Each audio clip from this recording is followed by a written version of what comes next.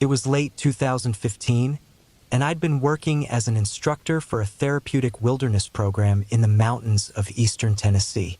The job was demanding, and shifts lasted 16 days straight, on call 24/7, with every moment spent deep in the wilderness. My role was to guide and supervise groups of at-risk teens, helping them navigate not just the trails, but also their lives. Most of my time was spent in areas like Cherokee National Forest and the edges of the Appalachian Trail, with each expedition taking us farther into the untamed wild. This wasn't just camping. It was a constant exercise in vigilance. Many of the kids were flight risks, so we had systems in place to prevent them from bolting into the woods. At night, the staff slept under open tarps between the kids' tents, and we had something called the boot line. The kids had to leave their boots under a gear tarp, visible from where we slept. If anyone tried to make a break for it, they'd be in Crocs or socks, not ideal for running through rugged terrain. One particular expedition took us to a spot we called Eagle's Hollow. It was remote even by our standards. The only way in or out was a narrow, overgrown trail, and the nearest town was over 15 miles away. I remember thinking it felt different from the other locations, quieter, heavier, like the air carried some kind of weight I couldn't explain. It was the kind of place where your instincts stayed sharp without you even realizing it. The hillbilly in the boots one night, about 5 days into the trip, I woke for my usual head count. It was my turn to check at 3 a.m., and I rolled out of my sleeping bag, careful not to wake my co-instructor. Using the red light on my headlamp to avoid startling the kids, I scanned the boot line first, as I always did. Something didn't feel right. There were more boots than there should have been. I blinked, thinking I was groggy from sleep. 13 pairs of boots lined up neatly under the tarp. But we only had 12 kids. My own boots were beside me, and my co-instructor's were under her tarp. At the far end of the boot line, there was an unfamiliar pair of tall, battered hunting boots. My stomach twisted as the realization sank in. Someone else was here.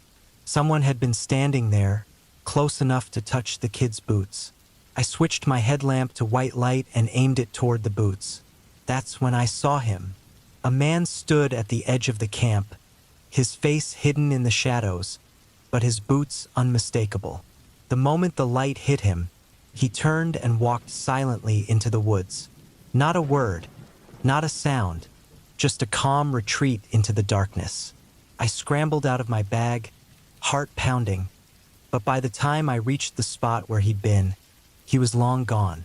There was no trail, no broken branches, just the heavy silence of the forest. I stayed up the rest of the night, sitting by the fire with my knife in hand, listening for anything out of the ordinary. The next morning, as we packed up camp, 3 men walked out of the woods. They weren't on the trail. They came from a direction that didn't make sense. All 3 were armed, their rifles slung casually over their shoulders. I immediately recognized the boots on one of them, the same pair I'd seen the night before. They didn't say a word, just stopped and stared at us from the edge of the clearing. I felt the kids freeze behind me, their nervous energy palpable. I stayed calm, moving slowly and deliberately as I folded my map. They stood there for what felt like an eternity, watching us in silence, before turning and disappearing into the trees. That night, we made camp several miles away, but I couldn't shake the unease. Around 2 a.m., a blood-curdling scream tore through the night. It was my co-instructor. She was clawing at her hair, sobbing uncontrollably. When I finally got her calm enough to speak, she told me she'd woken up to someone running their fingers through her hair. She turned on her headlamp to see a man's face inches from hers, wearing night vision goggles. He'd been braiding her hair. She quit the job the moment we got back to base camp. Surrounded in the pines several months later, I was leading another group, this time in a section of Cherokee National Forest called Raven's Hollow. It was an area known for its dense pine forests and steep, rocky terrain.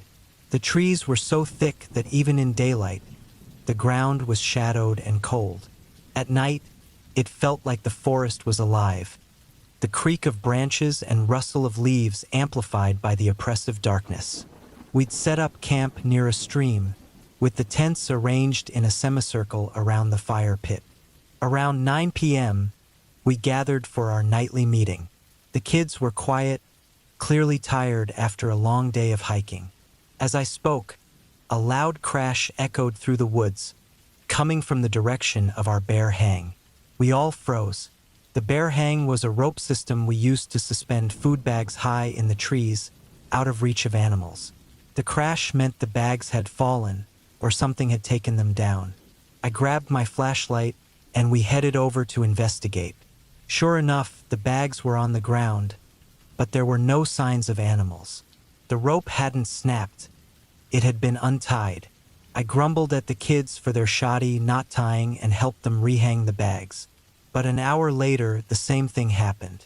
This time, I tied the knot myself, making sure it was secure. As we walked back to camp, I couldn't shake the feeling of being watched. The woods felt too quiet, like the forest was holding its breath. Around midnight, the fire went out. Not gradually, like it would if it had burned down, but all at once, as if someone had dumped water on it. The camp plunged into darkness, and I heard the unmistakable sound of footsteps circling us. They were slow, deliberate, crunching softly on the pine needles. Branches snapped all around us, the cracks echoing through the trees. The kids huddled in their tents, whispering nervously, while my co-instructor and I stood by the fire pit, gripping our knives. The footsteps grew louder, closer, until they surrounded the camp completely. But no matter where I shone my flashlight, I couldn't see anyone. The noise continued for hours, footsteps, snapping branches, the occasional low rustle of leaves. When dawn finally broke, we found broken branches scattered around the perimeter of the camp. Hanging from the rope where our food had been was a charred baby doll, its face blackened and melted. We packed up and left immediately, cutting the trip short. None of us spoke much during the hike out, but I could see the fear in the kids' eyes. They knew as well as I did that whoever or whatever had been out there wasn't just messing around. The woods don't forget, and neither do I.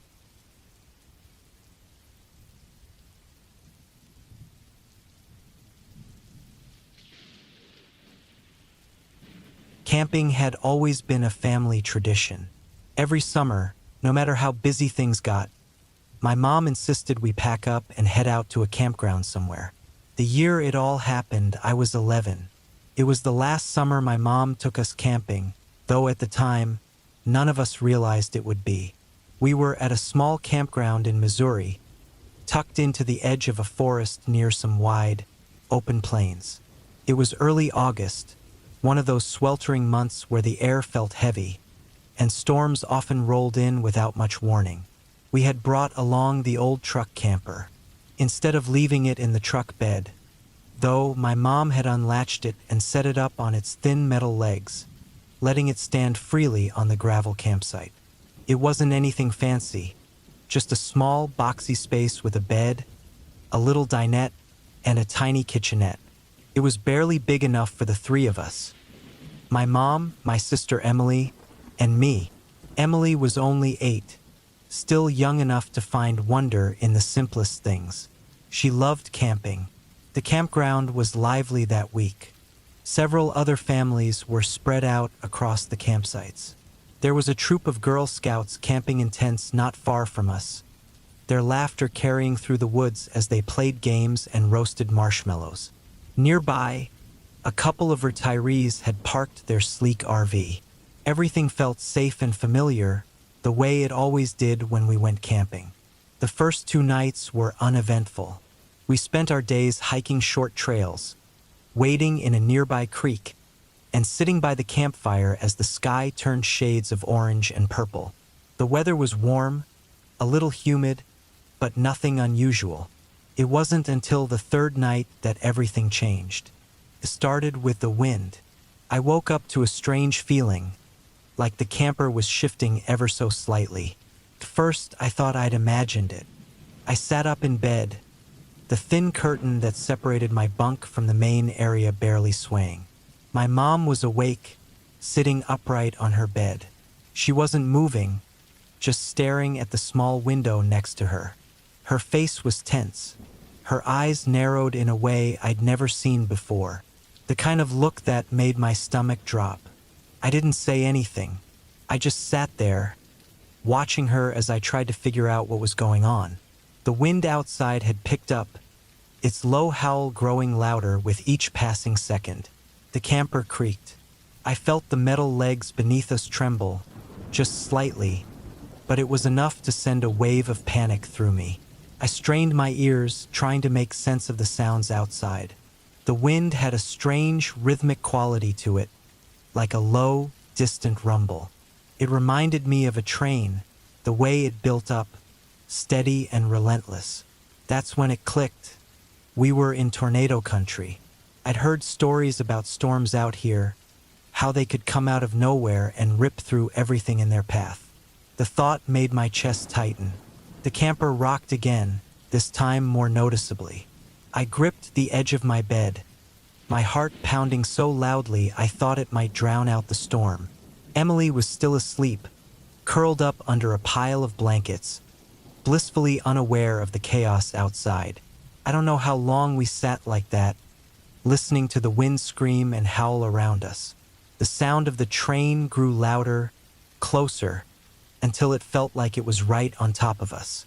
The camper shook violently, the thin walls groaning as the wind slammed into them.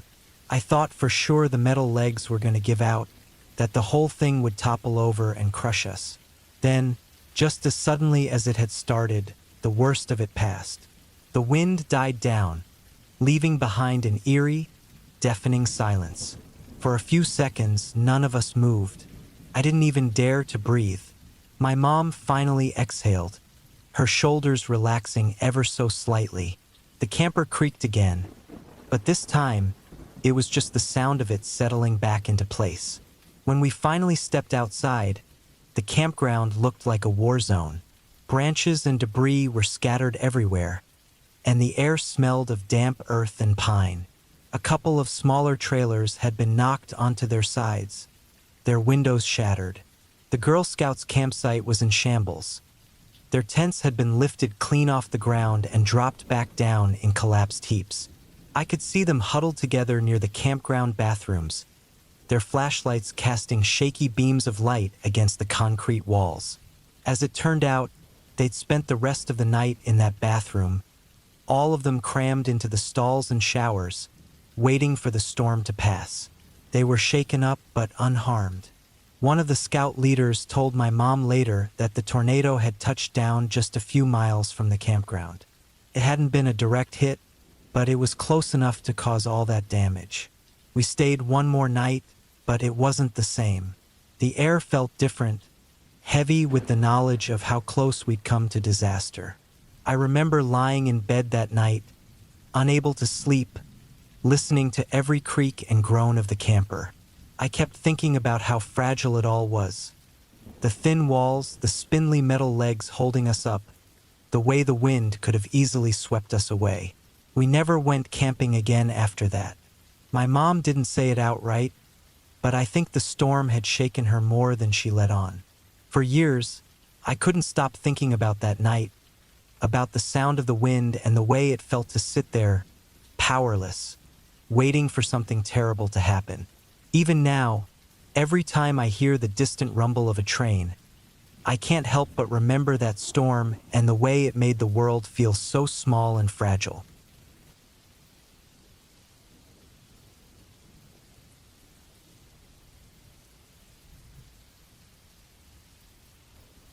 I agreed to go camping with my ex-wife and her grandma because I thought it might help ease some of the tension between us. Her grandma was the one who pushed for it, saying we could all use some fresh air. The plan was simple, a quiet weekend at a campsite far from everything. I wasn't sure how relaxing it would be, but I went along with it. The drive was quiet and uneventful. As we got closer, the road turned into a bumpy dirt path. Eventually, we parked and carried our gear the rest of the way. The spot her grandma picked was deep in the woods, far from any other campers. It was peaceful, I'll admit. Tall trees surrounded us, their tops swaying in the breeze. The air smelled fresh, mixed with the scent of damp dirt and plants. The only sounds were birds and the occasional crunch of leaves when the wind blew. We set up camp near a small stream. We put up 2 tents and made a fire pit. Her grandma had more energy than I expected for her age. She wandered around, gathering plants and herbs, leaving the heavy lifting to me and my ex. By the time the sun set, everything was ready. The fire crackled, and a pot of stew simmered over it. When the sky went dark, the woods got louder. Crickets chirped nonstop, an owl hooted nearby, and somewhere far off, I heard coyotes. Put me on edge, though I didn't want to admit it. We sat by the fire in silence, lost in our own thoughts. Eventually, we all went to our tents. Her grandma had her own, and I shared one with my ex-wife. Sometime in the middle of the night, I woke up. At first, I wasn't sure why, but then I heard it. A faint snap, like a stick breaking. It was close, maybe just outside the tent. I held my breath, listening. A few seconds later, I heard the crunch of leaves, slow and steady, then nothing. I glanced at my ex-wife. She was still asleep. I unzipped the tent as quietly as I could and peeked outside. The moonlight wasn't very bright, but I could see the trees and the campfire, which had burned down to glowing embers. Everything looked normal. Grabbing a flashlight, I stepped out, my boots crunching softly on the dirt. I scanned the campsite, shining the light between the trees. Nothing. I told myself it was probably a deer or maybe a raccoon. But when I checked her grandma's tent, it was empty. Her sleeping bag was tossed aside, and her boots were gone. My chest tightened. I called her name in a low voice, but there was no reply. Then I heard it again, the crunching sound, this time further away, heading deeper into the woods. I quickly put on my boots and jacket, deciding not to wake my ex. I followed the sound, keeping my flashlight low to avoid startling her if she was wandering.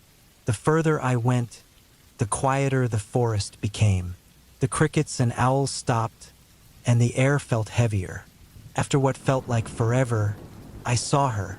She was standing in a clearing, facing away from me, staring at something on the ground. Her figure looked strange, almost too still. I called her name again, louder this time, but she didn't react.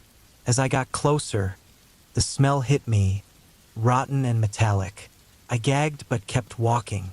Then I saw what she was looking at. A pile of dead animals. Squirrels, rabbits, even a deer. They were all laid out in a perfect circle, their bodies stiff and twisted in unnatural ways. Her grandma didn't move. Her arms hung at her sides, and her head tilted slightly, like she was trying to listen to something. I hesitated, but I reached out and touched her shoulder. The moment my hand brushed her jacket, she turned around so fast it made me jump. Her eyes were wide, and her face looked terrified, but also blank, like she wasn't fully there. Her mouth moved like she was trying to speak, but no sound came out. Then, without warning, she turned and ran into the woods, disappearing into the trees. I stood there frozen, my flashlight shaking in my hand. I wanted to chase her, but something about that circle of animals made me feel like I wasn't supposed to stay there. I turned and ran back to camp. I woke my ex-wife and told her we had to leave. We didn't argue or pack properly. We just grabbed what we could and left the rest behind. As I drove down the dirt road, my hands shaking on the wheel, the headlights caught something at the edge of the forest. It was her grandma, standing barefoot on the side of the road, staring at the car as we passed. Her face was blank, and her eyes didn't blink. 2 days later, search teams found her miles away from the campsite. She was confused and couldn't explain what had happened or how she got there. She didn't remember the circle of animals or the clearing. But I remember. I can still see it every time I close my eyes. And sometimes, late at night, I hear the sound of crunching leaves outside my window, slow and steady, like something is still out there, waiting.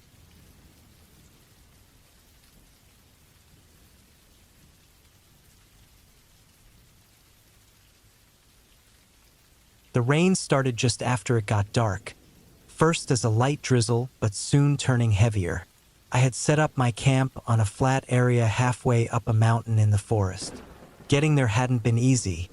The trail was steep, and my pack felt heavier with every step, but the view of the trees stretching out below made it worth it. I'd put my tent near some big rocks, hoping they'd block some of the wind. My plan was simple: spend one night, then head back down in the morning. As the rain grew heavier, the sounds of the forest became sharper. Raindrops hit the leaves and ground, blending into a steady noise. Every now and then, I'd hear a branch snap or the rustle of bushes nearby. I told myself it was just animals, probably deer or raccoons looking for a dry spot like me, but something about it felt wrong. The noises didn't sound random. They were too steady, too close. It was like something or someone was moving around my camp on purpose. The rain made it hard to hear much else, but at one point, I thought I caught the sound of a crunch, like a heavy step on wet gravel. I froze. My heart raced as I listened as hard as I could. My headlamp was still on, so I grabbed it and pointed it outside the tent. The beam cut through the rain, lighting up the trees and wet ground. I didn't see anything, just dripping branches and wet rocks. I told myself I was being paranoid, that my mind was playing tricks on me because I was alone. But the uneasy feeling wouldn't go away. I zipped the tent flap up tighter and sat there, knife in hand, feeling ridiculous but unable to put it down. The thin tent walls made me feel safer, though I knew they wouldn't stop anything. I tried to focus on the rain, using it to drown out my thoughts. But deep down, I knew something was wrong. Around midnight, I heard it again. This time, it wasn't faint. Something heavy moved through the wet bushes near the rocks. My breath hitched, and I sat up, clutching the knife so hard my hand hurt. I turned my headlamp back on, and it flickered before finally staying lit. Slowly, I aimed the light outside, moving it inch by inch. Then I saw it. Someone was crouched just past the rocks. They were big, their body dark and hard to make out in the rain, but it was clearly a person. They didn't move. They just crouched there, staring at my tent. I couldn't see their face, and they didn't make a sound. They were just there. My chest tightened, and my blood went cold. I didn't know what to do. My thoughts were racing. If I yelled, would they go away? Or would that make them come closer? What if they had a weapon? I sat frozen, gripping my knife, trying to steady my breathing but failing miserably. Then, as slowly as they had appeared, they started moving backward. Step by step, they melted into the shadows of the trees until I couldn't see them anymore. I didn't dare move. My heart was pounding so loud it drowned out the rain. I waited for what felt like hours, every small sound making me flinch, but they didn't come back. When the sky finally started to brighten, I didn't waste a second. I packed everything as quickly as I could, skipping breakfast and barely checking my gear. The rain hadn't let up, and the trail was slippery and dangerous, but I didn't care. I needed to get out of there. Every snap of a branch or rustle of a leaf made me whip my head around, expecting to see them again. But I didn't. By the time I got to the parking lot, I was soaked to the bone and shaking from more than just the cold. I threw my pack into the car and fumbled with the keys, desperate to get inside. That's when I saw it.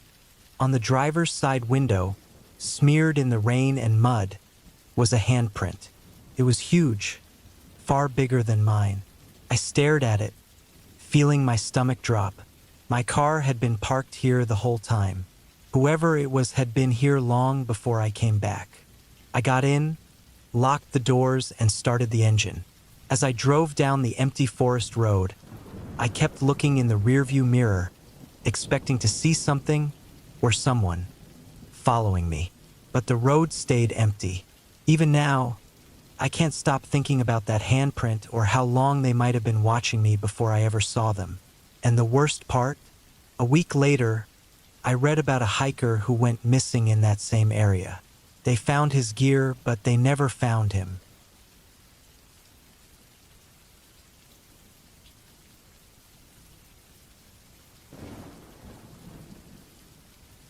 I agreed to go camping with my boss, Mike, because he said it would be a nice way to relax and get to know each other better outside of work. Mike loved the outdoors and was always talking about hiking and camping. I wasn't really into that stuff, but I figured it wouldn't hurt to try something new for a weekend. We drove a few hours out of town to a spot Mike had been to before. It was deep in the woods, far from other campers or marked trails. Mike said he liked being away from people, and this place definitely delivered on that. It was just us, the thick trees, and the endless quiet. The smell of pine and dirt was strong, and the silence almost felt unnatural after being surrounded by the usual city noise. Mike set up the tent while I collected some wood for a fire.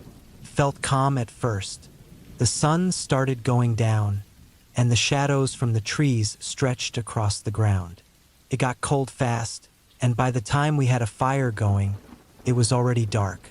We sat there eating and listening to random noises from the bushes, probably animals moving around. Around midnight, I decided I'd had enough for the day. Mike said he was going to stay up a bit longer by the fire. I climbed into the tent, zipped up my sleeping bag, and tried to fall asleep. The forest was alive with sounds. Crickets chirping, the wind rustling the leaves, and far-off howls that I told myself were coyotes. It made me uneasy, but I figured this was normal for camping. At some point, I woke up. There was a noise outside the tent, something close. I thought it was Mike coming in, but when I called his name, nothing happened. I waited, but he didn't answer. I unzipped the tent a little and peeked out. The fire had burned down to glowing embers, and Mike's chair was empty. His gear was still there by the fire, but he was nowhere to be seen. I assumed he had wandered off for some reason, maybe to use the bathroom, so I waited. But as the minutes passed and he didn't come back, I started to feel nervous. Mike wasn't the type to just disappear. I grabbed a flashlight and stepped outside. I called his name again, shining the light around the campsite. The forest felt different, heavier, almost like it was closing in on me. There was no answer, just the same sounds of the night. I walked around a bit, looking for him, but found nothing. Then I noticed something in the dirt. Footprints. They led away from the campsite. The prints weren't normal. They looked uneven, like he'd been running or stumbling. My stomach tightened, but I followed them, the flashlight shaking in my hand. The tracks led deeper into the woods, far from the tent and the fire. The deeper I went, the more my gut told me to turn around, but I kept going. After what felt like forever, I saw something on the ground ahead. My chest tightened. As I got closer, I realized it was Mike's jacket, just lying there. The footprints stopped right there, as if he had just disappeared into thin air. There were no drag marks, no other tracks, nothing.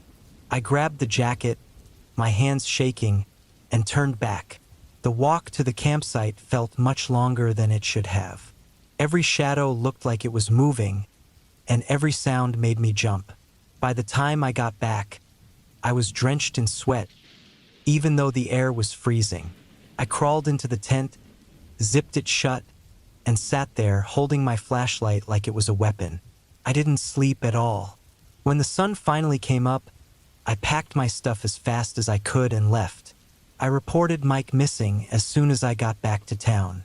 The police organized a search, but they didn't find anything. No footprints, no sign of him. It was like he had been swallowed up by the forest. A few weeks later, I tried to move on, but I couldn't stop thinking about that night. Then, one of my coworkers told me something that made my blood run cold. They found Mike's car parked at a hiking trail about 50 miles away from where we had camped. There was no sign of him, just his car, sitting there like he had driven it himself. That didn't make sense. Mike had left his keys, his phone, and even his boots back at the campsite.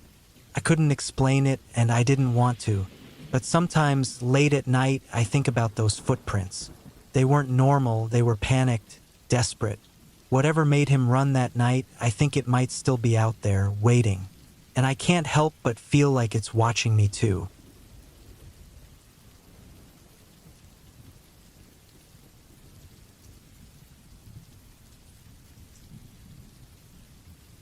I decided to go camping alone to clear my mind. It was late fall, and the forest was really quiet, with only the sound of leaves crunching under my feet. The days were getting shorter, and the nights were coming on fast. I parked my truck by a small open space, set up my tent, and started a fire to stay warm. The sky darkened quickly, and the woods around me felt like they were alive, with something moving in the shadows I couldn't see. At first, I wasn't scared. I told myself it was just animals, maybe deer or raccoons, moving around. The fire felt comforting, and I kept it burning bright as I sat in my camp chair, staring into the flames. After a while, I started feeling tired and crawled into my tent to sleep. The night was colder than I thought it would be, so I zipped myself up tight in my sleeping bag to stay warm. But then, I woke up to the sound of heavy footsteps outside my tent. They weren't the usual light steps of an animal. These were heavy, like someone was walking on purpose, like boots crunching on the leaves. My heart started pounding. I didn't move, hoping whoever or whatever it was would just pass by. But the steps stopped right in front of my tent.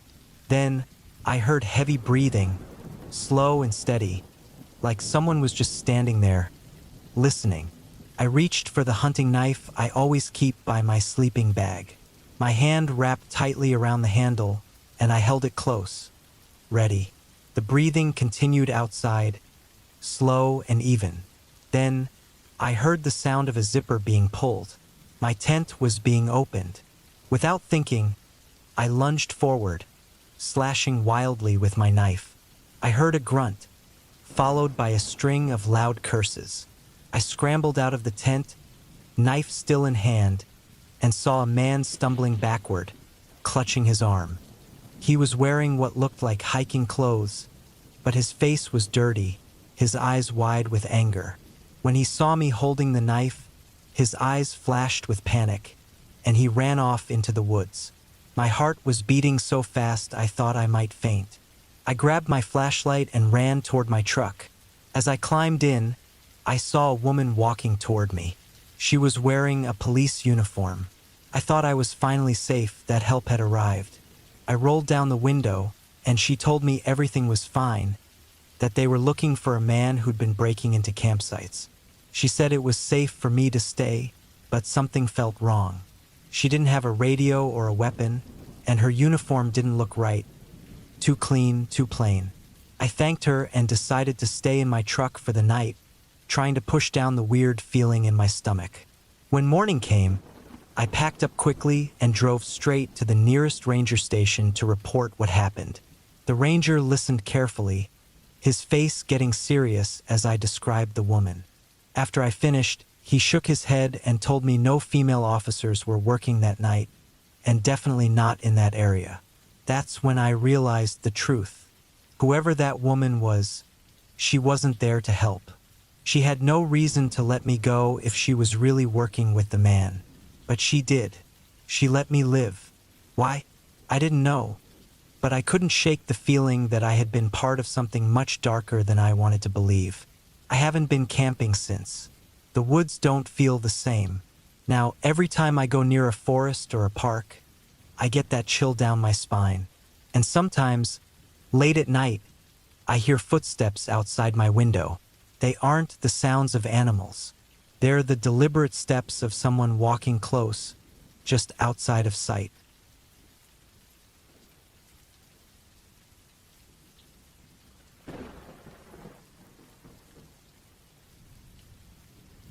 I've always loved camping, especially with my dog, Max.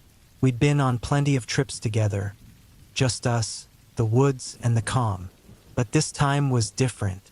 I picked a spot far from any hiking trails, deep in the forest. It was the kind of place where you only go if you really want to be alone. Setting up camp was easy. Max ran around, sniffing every tree, while I set up the tent and gathered some firewood. As the sun set behind the trees, I lit the fire, and Max curled up beside me. At first, everything felt normal, but then there was something strange. The woods were quiet, too quiet. No sounds from animals, no wind rustling through the leaves. Felt like the whole forest had gone still. I thought maybe it was just the night coming in, but Max didn't like it.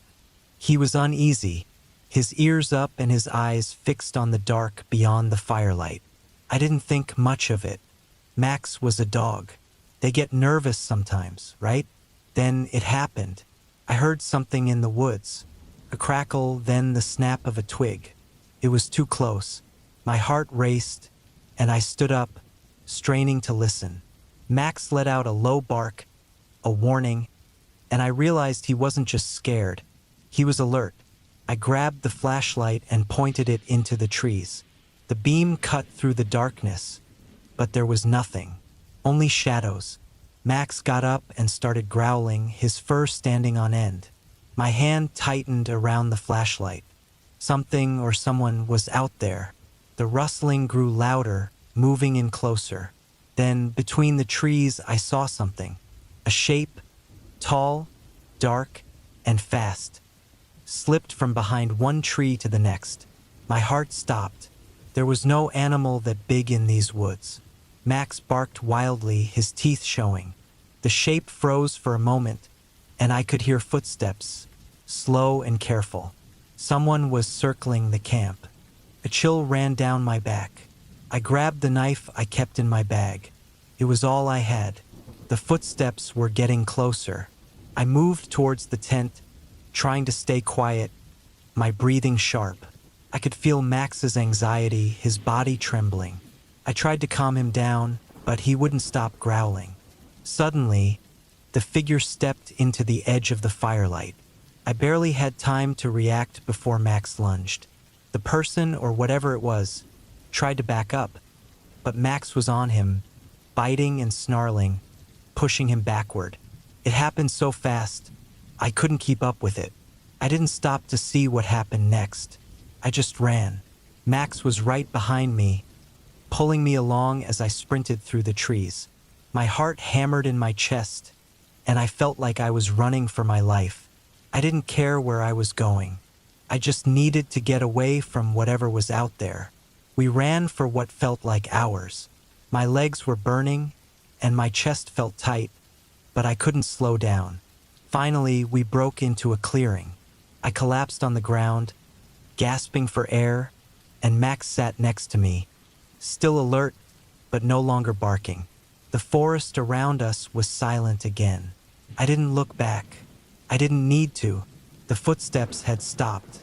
We didn't go back to camp that night. I found the nearest road and called for help. It was a long night. Max and I sat there, waiting, while the darkness pressed in around us. I kept expecting to hear footsteps again, but it never came. When help finally arrived, they told me there was nothing they could find. No sign of anyone. No one in the woods. I knew what I heard, what Max heard. We'd both felt it. Someone had been out there watching us. I never camped in those woods again. Max and I found other spots, but I never felt safe in the woods the same way again. I couldn't shake the feeling that something was always watching us now. Sometimes I still think about that night. The way the trees stood still, the way the air felt wrong, like something was waiting. Even now, when I close my eyes, I can still hear the rustling. The footsteps that didn't stop until they were too close. Max's hair still stands up sometimes when we're out on a walk, and I wonder if he remembers that night too. I've heard that some things never leave you. Some dangers in the woods don't go away. They just wait, hidden in the dark, until they decide to come closer again.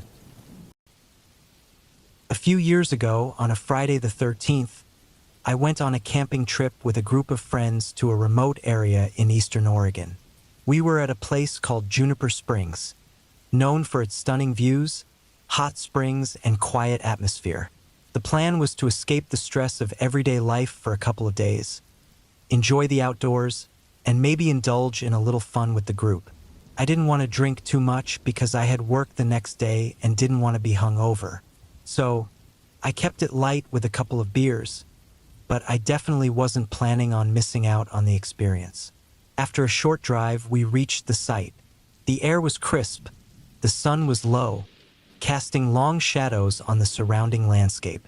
We set up camp on a quiet patch away from everyone else, the only sound being the rustling of the trees and the chirp of distant crickets. The sky was clear, and as the day slipped away, we gathered around the fire, sipping drinks and chatting. It was an easygoing evening, the kind that makes you feel like everything is going right. The hot springs were a short hike from our site, so we made our way over there in the late afternoon, not expecting anything more than a peaceful dip. The springs themselves were perfect, warm water, the sound of the river in the distance, and a view of the sun setting over the mountains. It was one of those moments that feels like it should belong in a movie. We were all laughing, enjoying each other's company. Some of us even joked about making best friend soup as the sun dipped below the horizon. But deep down, I knew it was a memory I'd cherish for a long time. The night was clear and cold, and the moon hung low in the sky, its full, pale face casting a ghostly glow over the land. It was a sight I could never forget. By the time we got back to camp, the stars were starting to make their appearance. A lot of people were still relaxing around the fire, but a few of us decided we should take a night walk, especially since the moon was so bright. It seemed like a good idea at the time, the perfect way to see the mountains in a different light. Literally. So we started gathering our things. But like most group activities, it took longer than expected. Some were too drunk, others too distracted, and before long, half the group had decided not to go. Eventually, it was just 3 of us. My good friend Emma, my friend Sam, and me, plus Sam's dog, Duke. None of us were too sober at that point. I'd been microdosing mushrooms throughout the evening, just a little to keep things light and playful. Emma and Sam were doing the same, but none of us were far gone, enough to stay aware of what was going on around us. Still, things felt a little off, not in a bad way, but you know that feeling when you're aware of everything and nothing all at once? Yeah, that's where we were. We grabbed a flashlight, but in hindsight, we really should have had headlamps. The flashlight was bright, but trying to walk with it in hand while scanning the dark woods around us was cumbersome. We set off, climbing the trail that led up into the hills. The path wasn't marked, but it was well-trodden, so we assumed it was safe. After about 10 minutes of uphill walking, we came to a fork in the trail. To our left was a cattle guard, one of those metal grids meant to keep livestock from crossing, and beyond it, a trail seemed to wind further into the woods. Sam, who was leading the charge, decided we should cross the guard. "It's fine, just be careful," he said, lifting Duke up and over the grid. Emma followed closely behind, and then it was my turn. Looking back, I should have felt some warning signs. The area around the cattle guard was quiet, too quiet, and I noticed barbed wire fences lining the edges of the trail. But at the time, I didn't think much of it. We were already here, and the night felt safe under the full moon. Or so we thought. Not 3 minutes into the trail, we heard a loud rustling noise ahead of us. It was close, unnervingly close. My stomach dropped, and a chill crept up my spine. Sam immediately turned on the flashlight, scanning the trees in front of us. At first, I couldn't see anything, But then those eyes, that's when I felt my heart stop. Have you ever seen a cat's eyes in the dark? How they glow in the night. I've seen it with domestic cats, but this wasn't a house pet. This was something much bigger. And it wasn't just one pair of eyes, it was two. I froze, my mind racing. There, standing only a few yards in front of us, was a mountain lion. Its eyes reflected the beam of the flashlight, glowing bright yellow. I could feel its gaze, a predatory intensity that made the hairs on the back of my neck stand up. It wasn't a big cat, not like the ones you see in the zoo, but it was bigger than I ever expected. Instinct kicked in. We slowly began backing up, trying to maintain control of the situation. But Duke, Sam's dog, had other ideas. With a sudden yelp, the dog bolted off to the side, running parallel to us but a few yards away. My heart pounded in my chest. Sam and I kept moving backwards, but every time I looked around, there was Duke, running in the darkness, too far for us to reach but clearly in the same direction. Then the worst thing happened. Another set of eyes appeared, this time from the opposite side of the trail. Another mountain lion, bigger and more menacing than the first. We stopped dead in our tracks. We were surrounded. Panic set in, and I could feel the mushrooms amplifying the fear. We were standing there, frozen, trying to figure out what to do next when I noticed something else. On the other side of the trail was a campsite. The lights were off and there was no sign of life, but there was no way we were going to stand here, exposed in front of two mountain lions. We didn't have much choice. Sam picked up Duke and whispered something to him, but the dog didn't seem to care. He was too focused on the strange shadows moving in the brush. "Let's get over the fence," Sam said, urgency in his voice. We didn't hesitate. Sam handed Duke to me, and I tried my best to scale the barbed wire fence. It wasn't easy. My legs were shaking with fear, and my hands were slick with sweat. I caught my jacket on the wire and tore it, but that wasn't the worst part. As I scrambled over the fence, I felt a sharp pain on my leg. I looked down and saw blood. Sam had already helped Duke over, and Emma was climbing after us. We made it over, but we were still far from safe. The campsite we'd stumbled into was abandoned, but the car parked there wasn't locked. We ran for it, climbing inside and slamming the door shut.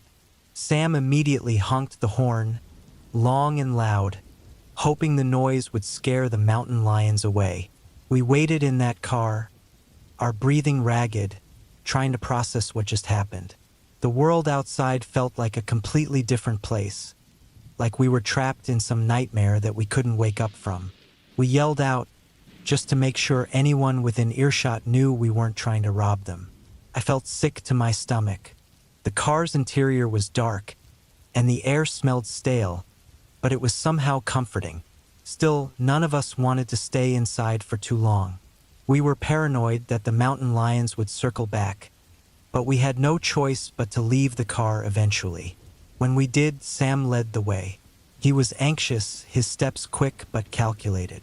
We found the exit to the campsite and started heading back to our own. On the way, I found myself praying, something I hadn't done in years. It wasn't religious. I wasn't asking for help. I was just hoping for something, anything, to bring me peace. When we finally got back to our camp, I couldn't shake the feeling that we were being watched. The sounds of rustling in the trees, the snap of a twig underfoot, it all felt like the mountain lions were still out there, following us. I tried to calm myself, but it wasn't working. I ended up locking myself in the car, hyperventilating for a solid hour. The bugs inside were unbearable, but I couldn't bring myself to get out. Emma sat beside me, trying to comfort me, even though she was just as freaked out. Eventually, I was able to breathe again, but the fear didn't go away. The rest of the group carried on like nothing had happened. They were all gathered around the fire, laughing, joking. I remember looking out at them, wondering how they could be so relaxed when I felt like I was losing my mind.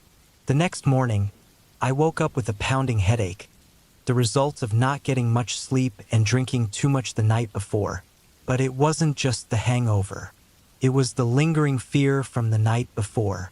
I couldn't stop thinking about the other campsite and what might have happened there. Emma swore she heard someone screaming, but Sam didn't seem to believe it. I wasn't sure if I had heard it too, or if my mind was playing tricks on me. But something felt off.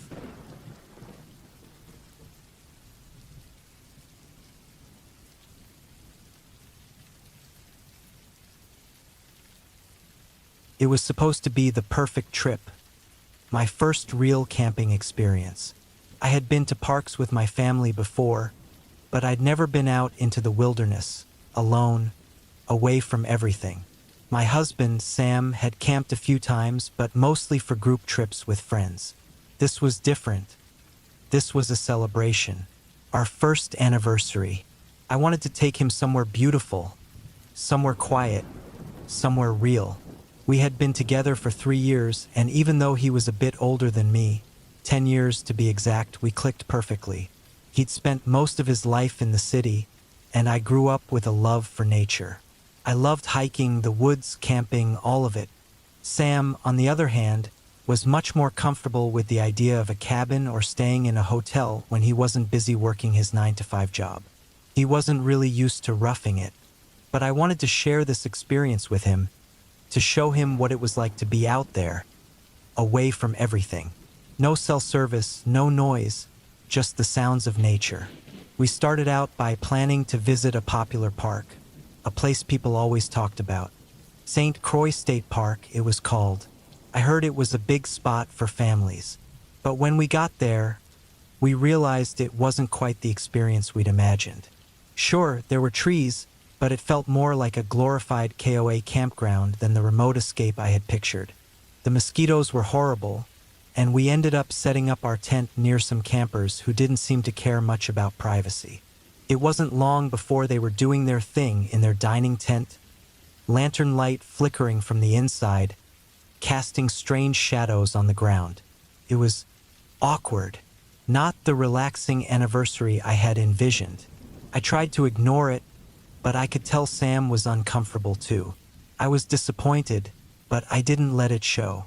It wasn't what I had wanted, but we could still salvage it, right? The next morning, I suggested we talk to a park ranger, maybe get a recommendation for a quieter, more secluded spot. We walked over to the ranger station, and after a few questions, the ranger gave us a map and pointed us toward a more remote area. The state forest, she said, about 25 miles into the woods. She was kind enough to refund us the rest of our stay, and we packed up quickly and headed out. It wasn't long before we arrived at the new spot.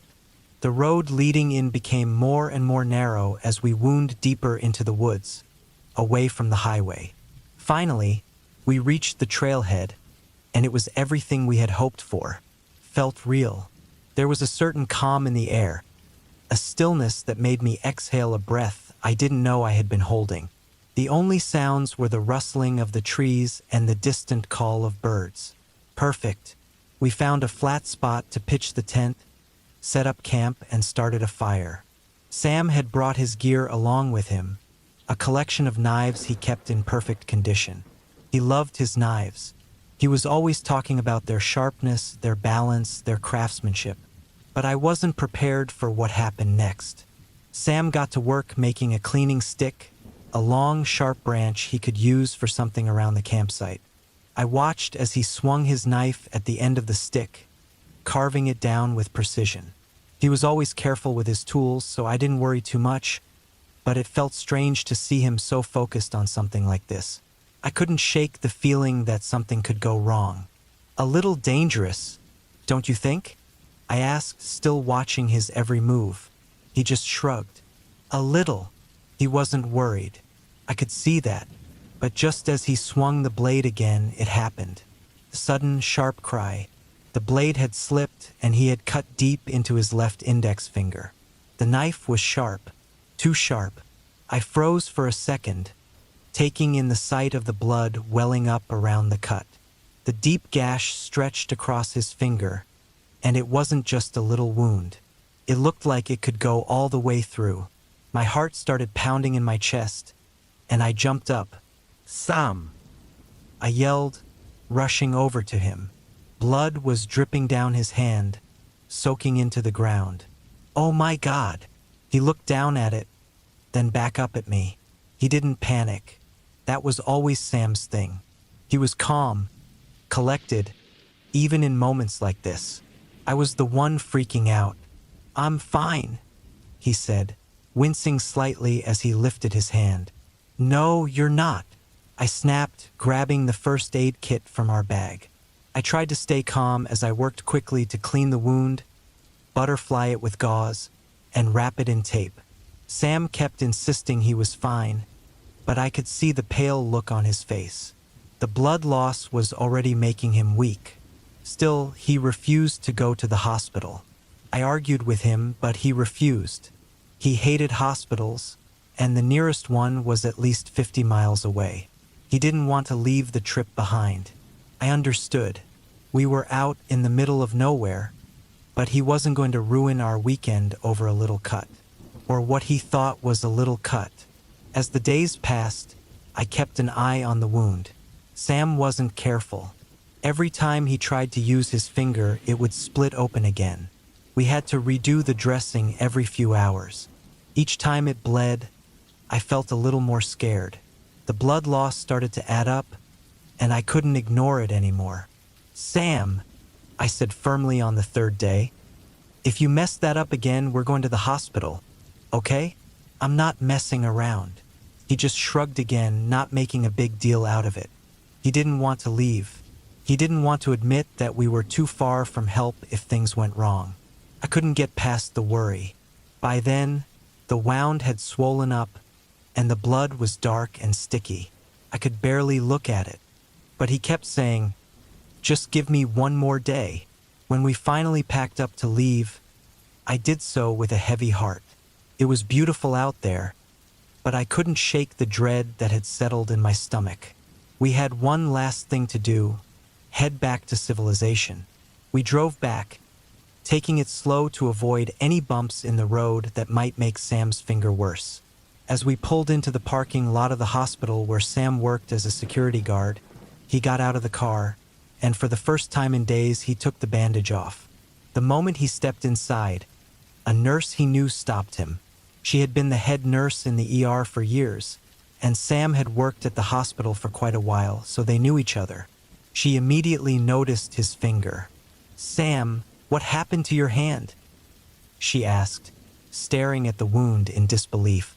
He explained it to her, how I had taken care of it, how we had gone camping, and how it had been a mess the entire time. She couldn't believe how well I had done, especially out there with no proper medical supplies. "That's incredible," she said.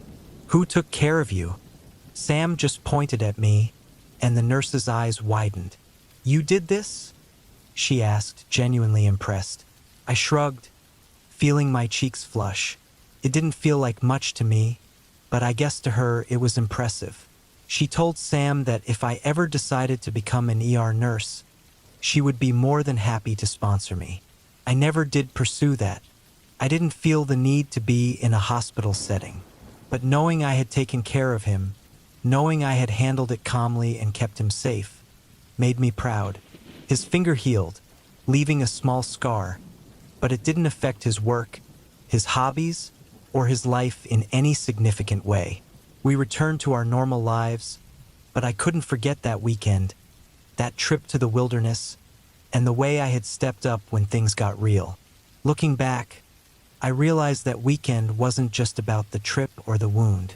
It was about proving to myself that I could handle anything that came my way. And it wasn't about whether or not Sam had a scar on his finger. It was about how we made it through together, in the wild, and how the experience made me stronger than I ever thought I could be.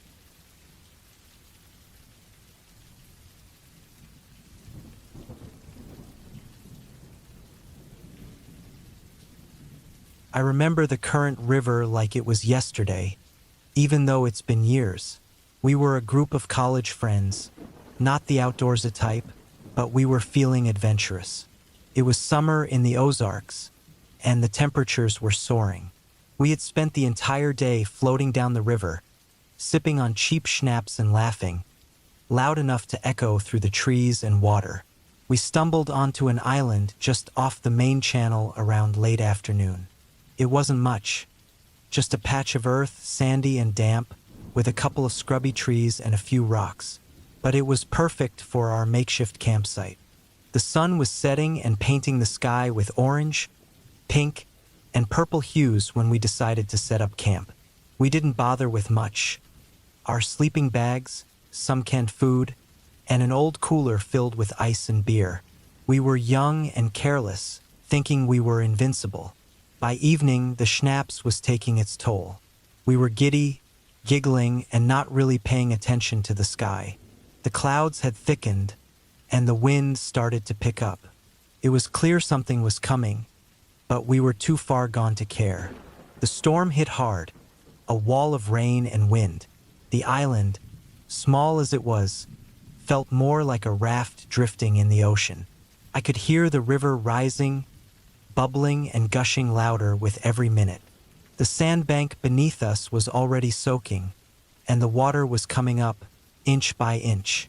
One of the girls, Angie, was the first to notice. "The water, it's rising," she said, pointing to where the water line was now touching her ankles.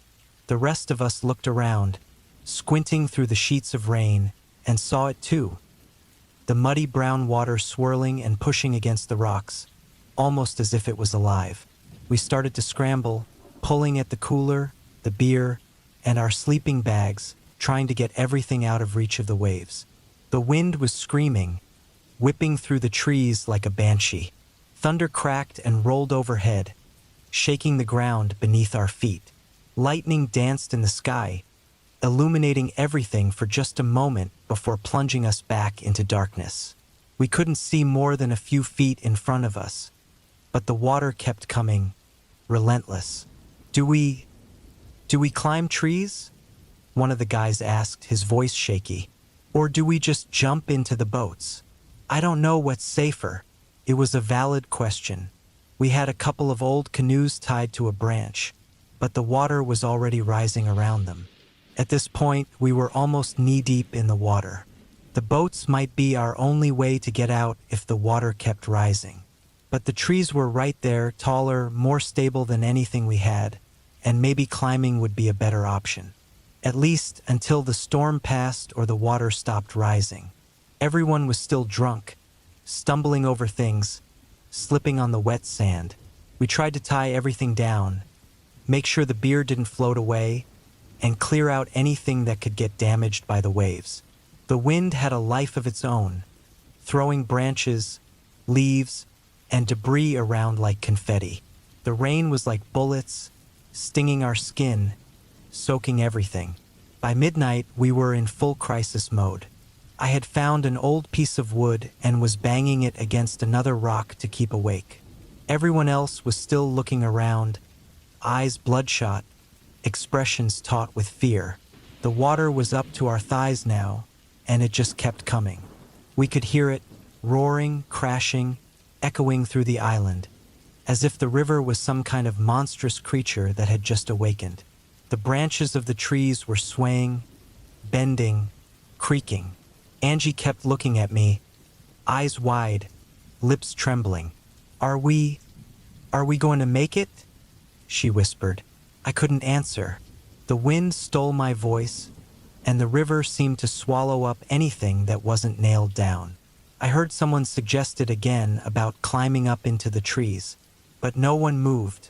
We were still figuring things out, and everything was happening too fast. The island was shrinking.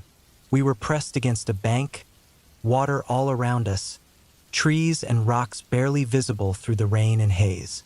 Then, just when I thought we were done for, the wind finally died down, and the rain started to ease off. The river, too, seemed to calm, almost reluctant. It slowed down, stopped crashing so violently against the banks. We were still standing in water, but it was almost as if the river had reached a peak, and then it just stopped. The waterline was up to our waists now and still rising, but it had slowed to a halt. I checked my watch, it was 3 a.m. We all just stood there, wet, exhausted, faces drained of color, eyes fixed on the water. "Well," Angie said, her voice a ragged croak, "I guess we stay here until morning?" And so we did. We stayed put, huddled together under a few branches and shivering. The morning light came like a lifeline, and the water was still at our waist. Slowly, as the sun rose, it began to fall, trickling back into the riverbed, back to normal. The island was still there, barely recognizable. Muddy, strewn with debris, our stuff floating around like lost treasure. We just watched it, numbly, while the sun peeked over the horizon, painting everything gold and orange. It felt like the end of the world. By morning, the river had receded enough that we could see the rocks, the trees, our boats, our campsite. Everything was soaked, ruined. The schnapps was long gone, and our food, our clothes, everything was either floating away or stuck in the muck. It took hours for us to finally get our act together, wring out our clothes, gather our belongings, and find a way back to the main shore. The current river had calmed down, but we all knew. It had just given us a glimpse of how easily things could go wrong, how quickly nature could turn against you. It was terrifying, watching that water rise like that, listening to it roar, and knowing we were trapped on this tiny island. But we were lucky, really. Could have been so much worse. And in the end, we just paddled our way back, climbed into our cars, and drove home in silence.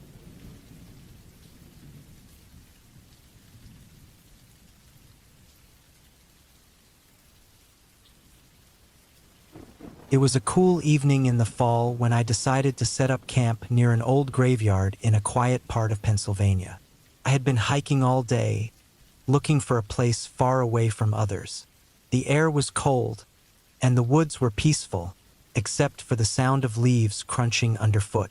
I found a good spot in a clearing right next to the graveyard. It was a place most people never bothered to visit. As the sun went down behind the trees, the chill of night started to creep in. I built a small fire, and the flames lit up the darkness. The old gravestone stood still, worn by time, but I didn't think much about it. I had camped in strange places before, and a graveyard didn't really bother me. It was just an old cemetery, nothing more.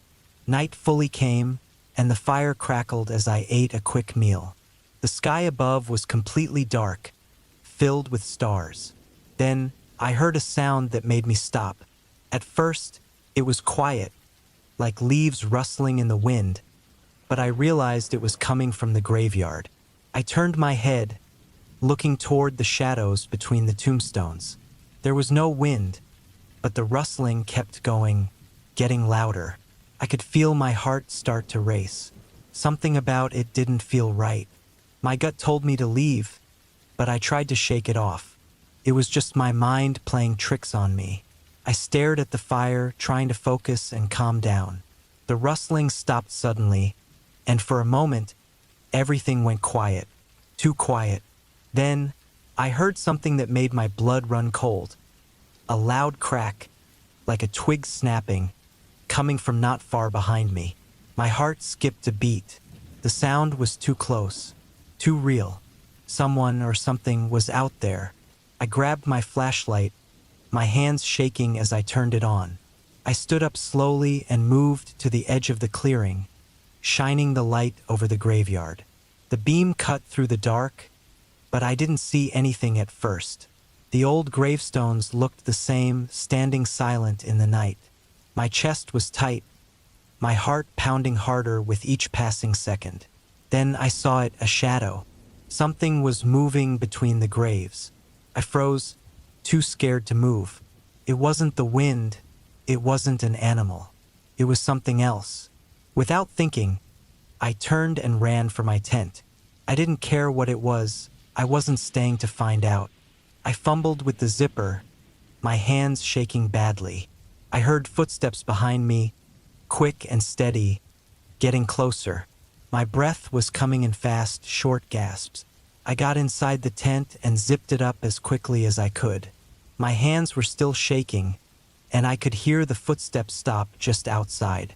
The silence after that was deafening. I lay there, still as a rock, listening. There was no movement now, just the sound of my own heartbeat. I didn't dare look out. I had no idea who or what was out there, but I knew I wasn't safe. Time dragged on.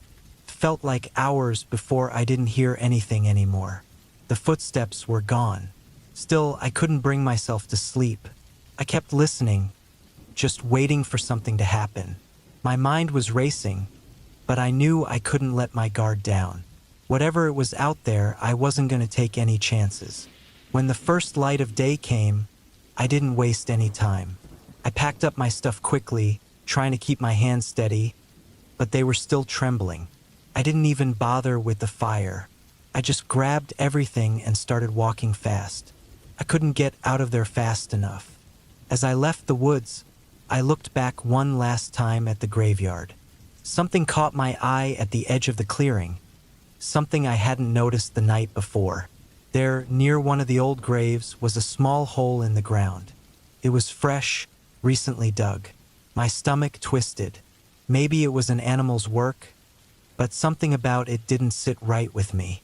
The thought of what could have been buried there stayed with me as I kept walking. The whole night felt off, like something had been watching me, waiting for me to leave. Maybe it was nothing. Maybe it was just the nerves. But that hole, dug so recently, made me wonder if whatever had been out there wasn't finished with me yet. By the time I was far enough from the graveyard, I thought I was safe. But when I looked around the woods, something felt wrong. It was too quiet. I didn't see or hear anything, but the hairs on the back of my neck were standing up. As I kept walking, I could feel the chill of the morning air, but it wasn't just the cold. It was like I was being watched. I kept moving faster, my eyes scanning the woods. But as I reached the edge of the forest, I realized something terrifying. I wasn't the only one who had left the woods. My footsteps, the ones I'd left behind, weren't the only ones. There were fresh footprints in the dirt, leading away from the clearing, heading toward the road I had just come from. Someone else had been out there, and they had been following me. I wasn't sure if I would ever truly leave the woods behind. The thought of it kept me walking, faster now, not stopping until I reached my car. But even then, as I drove away, I couldn't shake the feeling that whatever had been waiting for me in that graveyard wasn't finished. It might have been human, or it might have been something else. But I knew one thing for sure. I'd never camp near a graveyard again. Not as long as I lived.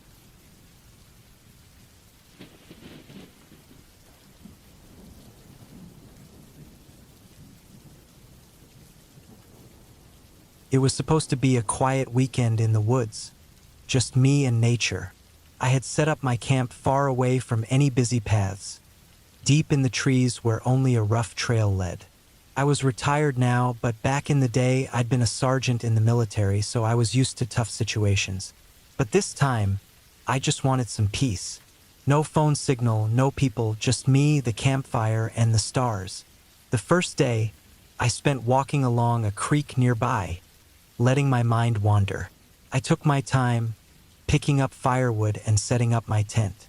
Everything felt safe here, like nothing could bother me. It was a kind of silence I hadn't realized I missed, the kind that fills the space around you and makes everything feel still. By the time night came, the fire was crackling, and the temperature dropped fast. I sat by the fire, watching the flames dance and feeling all the years of my life ease off my shoulders. The woods around me were quiet, too quiet. It felt off, like something was wrong, but I shrugged it off. Maybe it was just the stillness getting to me. The fire made noise, and it helped me ignore that strange feeling. I crawled into my tent as the night deepened, but as soon as I lay down, something in the air shifted. It wasn't a big change, but it was enough to make my instincts kick in. Something wasn't right. I pushed myself out of the tent and looked around, scanning the trees. Nothing. just the dark, silent woods stretching out in every direction. I almost went back to bed, but then I heard it, a soft crunch of leaves. It was coming from somewhere beyond the firelight. I held still, straining my ears. Another crunch, then another, each one closer than the last. It wasn't an animal, this was something different. Person. My heart started to pound faster, and I felt a cold sweat form on the back of my neck. I grabbed my flashlight, but instead of shining it everywhere, I kept it low, trying not to make noise. I listened carefully. Whoever or whatever was out there wasn't trying to hide. It moved slowly, almost casually, like it had all the time in the world. My breath quickened, and I could feel my neck go cold with unease. It wasn't a bear. Bears don't move like that. This was something else, something that knew what it was doing. I didn't panic. That wasn't an option. I had been trained for moments like this. I listened hard, waiting. Then the sound stopped. Everything went silent. For a moment, I thought it was my imagination, but then it came again, closer this time. I could hear it now, quiet, shallow breathing, like it was matching my own breath. Whoever this was, they were close and they were watching me. I didn't hesitate. I reached into my pocket for the knife I always carry. I wasn't planning to use it, but I wasn't going to let anyone get the jump on me either. I moved slowly, quietly, keeping my steps soft on the ground. Whoever was out there wasn't going to catch me off guard. Instead of moving away, I moved toward the sound. I had learned long ago that running from danger often makes things worse. The sound of leaves crunching under my boots seemed loud in the stillness of the woods, but I kept moving, heading toward where the sound was coming from. And then I saw him, a figure hunched and moving slowly between the trees. I couldn't tell who it was, but just seeing him made my stomach twist. He was dressed in dark clothes, blending into the shadows. His face was partly hidden by a hood, and I could make out that he was carrying something. A bag, maybe a large one. I stopped dead in my tracks. My body tensed, every muscle ready to spring into action. I didn't want to fight. Not out here, alone in the woods with no one around to help. But I wasn't about to let anyone sneak up on me either. I crouched low, keeping my movements smooth and careful. He didn't seem to notice me, his back turned. My breathing stayed steady as I took a few steps closer, inching forward in the dark. I was close enough now to see the outline of the bag he was carrying. It wasn't a camping bag. No, it was heavy, wrong. It made my skin crawl. Something about it felt off, and I didn't trust it. I didn't waste time thinking about it. I moved quickly, stepping toward him. My knife was out, ready. In one quick move, I closed the distance and took him down. The man hit the ground with a grunt, and for a moment, everything felt like it was moving in slow motion. He struggled, but I had the upper hand. I had him pinned before he even knew what was going on. His resistance stopped quickly, and I could tell he wasn't some hardened criminal. He was just some guy who had made a stupid choice. I dragged him over to the firelight, shining the flashlight in his face. The man looked lost and scared, like he hadn't planned on this happening. He wasn't dangerous, at least not in the way I thought. But he'd made a huge mistake. I didn't ask him anything. There was no need. His actions spoke louder than words. He'd come here with some kind of plan, but it had gone wrong. I wasn't sure what he was doing out in the woods at this time of night, but it wasn't good. I held him there for a while, just watching him, trying to figure out what he was up to. No answers came. Finally, I let him go. He scrambled into the darkness, disappearing back into the woods. I stayed by the fire, watching, listening. The woods were quiet again, but something felt different. I felt it in the air, an unease I couldn't shake. The night passed slowly. The fire burned down to embers, and I stayed awake, keeping watch. I knew that whatever the man had been up to, it wasn't the first time. People like him didn't just show up for no reason. The woods were hiding something. I could feel it. By morning, when the sun came up over the trees, everything seemed calm, peaceful even. But as I packed up my camp, I couldn't shake the feeling that something wasn't right. Something in those woods was still watching me, waiting. I didn't know who that man was or what he was doing out there, but I knew one thing for sure. I wasn't coming back here, not after what I'd seen. And as I walked away from the camp, I couldn't help but wonder what else the woods were hiding. Who else had been out there, and what had they been doing while I slept? Thinking I was alone. I didn't want to know, but I had a feeling that next time, it wouldn't be so easy. Something was out there, something I wasn't meant to understand.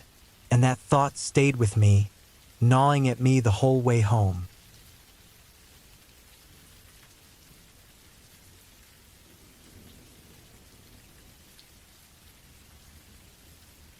I decided to go camping by myself for the weekend, just to get away from the noise of the city. I packed up my truck, grabbed my dog, Max, and drove to a quiet spot by a lake, deep in the woods. Max was always excited to be out in nature, and today he seemed even more hyped than usual, his tail wagging fast as we set up camp. The sun started to set behind the trees, casting long shadows over the campsite. I started a small fire and sat back, watching the flames dance. Max, as always, was by my side, his eyes darting around as he sniffed the air. The night was peaceful, except for an occasional rustle in the leaves. But something felt off. It was quieter than normal. The usual sounds of the forest weren't there. No birds, no bugs. Just silence. By midnight, after the fire had died down, I crawled into the tent. Max jumped in right after me and laid down at the foot of my sleeping bag. I thought I'd get some sleep, but just as I was about to drift off, Max suddenly shot up, growling low in his throat. I sat up fast, listening. There was nothing, but Max wouldn't stop growling. His eyes were locked on the entrance of the tent. I grabbed a flashlight and shined it through the mesh of the tent. I didn't see anything, just darkness. The night outside was pitch black, except for a little moonlight filtering through the trees. Max was still tense, his growls shaking the ground beneath us. I tried to calm him down, but he wouldn't stop.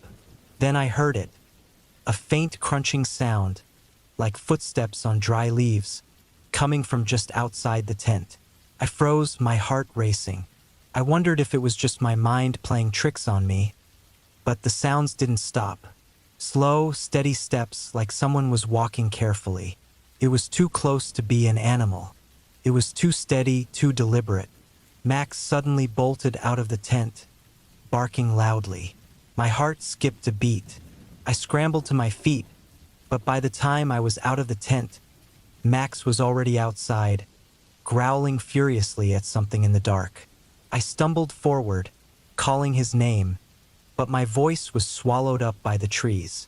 I stepped into the night, shining the flashlight into the thick forest, but saw nothing. The crunching had stopped. Max was standing at the edge of the camp, his body tense, eyes locked on a shadow just beyond the light's reach. I wasn't sure what I was expecting, but as I took a step closer, I heard it, a heavy rustling sound, like something big was moving through the brush. It was fast and heavy. Max darted into the woods after it. Couldn't breathe. I ran after him, panic building in my chest. The trees seemed to close in around me, the darkness swallowing everything. I could hear Max barking, but it sounded farther and farther away, and then nothing. I stopped in my tracks, still, my heart pounding in my ears. The barking had stopped. The rustling had stopped. The woods were dead quiet now. I felt a cold, tight knot of fear in my stomach. I forced myself to move, stepping carefully into the dark, calling out for Max. Then, just as I thought I couldn't take another step, I saw him. He was standing a few yards away, his body stiff, staring at something just beyond the reach of my flashlight. I took a slow step toward him, and then I saw it. A huge, shadowy figure stood in the darkness, just out of the light. It wasn't moving. It was just standing there, watching us. My breath caught in my throat. It wasn't an animal. It wasn't anything I recognized. It just stood there, still, like it had been waiting for us. I could hear my heart thudding in my chest. The figure didn't make a sound. I stared at it, and for what felt like forever, it didn't move. Finally, without a word, it turned and disappeared into the trees, fading into the night. Max stayed alert, growling low, but I grabbed him and pulled him back toward the camp. My hands were shaking, but I didn't dare leave the tent again that night. We stayed in there, huddled close, and I didn't sleep. My mind kept racing, wondering what the hell that thing was and why it hadn't attacked. I knew I couldn't stay there any longer, but I also knew I couldn't leave fast enough. The next morning, I packed up and left early, too scared to stay even a minute longer. I never went back to that spot. I don't care how many times I've camped since. I will never forget that feeling, standing there in the dark, staring at something that wasn't human, something out there in the woods. I don't know what it was, but I don't ever want to find out again. Sometimes, when I'm out camping now, I can't shake the feeling that I'm being watched. That thing might have gone back into the trees that night, but I can't help but wonder if it's still out there, waiting for the right moment to show itself again.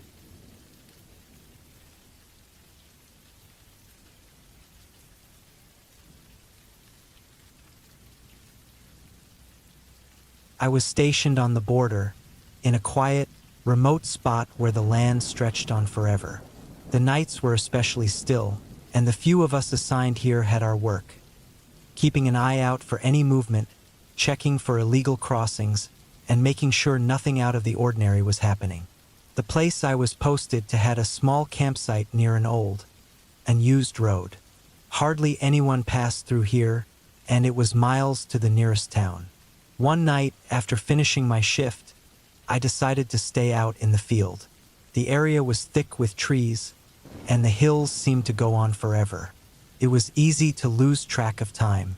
I set up my tent, started a fire, and settled into my usual watch. The air was cold, and the only sound was the occasional rustling of leaves. I was used to being alone, but tonight something felt wrong. The quiet seemed heavier, pressing down on me. I figured it was just my imagination and shook it off. Around midnight, I heard something. It wasn't the usual night sounds of animals or wind. It was a faint crack, like a twig breaking far off in the distance. I froze, listening. Then, another crack and another, each one closer than the last. My heart started racing. Whatever or whoever it was moving fast through the brush. I grabbed my flashlight and swept the beam across the trees, but saw nothing. The dense forest seemed the same as always, but the feeling of not being alone only grew stronger. I quietly checked my rifle, making sure it was ready. My eyes kept darting from shadow to shadow, but nothing moved. The cracking kept coming closer now. It was like something was circling me. The sounds were too precise, too careful. It wasn't an animal. My gut told me it was something else, someone else.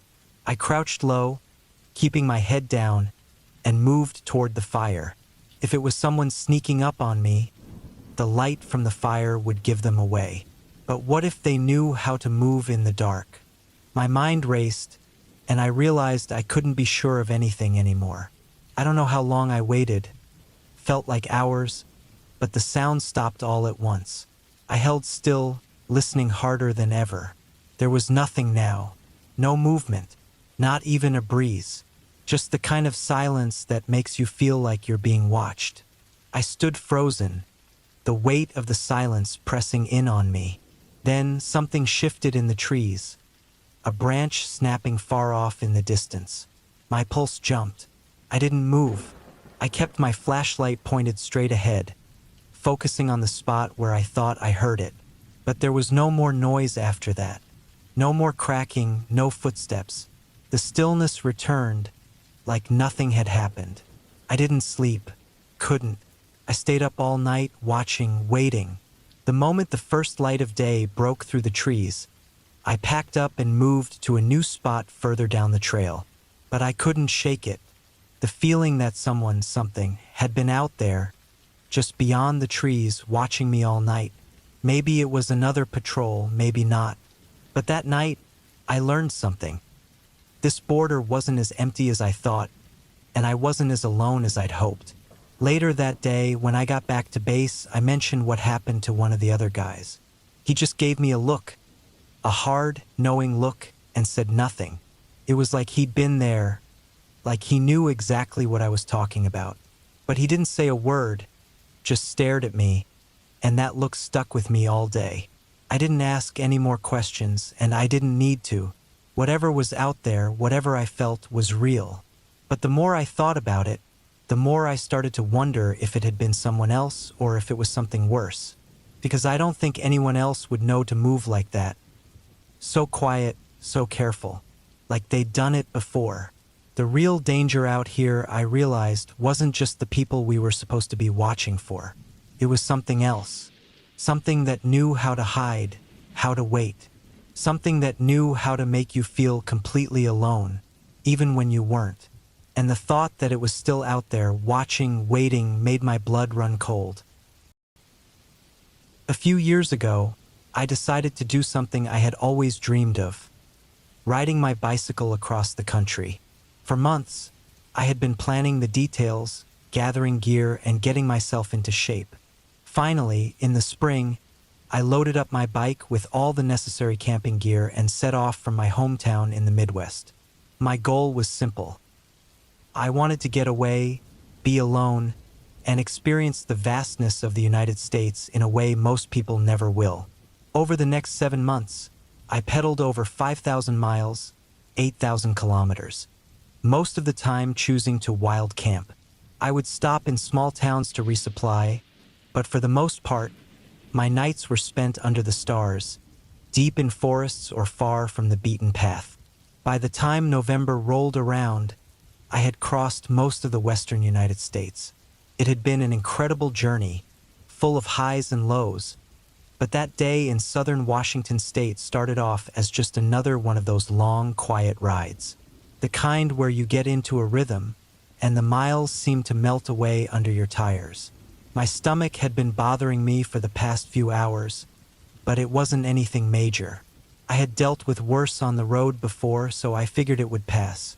The achy feeling wasn't enough to slow me down, so I kept riding. It was a brisk afternoon, the wind cutting through the trees as the sun started to sink lower in the sky. By then, I was getting tired, so I began looking for a place to camp. After a quick search, I found a small clearing off a trail that appeared to be far enough from any roads or campsites. It was perfect. I had the place to myself, and I felt a small sense of relief from the nagging stomach ache. The tent went up easily, and I started my usual evening routine. It had become a comforting ritual over the months. Write in my journal, brush my teeth, and then settle into my sleeping bag. But on this night, something felt off. The ache in my stomach wasn't going away, and it was starting to get worse. I couldn't remember the last time I felt truly hungry, and that unsettled me. For the first time on my trip, I didn't even feel like snacking on anything. My body was craving rest, but it was also giving me signs that something was wrong. Once I turned out the light and laid down, the nausea hit me hard. It was the kind of sick feeling that makes you sweat and shiver all at once. I lay there for a long time, stomach twisted in knots, trying to convince myself to sleep. It was pointless. Each time I thought I might drift off, the nausea would flare up again. I found myself sitting up in my tent, hand hovering near the zipper, ready to open the door and lean out to vomit. But it wouldn't come. The wave of nausea would pass just enough for me to lay back down again. It was a vicious cycle. Minutes felt like hours, and by the time 11:30 p.m. rolled around, I couldn't hold it back any longer. I stumbled out of my sleeping bag and unzipped the door. The cold night air hit my face as I leaned out, and I barely managed to get my vomit into the dirt before my body emptied itself. Felt terrible, but at the same time, there was a strange relief afterward. I rinsed my mouth with some water, drank a little more to replenish the fluids I lost, and crawled back into my sleeping bag. The next few hours were an uncomfortable blur. I had barely managed to get any sleep when I woke up again. The nausea was back. I felt miserable. I sat up in bed once more, waiting for it to pass, but it didn't. After a long while, it hit me again. I couldn't keep it down. I threw up for the second time. Another rinse, another swig of water, then back to bed. Sleep came in fits and starts. By 4:30 a.m., I was awake again. My stomach was empty and aching. I knew I was likely dehydrated, but I also knew I couldn't stay here any longer. My body was warning me that something wasn't right. I had run out of water the night before, and I didn't have enough to keep pushing through. A small town was about 30 miles away, easy enough for me to reach in the morning. I had to make it there. I couldn't stay in the woods feeling like this. The town had a motel, and I could rest up, get some food, and hopefully feel better by the next day.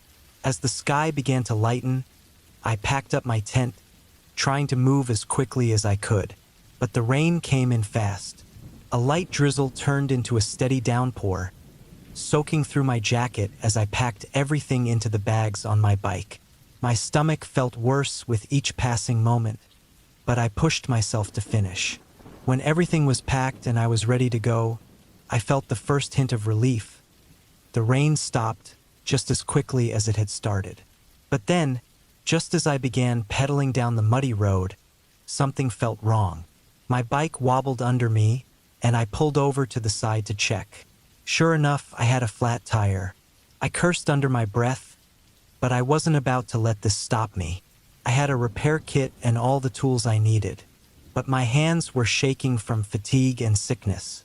It took far longer than it should have to fix the tire, and by the time I was back on the road, the rain had started again. I threw on my jacket, switched on my lights, and continued. I could hardly describe how terrible I felt. I was freezing cold and soaked to the bone. Every muscle in my body screamed at me, and my stomach made strange, uncomfortable sounds. I was dehydrated, and each push of the pedals took more effort than it should have. I barely had the energy to keep going, but I couldn't stop. I needed to get to that town. The hope of reaching civilization kept me moving. There were moments when I thought I might pass out from exhaustion, but I kept going one pedal stroke at a time. I barely remember most of the ride, except for the overwhelming sense of discomfort. Every moment felt like a small eternity. Finally, after what seemed like forever, I rolled into town. I didn't even have the strength to enjoy the sense of accomplishment that came with reaching my destination. My first stop was the grocery store, where I grabbed whatever I thought would be easy on my stomach. I had a couple of cans of soup and some crackers, but I wasn't sure I could stomach them. I was too out of it to care much, really. I just wanted to get to the motel and lie down. When I arrived at the motel, I was greeted by a tired, middle-aged woman at the front desk. She took one look at me, my drenched clothes, my sunken eyes, and immediately let me check in early. She didn't say much, but I'm sure she saw how badly I was feeling. I didn't even bother unpacking much. I just stripped off my clothes, crawled into the shower, and let the warm water wash over me. It was the best feeling I had experienced in weeks. Afterward, I made a phone call to my mom to let her know I was safe, though I didn't mention how terrible I was feeling. I was too embarrassed. I didn't want to worry her more than necessary. Then I collapsed into bed. I slept for a full 13 hours without waking once. When I woke up the next morning, I felt like a new person. The feverish ache in my body had mostly subsided, though I was still a little queasy. I took it easy and drank a lot of water. By the afternoon, I was able to eat something solid. The worst of it was over, and I felt grateful to be back in civilization. I decided to take the next day easy as well. I had planned to visit a museum in a larger city about 60 miles away, but I knew I wasn't quite up to it yet. So, I spent the day resting, reading, and slowly getting back to my routine. The worst of the sickness had passed, but I couldn't help but think about how lucky I was that it had waited until I was near a town. The thought of having to deal with that kind of illness out in the middle of nowhere alone didn't bear thinking about. The following day, I was back to full strength. I took off for the city, feeling strong again, and the miles slipped by easily. I was ready to continue my adventure, but I always carried a new respect for the unpredictability of life on the road and the importance of getting to safety when things take a turn for the worse. I knew the road ahead would be just as full of challenges as the ones I had already faced. But for the first time in months, I felt like I had a place to go when things got tough, and that gave me a sense of peace, even on the hardest of days.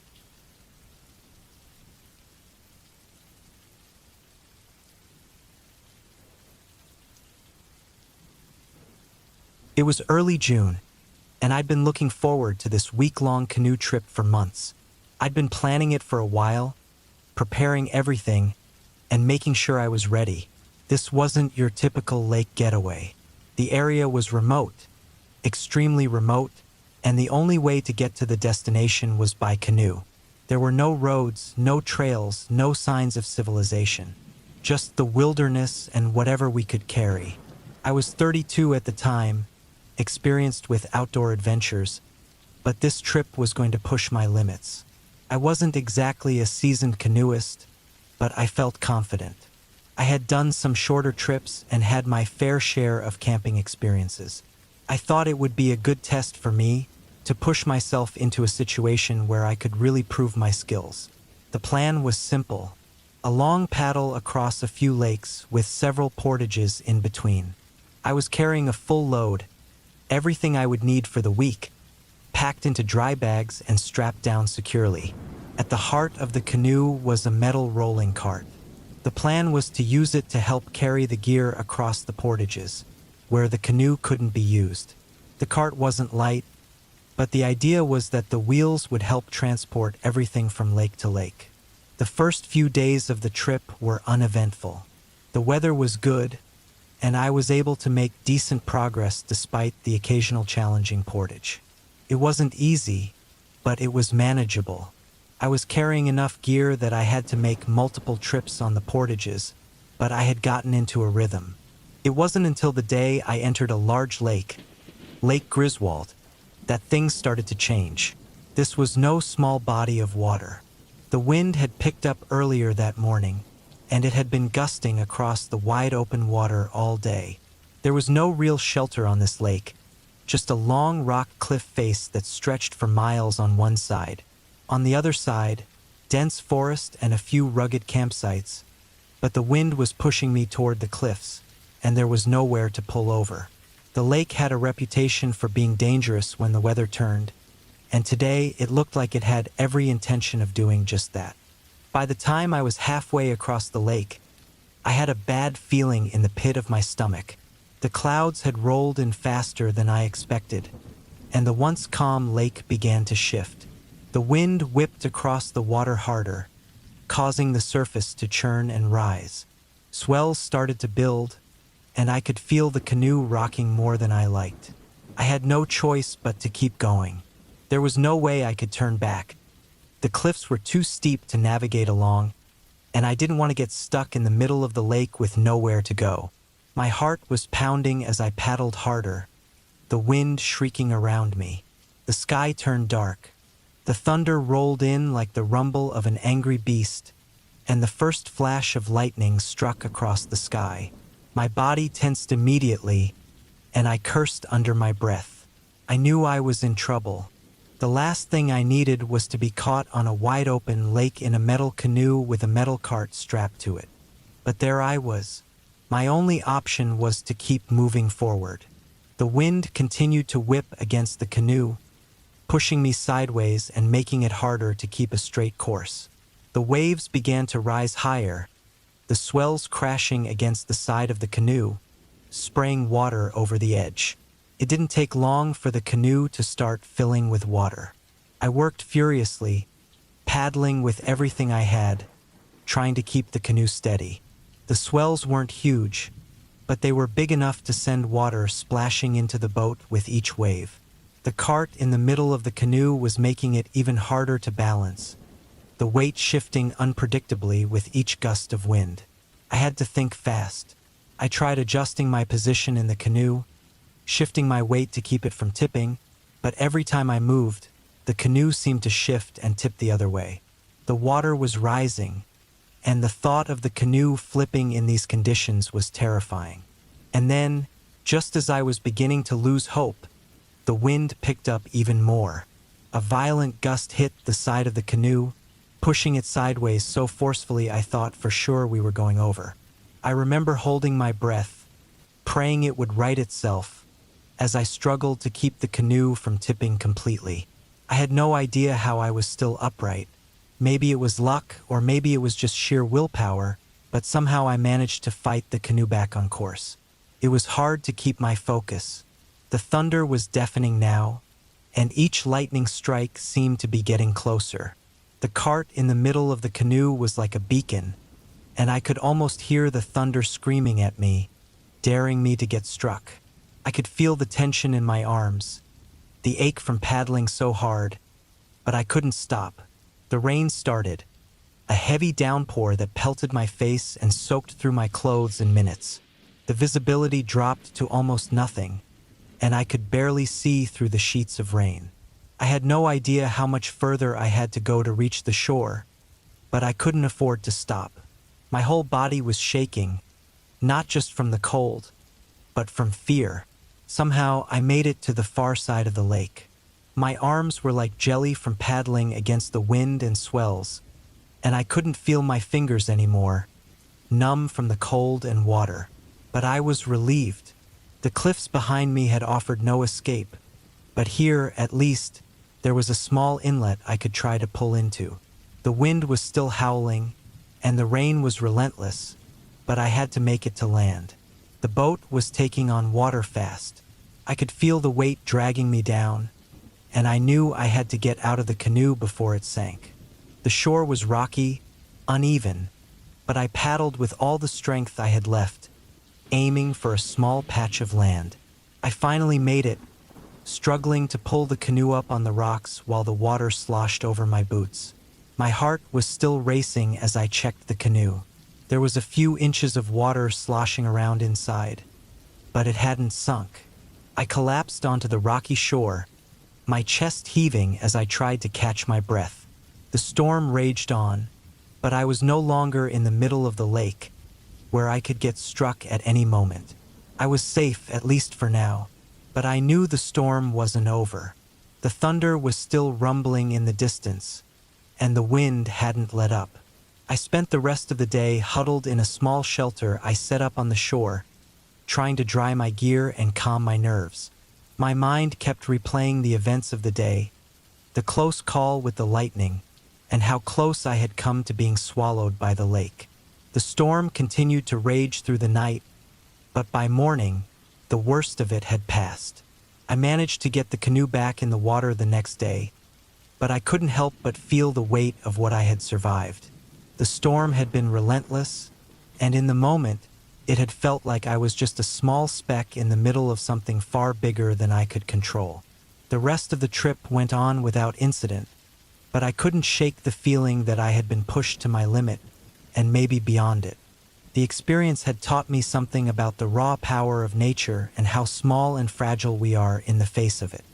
As I paddled across the remaining lakes and completed the final portages, I couldn't help but feel a deep sense of respect for the wilderness. It had given me a challenge I'd never forget.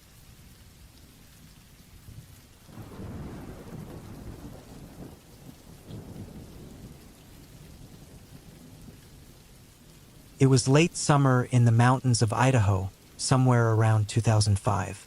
My family and I had decided to take a break from the chaos of our busy lives for a weekend camping trip. It was supposed to be a quiet getaway, a chance for us to reconnect and escape the distractions of the world. We had rented a small campsite just off a remote trail, a place known for its peaceful atmosphere, thick forests, and scenic views. My parents were excited. My younger sister, Anna, was thrilled, and I was just trying to find some kind of peace before the start of another school year. The first night was perfect. The sun set over the treetops, painting the sky with vibrant reds and purples.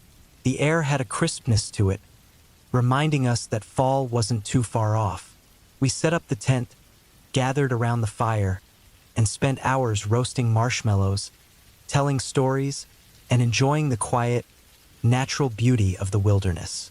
But as the fire burned down to just a few glowing embers, and the darkness took over the campsite, I began to feel uneasy. The night was still, almost too still, and the only sounds were the occasional crackling of the fire and the distant call of owls. I tried to shake off the feeling, but it stuck with me like an uncomfortable weight. At some point, I must have drifted off to sleep. I was lying on my back inside the tent, the soft rustling of the leaves and the occasional snap from the fire lulling me into a deep, calm sleep. But then, in the middle of the night, I woke up. I wasn't sure what had stirred me. It was almost as if my body had just decided to wake up without reason. I felt the cool air against my face as I slowly opened my eyes.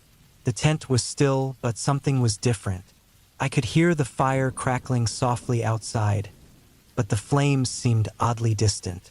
I wasn't sure how much time had passed since I'd fallen asleep. I lay there for a moment, confused. My eyes adjusted to the darkness, and I turned my head toward the small opening in the tent where the firelight flickered in through the fabric. I could see the faint glow of the embers, still burning low. But it wasn't the fire itself that caught my attention. There was someone standing by the fire. I froze. My heart began to race in my chest. I didn't make a sound, but my mind was screaming. The figure was tall and thin, like a shadow cast from the flames themselves. I couldn't make out any details, just the shape of a person, standing perfectly still in front of the fire. They didn't move at first, and for a moment I thought maybe I was imagining things. Maybe it was just the way the shadows played tricks on my eyes. But then the figure moved. Slowly, the person stepped toward the fire. I watched, paralyzed, as they bent down and reached into the flames. The heat from the fire was almost unbearable from where I was lying, but this figure didn't seem to care.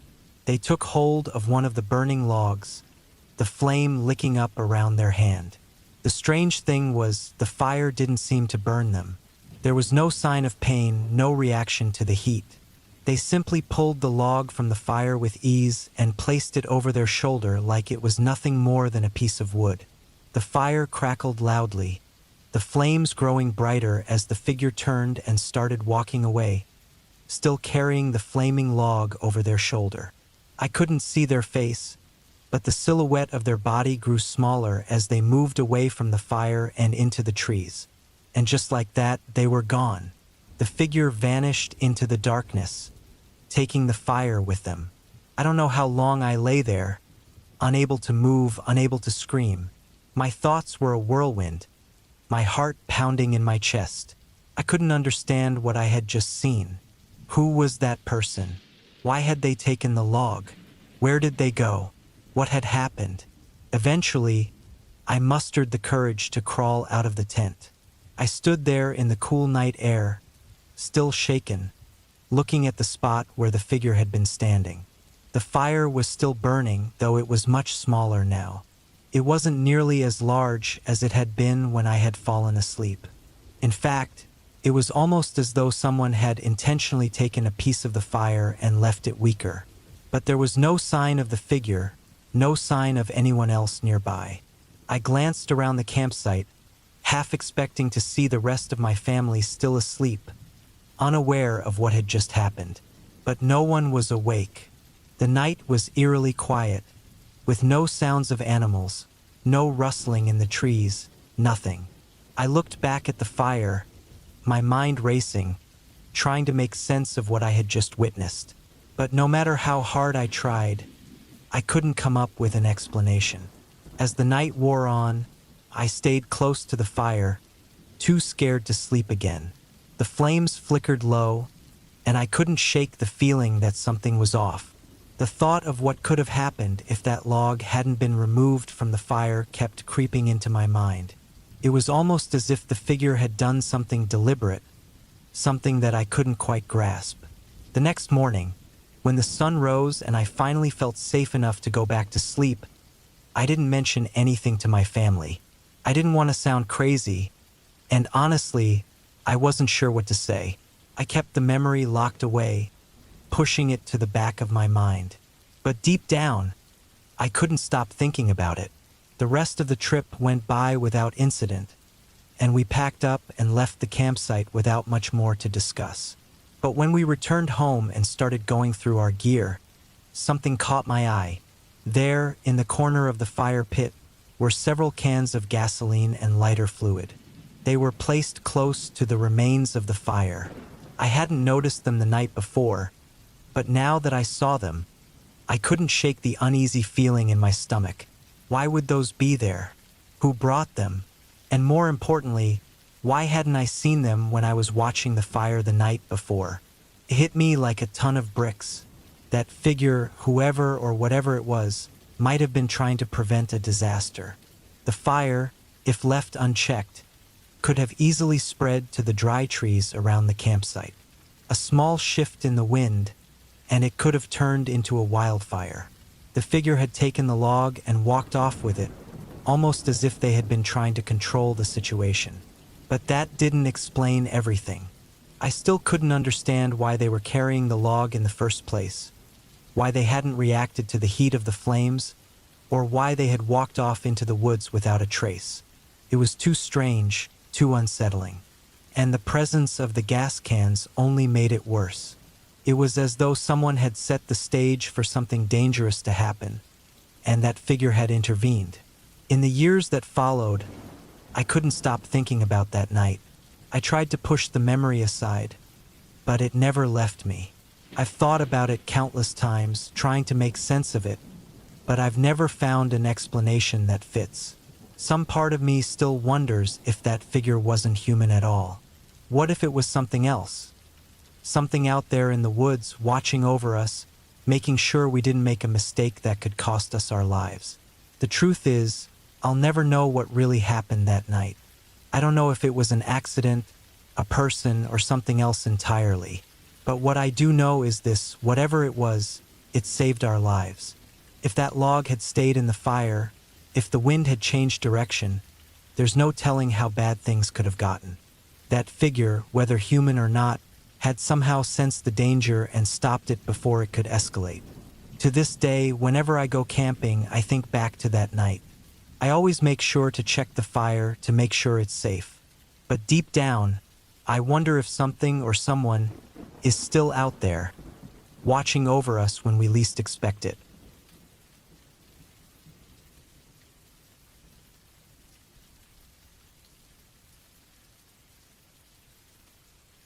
I had been looking forward to this camping trip for weeks. It was just me, my cousin Jake, and his wife Emily, and we set up our tents in a quiet spot by a small lake, far away from any town. The place was dead silent, the kind of quiet where it felt like we were the only ones left on the planet. After a long hike, we made a fire and sat down to relax as the sun went down and the sky turned dark. I'm not sure when it started, but I began to feel like something wasn't right. It wasn't the usual sound of wind or trees moving. This felt different, like something was watching us. At first, I tried to ignore it, thinking it was just my mind playing tricks. The fire crackling and the sounds of crickets chirping made it easy to forget the weird feeling. Emily went to bed first, crawling into their tent after a while. Jake and I stayed up by the fire, poking at the flames and chatting about random things. Then I heard it. Footsteps, faint but clear, coming from somewhere in the woods. It didn't sound like an animal. It was too heavy for that. Someone was walking slowly through the trees. I froze, but Jake didn't seem to notice. It's probably an animal, I told myself. I kept staring into the woods, where the trees formed thick shadows, but I couldn't see anything. We kept talking, but I couldn't shake the feeling. Eventually, we decided to call it a night and went to our tents. I lay there in the dark, listening to the night around me.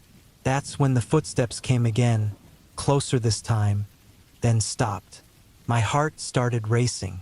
I sat up in my tent, staring at the flap. There was no way I was imagining this. Someone was out there.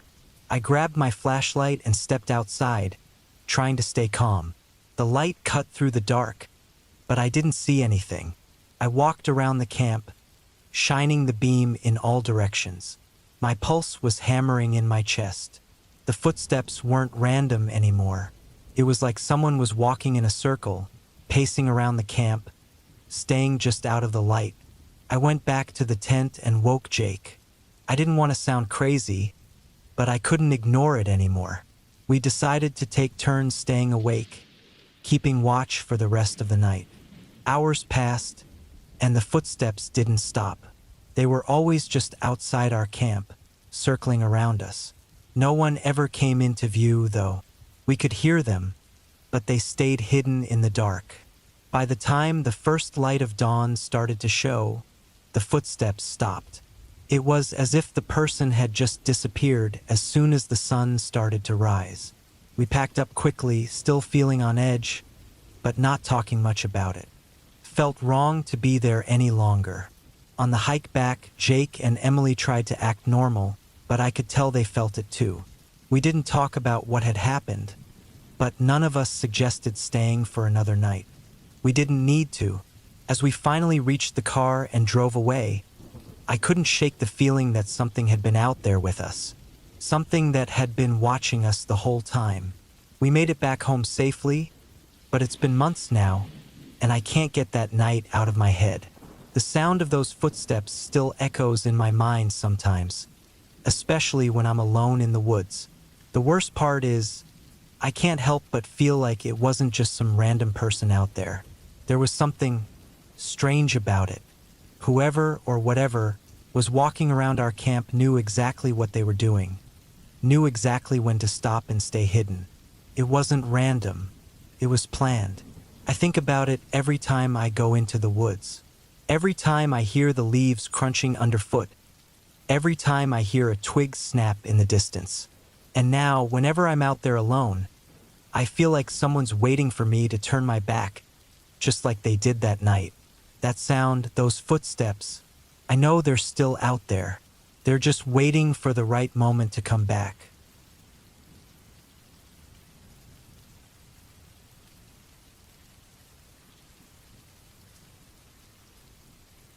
I had been planning this camping trip for months.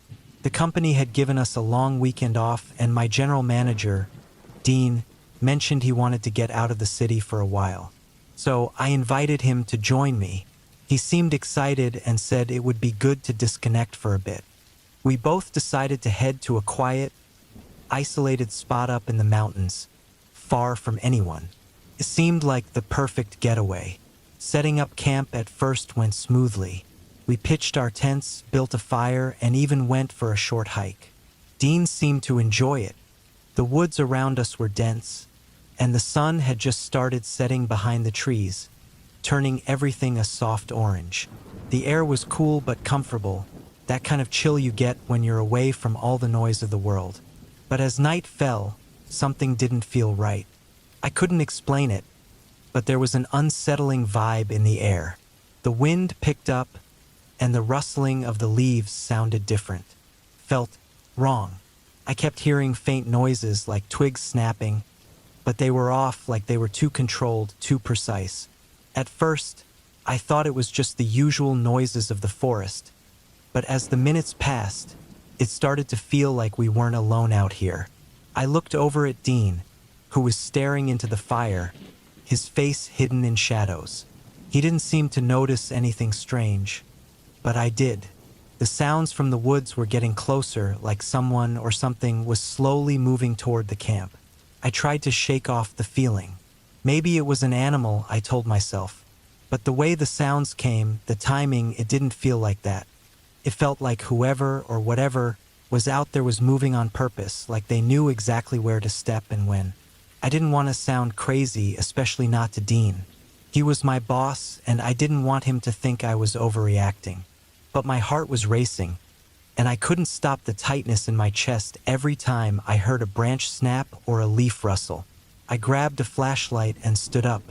I didn't want to go wandering around the woods in the dark, but I had to check. I moved slowly, shining the light around, trying to see if there was anything out of place. My breath was coming in shallow bursts, my nerves on edge, but the area was empty. Everything was still, just like when we first got here. Then, just as I was about to turn back, I heard it, a quiet sound, almost like someone whispering, but it was too faint to make out. I spun around, my heart pounding. I shined the flashlight toward the sound, but there was nothing there, just trees still as ever. The hairs on my neck stood up. I felt the cold sweat trickle down my back. I quickly made my way back to the camp, my pulse thudding in my ears. Dean was still sitting by the fire, poking at the coals with a stick. I didn't want to freak him out, so I sat down, pretending everything was fine. But the unease didn't go away. It only grew stronger. There was something out there, something watching us. The wind picked up again, blowing harder now. But with it came a new, unsettling smell. It wasn't the fresh, earthy scent of the forest. It smelled metallic, like blood. My stomach twisted in knots. I stood up, telling Dean I was going to grab a snack from the car. I just needed a moment to breathe. I walked quickly, my eyes darting around, trying not to look like I was panicking. But as I walked, I heard it, the soft sound of footsteps following me. Barely audible, but they were there. Every time I stopped, they stopped. When I picked up my pace, the footsteps sped up too, just behind me. I got to the car, my hands shaking as I fumbled with the door handle. I turned around, and that's when I saw it. A figure standing just at the edge of the woods, barely visible in the low light. It was tall, unnaturally still, watching me. I couldn't see its face, just its outline, but it didn't move. It didn't need to. I felt its eyes on me, like it could see everything, even in the dark. I didn't even think. I ran back to the camp, my breath coming in quick, panic gasps. I didn't look back until I was safely inside the tent. I tried to calm down, to tell myself I was just being paranoid, but it didn't help. The sound of footsteps was still there, but this time it was different. It was closer, and it didn't stop when I stopped moving. Dean finally came into the tent later, his face pale, his eyes wide. He didn't say anything, but I could tell he wasn't sleeping either. It felt like we were both trapped in that silence, waiting for something to happen. And yet, neither of us dared to speak about it. By morning, everything felt wrong. The woods were unnervingly quiet. And then I noticed something that made my stomach drop. There were signs that we hadn't been alone the whole time. Footprints in the mud near our campsite. Broken branches, disturbed dirt, like someone had been circling us, watching us. But when we looked around, there was no one. The forest was still, but not in a peaceful way. It was like it was holding its breath, waiting. We packed up in silence, each of us knowing that whatever had been out there, whatever had been watching us, wasn't going to just disappear. There was no point in asking questions. We just wanted to leave. As we left the camp, I could hear the distant sounds of the woods following us, like something was still there, lingering, watching us. But we didn't stop. We didn't speak until we were in the car, and even then, there was nothing but the hum of the engine. We didn't talk about it after that. Not on the drive home, not when we got back to work. Dean never mentioned it, and I didn't either, but I could see it in his eyes. He knew something had happened out there, just like I did. Something we couldn't explain, and I'll never forget the feeling of being watched. Some places shouldn't be visited, and some things should never be followed. That night in the woods, I'll never be the same.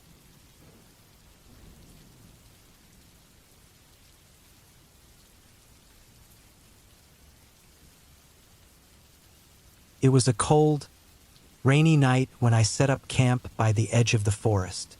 I had been hiking all day, and though I usually liked having a couple of friends with me on these trips, I was alone this time. It had been a tough hike, and I was ready for a quiet night with just the sound of the rain on my tent to keep me company. The rain started off light, just a drizzle at first, but as the evening wore on, it got heavier. The trees above me groaned and swayed in the wind. It didn't bother me though.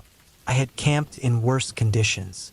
I quickly cooked some dinner, a freeze-dried meal I wasn't expecting to taste great, but it wasn't as bad as I thought. Afterward, I crawled into my sleeping bag, trying to ignore the constant tap-tap of rain hitting the tent. Around midnight, the storm really picked up. The wind howled through the trees, making it hard to hear anything else. I was just about to fall asleep when I heard something. At first, it was faint, almost like a footstep. I stopped moving, straining to listen. The wind was loud, but this sound was clear. Someone or something was out there. Another step, louder this time. It wasn't the wind or the rain. Something was out there, moving. I grabbed my flashlight, unzipped the tent just a bit, and peeked outside. I couldn't see anything, just trees and the rain pouring down. Maybe I was imagining it, I thought. I zipped the tent back up and tried to relax. But the feeling of unease didn't go away. It crawled up my spine like a slow, creeping chill. I felt like someone was watching me, like something was just beyond the edge of my light, waiting. Hours seemed to pass, though I couldn't be sure. Then I heard it again, closer this time, the soft crunch of leaves beneath something heavy. My heart started racing. I froze, listening, my body tense. The sound wasn't far. It was moving, getting closer. I grabbed the flashlight, my hands shaking, wondering if I was about to face an animal or something worse. Slowly, I unzipped the tent again and shined the light out. The beam cut through the rain, making the trees look even darker and more threatening. But there was nothing there. The noise had stopped. I stepped outside, flashlight still shaking in my hand. I scanned the area around me. Nothing. Just the storm, the trees, and the wet ground. I felt stupid standing there in the rain, my heart pounding in my chest. Maybe I was just being paranoid. I was about to go back into the tent when I heard it again, this time unmistakable. Something large was moving through the underbrush. My stomach dropped. I wasn't alone. The noise came closer, the sound of twigs snapping and branches breaking. Then, a figure appeared in the light, a man. He was soaking wet, his clothes torn and muddy, his face hidden by the rain. My breath caught in my throat. I stood frozen, unsure whether to run or stay. Without saying a word, he looked straight at me with wide, panicked eyes, then turned and ran into the woods, disappearing into the darkness. I stood there for a moment, my heart racing, unsure of what to do. Should I follow him? Should I call for help? Or should I just leave? I didn't know what to make of it. I didn't want to stay and find out what he was doing in the woods in the middle of a storm, but I didn't feel safe either. I packed up quickly, deciding that whatever was going on out here, I didn't want to stick around for it. I took down my tent in a rush, shoved everything into my bag, and headed back toward the trail. I was moving faster than I had all day, desperate to get back to where there were other people, to safety. I didn't care that my clothes were drenched or that the storm was still raging. All that mattered was getting out of there. As I walked, the noises started again. Twigs snapping, branches cracking, like someone or something was following me. I looked around, but every time I did, there was nothing. Just the trees, the rain, and the darkness. The sound of something moving just behind me, just out of reach. I couldn't shake the feeling that I was being watched, followed. My pace quickened as I moved through the storm, but the feeling never left. Every step I took, I felt like I was being pulled deeper into the woods. I didn't stop until I reached the road, finally feeling like I was away from whatever had been out there in the forest. I thought I'd be safe then, but as I looked back at the woods, I felt that same cold, uneasy feeling again. It didn't go away, not even when I reached my car and locked the door. What really sent chills down my spine, though, was what I found the next morning. As I went over my things to dry them out, I found something odd stuck to the bottom of my backpack. A small, torn piece of fabric. It was the same color as the man's clothes from the night before. I didn't stick around to find out more. I drove straight home, and I haven't been camping alone since. The woods are quiet, sure, but sometimes the silence hides something far worse than the storm. I don't know who that man was or why he was out there. I don't want to know. But I learned one thing that night. Sometimes the scariest thing isn't what you see, it's what you don't. And sometimes what's waiting in the darkness isn't ready to let you go.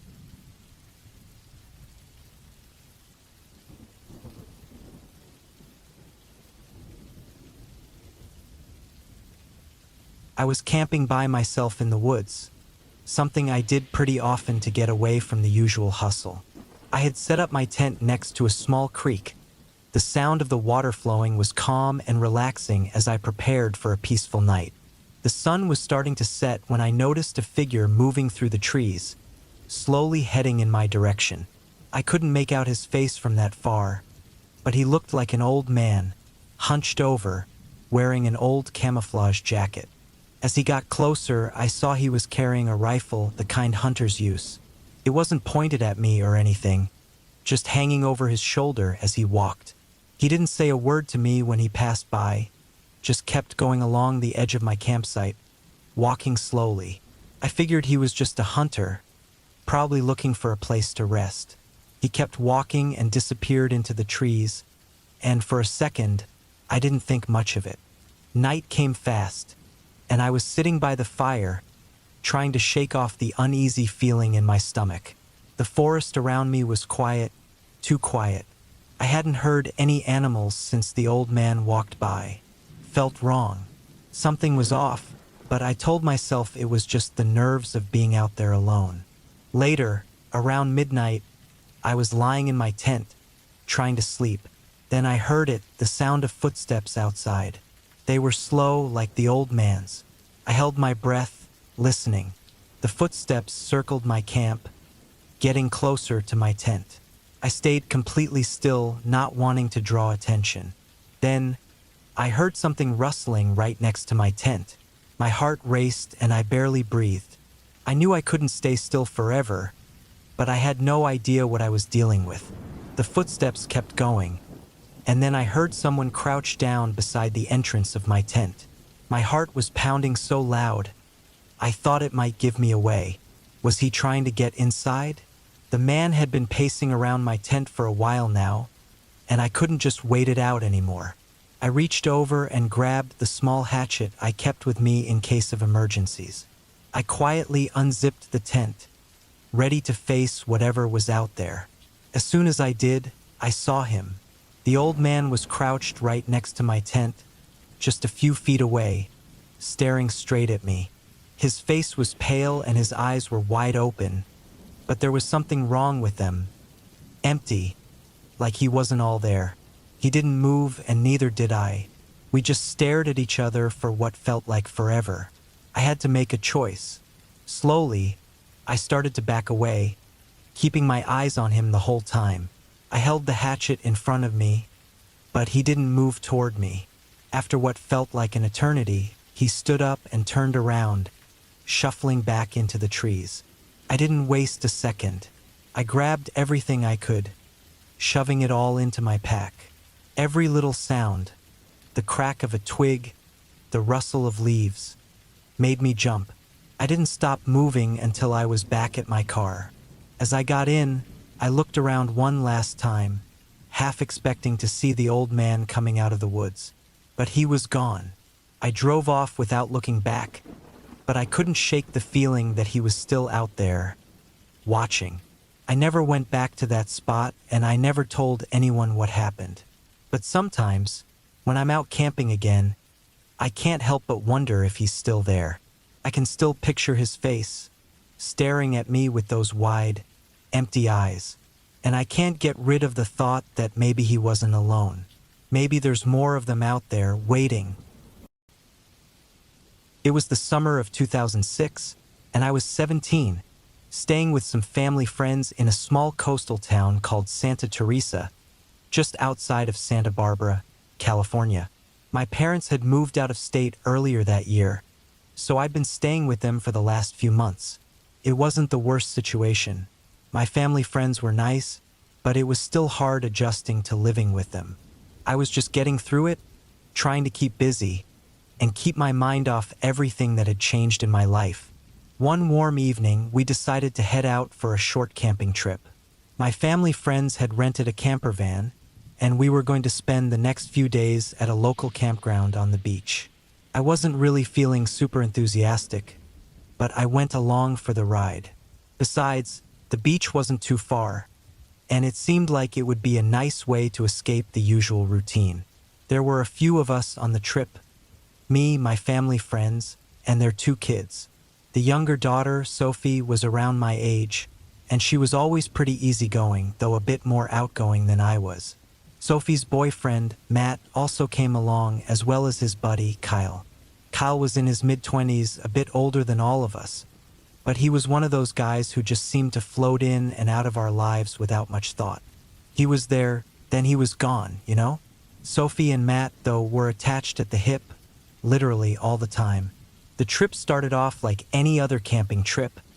Peaceful, laid back, and easy. We set up camp, made some hot dogs and s'mores, and just hung around. But I wasn't the type to just sit and chat all night. So as the evening grew late and the campfire burned low, I slipped into the camper for some time alone. The camper had a small, cramped sleeping area in the back, where I had claimed the bed for myself. It was a simple, basic setup with a few blankets and a window that, if you opened it just right, gave you a perfect view of the stars above. At some point, the firelight outside flickered out, and I was lying there in the dim light of the camper, trying to fall asleep. Sophie was supposed to be in the bed across from mine, but I knew she wasn't. She'd snuck out earlier with Matt to hang out at his tent on the far side of the campsite, probably making out or whatever people in relationships do when they're alone. It didn't bother me much, though it made me a bit uncomfortable at the thought. I wasn't really tired yet, and I started to toss and turn in the bed. The camper was quiet, the kind of quiet that felt thick and heavy, and I had to pee. The camper's bathroom wasn't hooked up, so we had to use the public bathrooms near the main office of the campground, which wasn't too far away. I figured it was a good excuse to get some fresh air. It wasn't too late, and the campground seemed quiet enough. I grabbed a hoodie, stepped out of the camper, and walked into the night. The air was warm, but with just the right chill, like the kind you'd expect on a summer evening by the beach. I wasn't worried. The campground felt like a safe place. There were no strange noises or anything out of the ordinary. I could hear the waves crashing lightly in the distance, just a soothing rhythm in the background. To my left, a gentle breeze whispered through the tall trees lining the paths, their shadows stretching long on the ground in the dim light of the street lamp. The walk to the bathrooms wasn't far, maybe 5 minutes tops, so I didn't mind the distance. It wasn't until I was passing the picnic area near the bathrooms that I noticed something strange. As I got closer, something caught my eye. There, sitting hunched on the bench of one of the tables, was a man. An older man with skin that looked wrong. He was crouched rather than sitting, and his skin was a sickly, pale gray. I thought for a moment that maybe it was just the moonlight making him look that way. But no, his skin wasn't just pale, it was unnatural. It looked almost dead, like it had no life in it at all. My heart began to pick up speed. I wasn't sure what it was exactly, but something about him set my nerves on edge. He looked completely out of place, like he didn't belong there. But that wasn't the worst part. As I drew closer, I realized that he wasn't wearing any clothes. At first, I tried to look away, but something pulled my gaze back to him. He was naked, sitting in a crouch like some kind of animal, his body twisted in a way that felt wrong. But it wasn't just his body that caught my attention. It was his eyes. When he turned to look at me, I froze. I don't even know how to explain it, but the look in his eyes wasn't human. They weren't like normal eyes at all. His eyes were dark, sunken, with a strange gleam in them, like something was just off, like something wasn't quite right. For a second, I just stood there, unable to move. Then, as I locked eyes with him, I saw his lips curl up into a twisted, grotesque grin. The kind of smile you would never want to see on a person, let alone a naked, gray-skinned man crouched in the dark. His teeth were sharp, unnaturally sharp, and as he smiled, it felt like he was about to pounce. Couldn't breathe. Every instinct in my body screamed at me to run, but my legs were frozen. I don't know what it was, whether it was fear or something else, but I felt trapped in that moment. His eyes never left mine as I slowly began to back away, not daring to take my eyes off of him. I don't know how long I stood there, frozen, but when my body finally responded, it was like everything snapped back into place all at once. I turned and ran faster than I'd ever run in my life. I didn't care about anything at that point, only that I needed to get away from him. I ran all the way back to the camper, my breath coming in sharp gasps, my heart pounding in my chest. I burst through the door, slamming it shut behind me and locking it. I was shaking, my mind racing, trying to make sense of what I had just seen. Sophie wasn't back yet, but Matt had returned with Kyle. They looked at me, confused by my state, and I could barely form words. I remember muttering something about a naked old man with white skin. They both stared at me like I was crazy. Kyle laughed it off, thinking I was just overreacting, but Matt seemed to sense the genuine fear in my voice. He didn't say anything, but I could tell he was thinking about it. When Sophie got back to the camper, I was still rattled. I asked her if she'd seen anyone strange around the campground. She hadn't, of course. She looked at me like I was just being paranoid, but I didn't care. I was scared, and nothing she said would change that. The adrenaline was still coursing through my body, and I couldn't shake the image of his eyes from my mind. I tried to calm down, but it wasn't easy. The rest of the night was quiet, and the morning came without incident. We tried to put the whole thing behind us, but I couldn't shake the feeling of unease. The following day, we asked around the campground, hoping to find someone who had seen him, or maybe had any explanation for what I had encountered. But no one had seen him. No one had heard anything strange. By the time the trip ended, the whole thing felt like a nightmare, like something I couldn't explain away. There were no more incidents, no more strange sightings, but that feeling, that fear, that something wasn't right, never left me. I couldn't forget the look in his eyes, the smile that didn't belong on a human face, and the chilling thought that I had narrowly avoided something far worse than I could imagine. I've never gone camping at that place again, and I never went anywhere at night without someone else. What I saw that night still bothers me, and it's something I'll never fully explain, no matter how many years pass. It feels like a shadow that follows me, one that I can never escape. And to this day, I wonder if that man was ever real, or if he was something else altogether.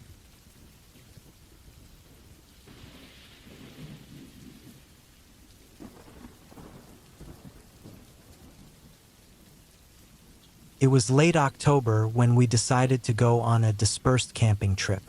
I was 26 at the time, and my girlfriend, Sarah, was 24. We weren't planning on going anywhere fancy, just some backcountry spots in the mountains a couple of hours from home. We'd been hiking together before, but this time we wanted to go deeper into the woods, away from the crowds. We didn't need any fancy campsites with picnic tables and fire pits. Just the raw outdoors, the kind that's untouched and as wild as you can get without being in the middle of nowhere. The idea of not being surrounded by other people, of being completely isolated, appealed to both of us. The plan was simple.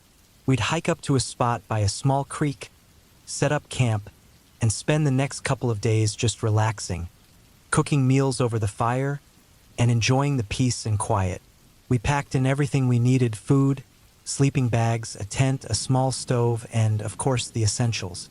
Sarah had recently bought a new collapsible shovel, which she was excited to test out, but we didn't really talk about it much beyond that. We arrived at the trailhead just before noon and started hiking up.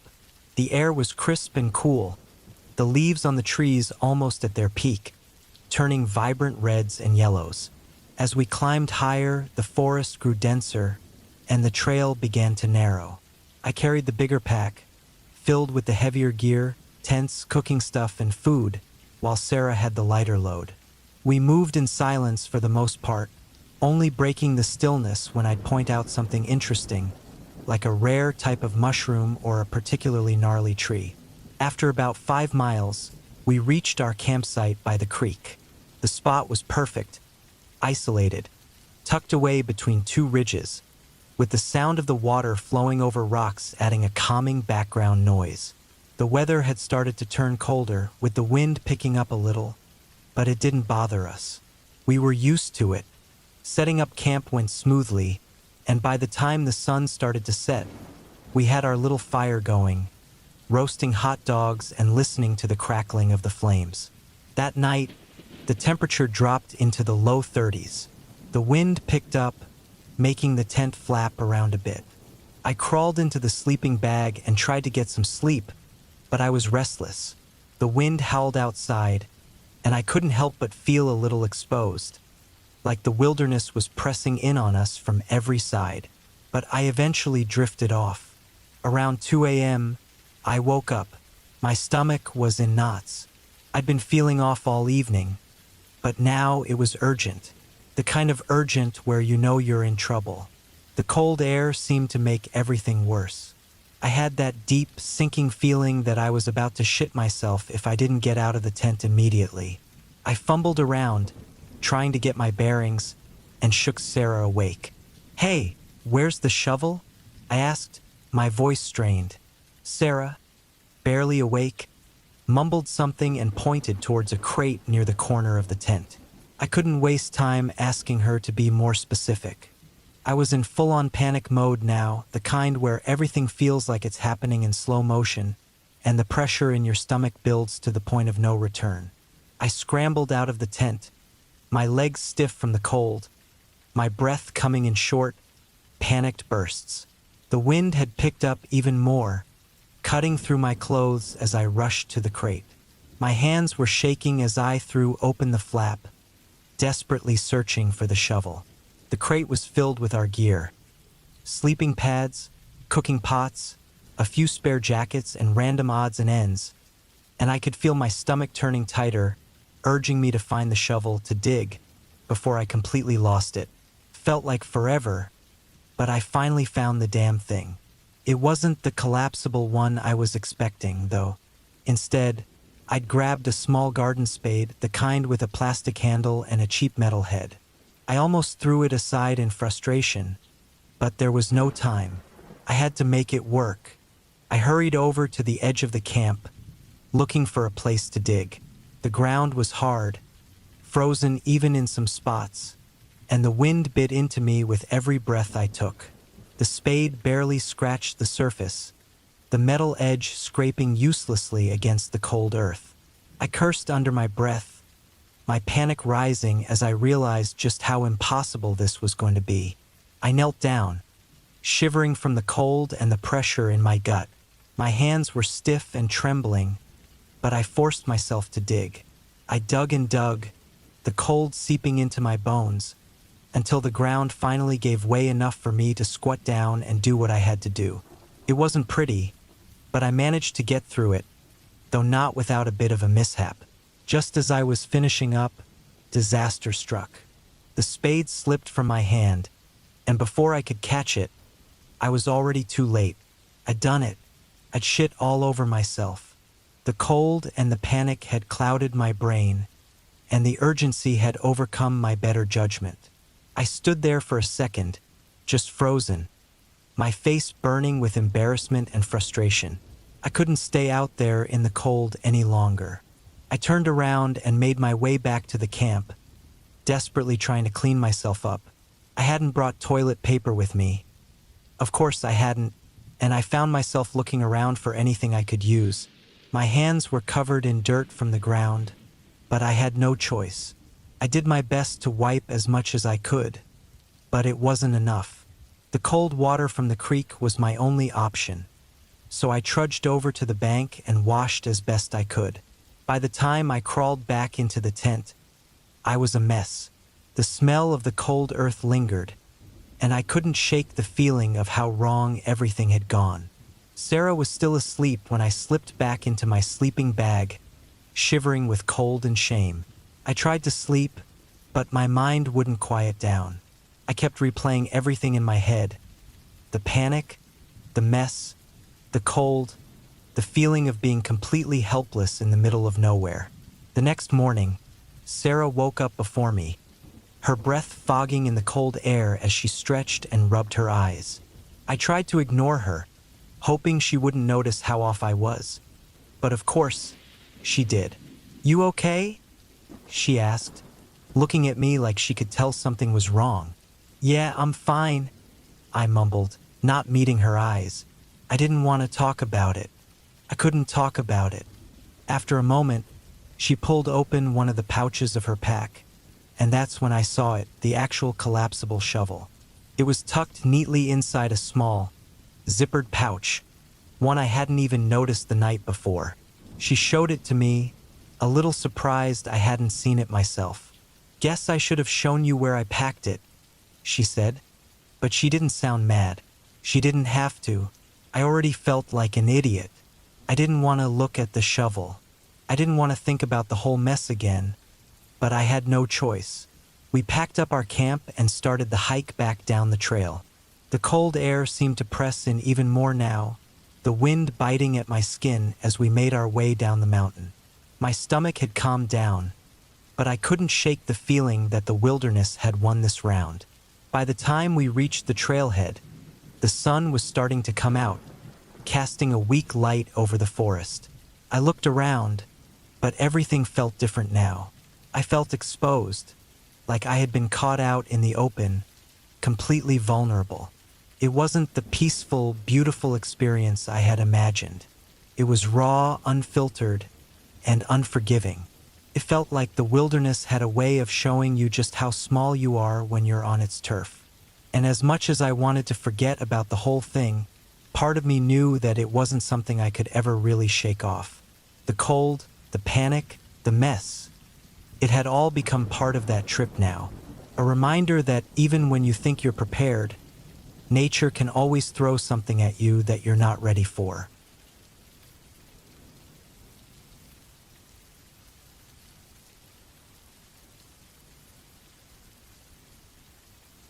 It was the summer of 2012, and I was a 26-year-old adventurer, fresh from a handful of successful solo hiking and camping trips. I'd spent the last few years testing my limits, building my confidence in the backcountry, and finding the peace I desperately craved in the quiet of the woods. Shenandoah National Park had always called to me. The rolling hills, the thick forests, the isolation. It felt like a world where nothing could bother me. No noise, no distractions, just me and the mountains. This time, I decided to take it a step further and camp solo in the backcountry. It was a plan I'd thought about for weeks, but I hadn't prepared myself for just how vulnerable I'd feel out there. I arrived at the trailhead just before noon. The sun was high, and the air was humid, typical for the midsummer Virginia climate. My pack was light, just the essentials. A hammock with a rainfly, a small stove, a first aid kit, a water filter, and food for 3 days. I was used to minimalist camping, but there was something different about the thought of setting up camp far from any other hikers. It felt like a step deeper into the wilderness, into a place where I was entirely on my own. The first day passed in a blur of trail and trees. I hiked for miles, the sounds of my boots hitting the earth and the occasional birdsong keeping me company. The beauty of Shenandoah was overwhelming. The trees were so thick that the sunlight barely reached the forest floor, and the scent of pine and earth mixed with the sweet, musty aroma of moss. I took my time, stopping to rest when I needed, but I was in no rush. I knew the area well enough to understand that getting lost wouldn't be an issue. By the time I found my spot to camp, it was late afternoon. I settled on a small, flat clearing near a creek, just far enough from the water to avoid the damp. My hammock setup was quick and easy.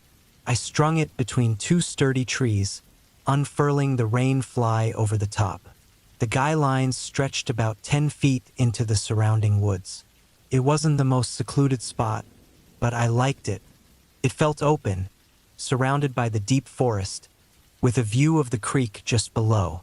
As I hung up my gear and set my camp stove to boil some water, a sudden chill washed over me, and I realized how isolated I truly was. My phone had no signal and the trail was miles away. It was just me and the forest now. The light was fading as I ate my meal, the sun sinking behind the mountains. By the time I finished eating, the stars had started to peek through the trees. I'd set up a small fire, but it was low, just enough to give me some warmth and light. It wasn't long before I crawled into my hammock, zipping up the fly around me, and settled into the soft fabric. The hum of insects and the rustle of the wind through the trees were soothing, and before I knew it, I was drifting off to sleep. But then, around midnight, something woke me. It wasn't a loud noise, but the kind of subtle rustling that you could almost convince yourself was the wind. However, it wasn't the wind. Came again, this time louder, moving closer. My heart skipped a beat, and I froze, my senses sharpening. Something was in the woods nearby. My mind raced through all the animals I'd learned to expect in the area. Deer, raccoons, maybe a coyote.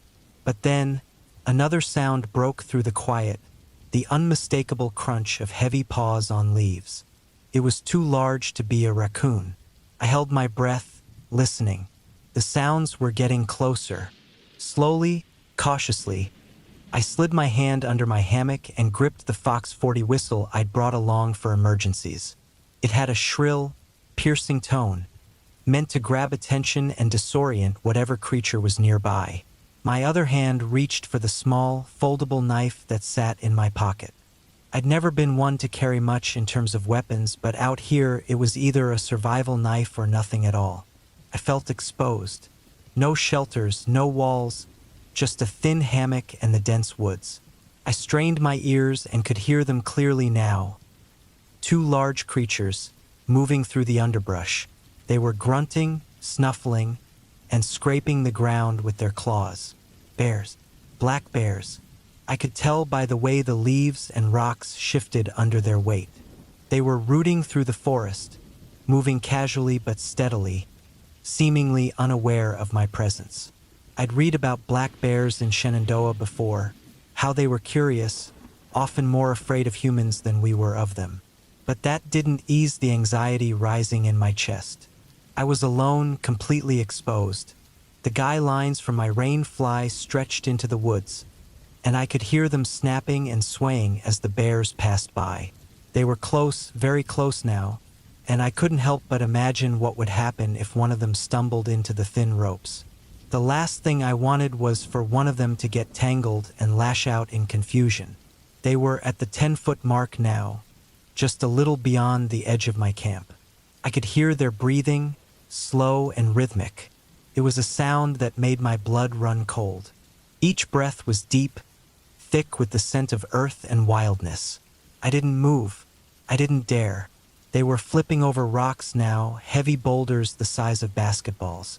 The bears were so strong, effortlessly tossing them aside in search of grubs, insects, or whatever else they could find. I could see their dark shapes shifting in the moonlight. The occasional glint of eyes caught the light, but it was impossible to know if they were aware of me. Time stretched out. I lay perfectly still in my hammock, every muscle in my body locked up with tension. My breathing felt too loud in my chest, too shallow. My heart hammered against my ribs, and I could hear the whistle in my throat begging to be used. But I knew the sound could provoke them. I'd read about how bears could react unpredictably if they felt threatened. But the longer I lay there, the more I imagined them discovering my food, or worse, mistaking my hammock for something to tangle with. Every rustle in the leaves felt like it could be the one that brought them charging toward me. Every heavy footstep on the earth felt too close.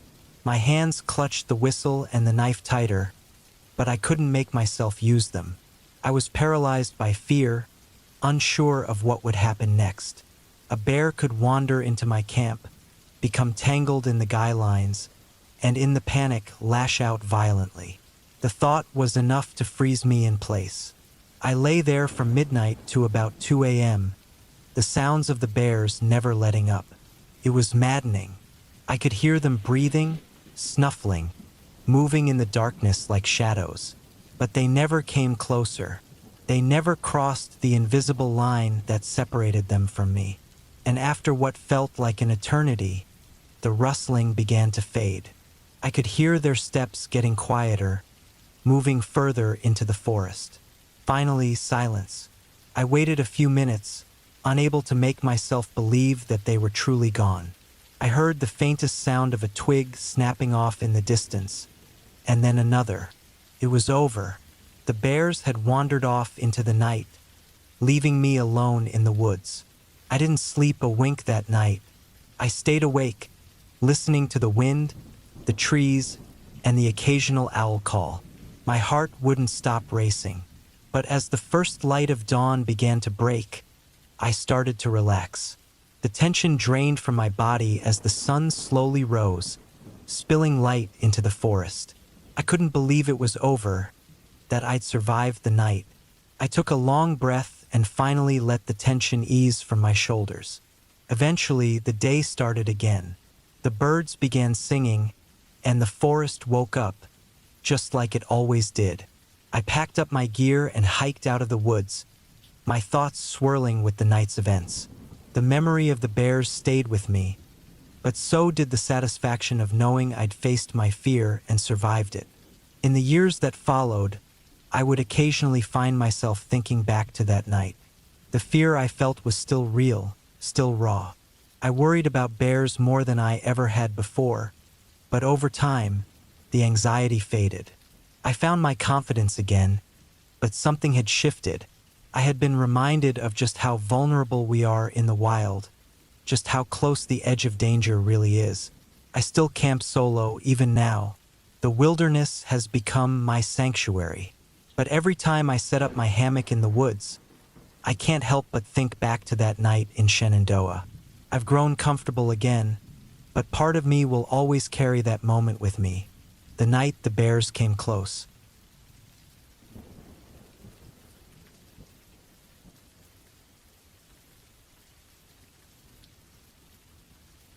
It was late September, and my wife, Kate, and I were preparing for a backcountry trip in Glacier National Park. We'd done a lot of hiking in the past, but this would be our first time in such an isolated area, far from the trailheads and parking lots. The weather had been unpredictable, but the forecast seemed clear for the next few days. We'd received our permits, which indicated a designated camping site, nestled among some sparse trees along a small ridge, about 12 miles into the backcountry. The trail had been relatively easy up to that point, mostly uphill but nothing we hadn't handled before. Still, we'd been carrying our packs for several hours, and the quiet of the wilderness felt different when you were so far from any help. It wasn't until we reached the camp spot that we started to realize just how remote we truly were. The campsite was situated next to two tall, dead trees. They looked ancient, their branches stripped away by time and weather, leaving just a skeletal frame against the clear sky. The ground around the trees was rocky and sparse with vegetation. Beyond that, it was wide open. Nothing but bushes, scattered rocks, and more dead trees. A desolate landscape, harsh yet oddly beautiful. We set up our tent quickly, choosing a spot well away from the dead trees, as if we could somehow avoid the inevitable. After gathering some firewood and boiling water for our freeze-dried dinner, we relaxed by the campfire, listening to the distant sounds of wind rustling through the trees, the occasional bird call, and the crackling of the fire. But as the evening wore on, the wind picked up. By the time the sun dipped behind the peaks, a chill had crept into the air. Kate zipped up her jacket and pulled her hat low over her head. I could tell she was feeling uneasy, but she didn't say anything. I thought it was just the usual feeling that came with being out there, always a little on edge when you're so far from civilization. We crawled into our tent around 9 p.m., tired from the hike. The sky was mostly clear, but the weather had begun to shift. The wind had intensified, and dark clouds were creeping over the mountains in the distance. It wasn't anything unusual, but it felt like something was about to happen. I remember lying there, listening to the rustling of the tent fabric as the wind howled outside. I tried to ignore the feeling of unease creeping in, but the trees, those two dead giants, stood ominously in the distance. I kept thinking about them, about how fragile our little tent was compared to the massive trunks of those trees. It wasn't long before I fell asleep, exhaustion finally taking over. But my sleep didn't last. At 4 a.m., I was jolted awake by a violent gust of wind that slammed against the side of the tent. I sat up, wide-eyed, my heart racing. The temperature had dropped sharply, and I could hear the wind howling through the trees, a sound that felt like it was coming from all directions at once. The tent shook violently, the rain suddenly pelting against the fabric in an angry rush. I glanced at Kate, but she was already awake, her eyes wide and fearful. Then the lightning hit. It was as though the sky had split open. A flash of light so bright it lit up every inch of the tent, casting long shadows that danced across the fabric. The thunder followed immediately, a deafening crash that rattled my teeth. I could feel the vibrations in my chest, as if the world itself was shaking. I grabbed Kate's hand, instinctively pulling her closer. The rain was now coming down in sheets, and the wind felt like it was going to tear the tent from the ground. Every crack of lightning made the trees surrounding us look even more threatening. The dead trees, the wind was pushing them harder, bending their skeletal branches like they were going to break off and fall. And we were right beneath them. I kept telling myself it would be okay, that the trees wouldn't fall, that we were safe, but every few minutes the wind would surge again, the tent flapping wildly and the trees creaking like they were groaning under the pressure. The storm was relentless, and I felt like it had swallowed up the entire world. The only light came from the lightning, and every time it flashed, I could see the outlines of the trees, standing tall and unmoving, just waiting to crash down on us. I tried to focus on the storm, but my mind kept returning to the trees. They were the only thing between us and the vast, open expanse of the wilderness. We were exposed, vulnerable. What would we do if one of those trees fell on the tent? There would be no one around to help us. No cell signal, no trail to run down. Just us, in the dark, at the mercy of the storm. The wind picked up again, and I could hear the trees groaning even louder. The lightning strikes were coming faster now, the thunder almost continuous. Each flash seemed to last forever, revealing more of the storm's chaos. The rain lashed against the sides of the tent, the sound deafening as it hit the fabric. I could feel the cold creeping in, seeping through the layers of our sleeping bags, making it impossible to get any comfort. I wrapped my arms around Kate, trying to steady my breathing, but I couldn't shake the fear in my gut. With each passing minute, the storm seemed to grow worse. I could feel the ground beneath us vibrating with every gust of wind. It was as if nature itself had turned against us, pushing us to the brink. I kept looking at the dead trees, convinced one of them was going to come down on us any second.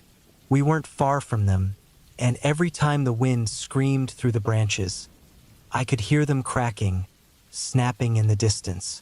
I checked the clock on my watch.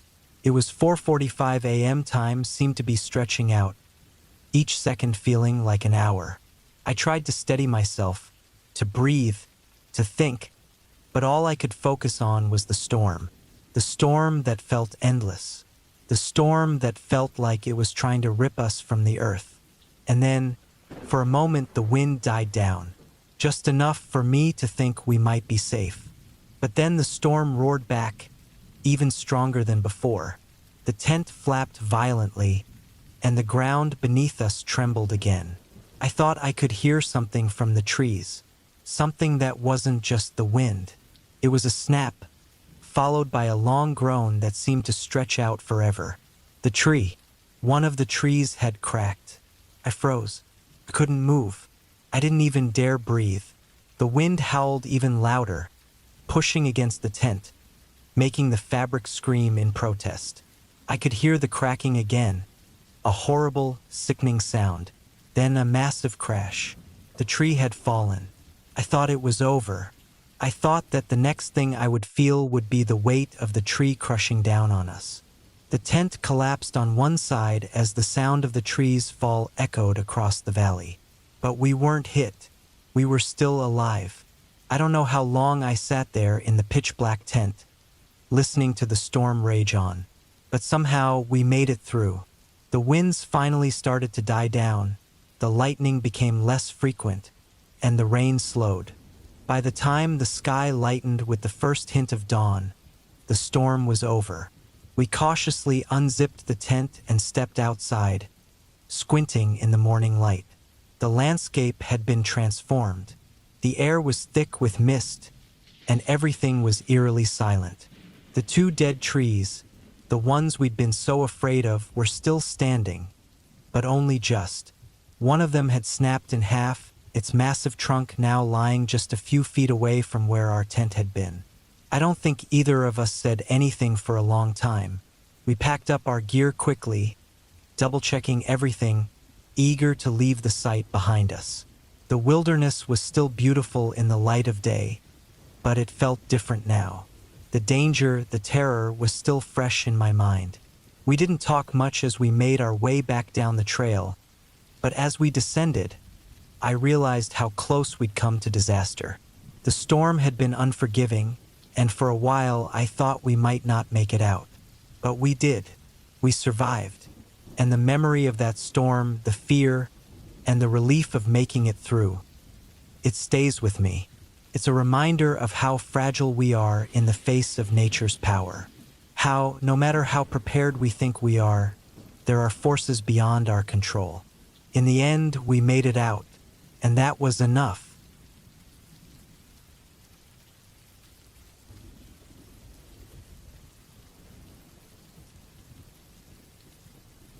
I had been hiking through the Amazon for a few days now.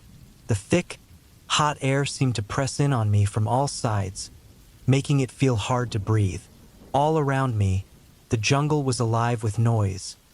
Bugs buzzing, birds calling from far away, and the occasional rustling in the brush that told me something was moving nearby. I set up camp by a small stream, my tent pitched under the cover of tall trees. I tried to shake the feeling that something wasn't right, but it was there, heavy in my chest. It was like the jungle itself was watching me. That night, I sat by the fire, the flames flickering and casting long shadows around my camp. But then, I heard something strange. At first, it was just a soft tapping sound, like a far-off woodpecker. But as time passed, the noise got louder, more rhythmic, almost like someone was tapping a stick against the trees. It was coming from deeper in the forest, just outside the light from my campfire. I tried to focus on the fire, telling myself it was just some animal, but my eyes kept drifting toward the shadows where the sound was coming from. I couldn't ignore it for long. The tapping kept going, and now it felt like someone was hammering something into the ground, over and over, slowly. My heart started to race, and my hands were sweaty. Every time the noise stopped, the silence stretched on for what felt like forever, before the tapping started again like a slow, deliberate rhythm. I couldn't take it anymore. I grabbed my flashlight and decided to check it out. The light cut through the dark trees, the beam shaking a little in my hands. The noise was louder now, closer. I pushed through the thick bushes, trying to see where it was coming from. The ground was disturbed, like someone had been walking in a straight line, dragging something heavy behind them. The dirt was torn up in a way that didn't make sense. The farther I went, the more uneasy I felt. There was nothing ahead of me, just trees, vines, and mud, but I could feel the weight of the forest around me, like it was closing in. The noise seemed to come from just beyond the next set of trees, but when I looked, there was no one there. No footprints, no sign of life, just the dark jungle. I stopped, trying to calm my breathing, and just as I did, the sound stopped. Complete silence. I quickly turned around and made my way back to the camp, my heart pounding. As I walked, I heard something else. Footsteps. Not just any footsteps, but heavy ones, moving fast, like someone was running just behind me through the thick brush. I froze. My breath caught in my throat. I wanted to run, but I was already too deep in the jungle. The darkness felt too thick, too suffocating. My legs felt like they were made of lead, but I forced myself to move, fast, to the safety of my camp. The footsteps kept pace with me, following me every step of the way. My legs burned, and my mind raced. The jungle seemed to stretch on forever. Just as I reached the edge of the camp, the footsteps stopped. I ran into my tent and slammed the flap shut behind me. My breath was ragged as I sat there, the flashlight trembling in my hand. The jungle outside was silent now, but the stillness felt wrong, like the forest was holding its breath. The small light from my flashlight flickered, casting shadows on the walls of the tent. I couldn't shake the feeling that I wasn't alone, that something was watching me from just outside, waiting. I stayed in the tent, not daring to move, listening to every sound, every rustle in the bushes. The feeling of being watched never left. I kept my flashlight on, even though the battery was running low, and kept my eyes on the entrance. I didn't sleep a wink that night. When morning finally came, I was so relieved to see the first light filtering through the trees. I packed up quickly, not caring about the mess. I just wanted to leave. As I walked down the trail, I saw the marks on the dirt where I had followed the disturbed ground last night. The tracks were deeper now, like something heavy had been dragged through the forest. I tried to tell myself it was just my imagination, but the unease in my chest wouldn't let go. When I reached the end of the trail, I thought I saw something in the distance, something moving in the trees. I couldn't be sure, but it felt like something was still following me, just out of sight. My gut twisted with fear, but I forced myself to keep walking. As I passed the last tree line, I glanced back. There, just beyond the trees, I saw something or someone. A figure crouched low, almost hidden in the shadows. It didn't move. It just watched. And that's when I realized whatever had been following me last night wasn't gone. It had been waiting for me to leave. It had been watching me the whole time. I didn't look back again. My pace quickened as I got to the road, the jungle now feeling more dangerous than ever. I couldn't shake the feeling that something was still out there, waiting for the next person to wander too deep. Something that wouldn't stop following until it got what it wanted. I swore to myself I would never come back, and I never did.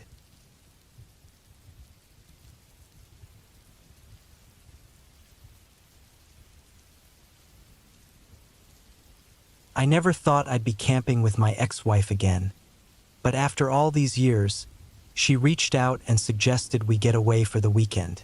She said it was a way to clear the air, put everything behind us. I wasn't sure about it, but I agreed.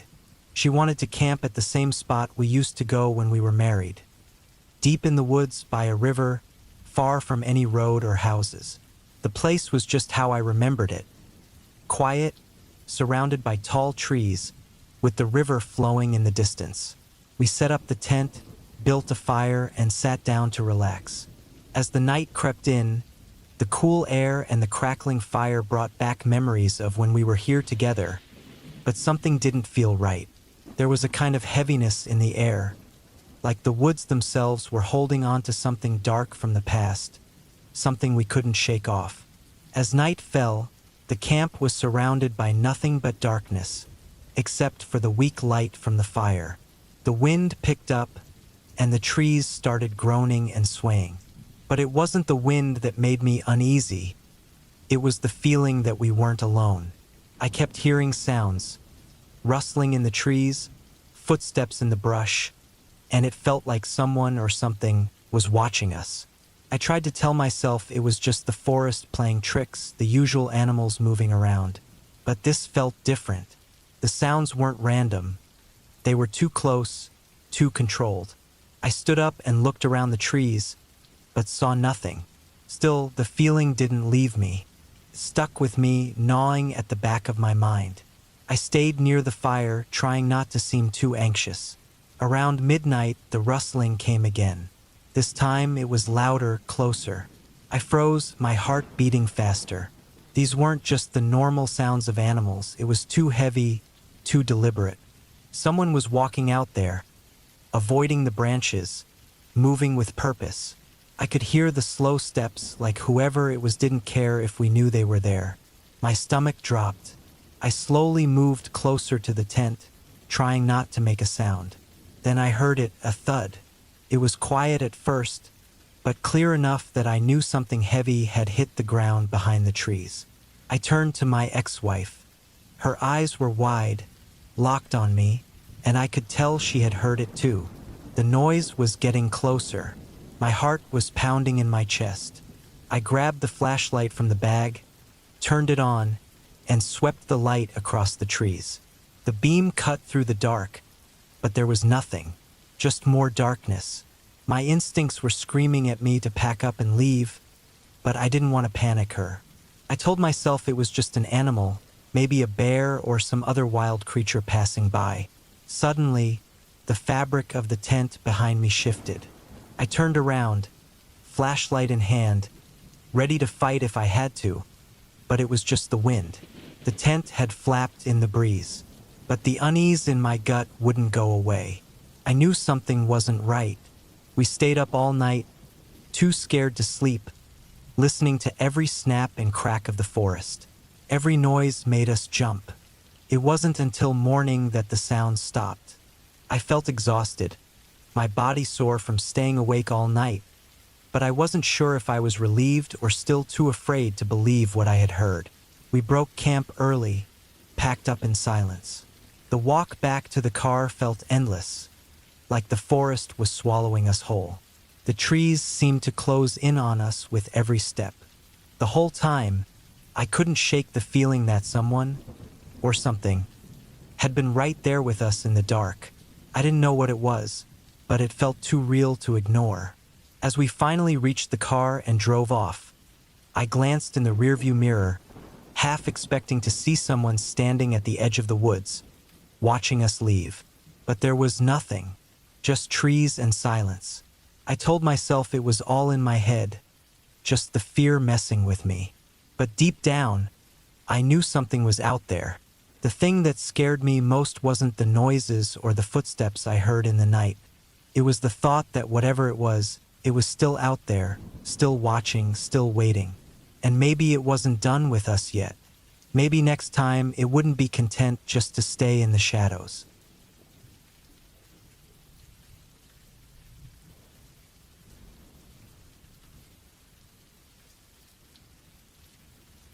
I've always liked the quiet when I go camping, especially when I'm alone and in unusual places. So when I found a small, hidden graveyard deep in the woods, I thought it would be the perfect spot to camp out. The air was cool, the trees were thick, and the only sounds were the wind blowing and the occasional rustling of animals in the underbrush. I set up my tent near an old stone wall that ran along the edge of the cemetery, not too close to the graves, but still close enough to see the old headstones. I thought no one would bother me here. After all, who would want to camp out in a graveyard, especially at night? I spent most of the day walking around the woods, lost in thought and enjoying the peace. When night started to fall, the temperature dropped, and I lit a small fire near my tent. The flames flickered, casting long shadows across the graves, and for a moment, I felt a little uneasy. But I told myself it was just the quiet and the dark, nothing to be scared of. I ate a quick meal, then sat by the fire watching the glowing embers. As the night went on, I started to hear things. At first, I thought it was just the wind, or maybe branches moving, but then I began hearing footsteps. Not like the usual sounds the wind makes, but the clear crunch of gravel on the old path through the cemetery. I froze. I looked around, but there was no one there. I told myself it was just an animal, maybe a raccoon or a deer, but the footsteps kept coming, slowly, steadily, right outside my tent. My heart started racing, and I felt a lump in my stomach.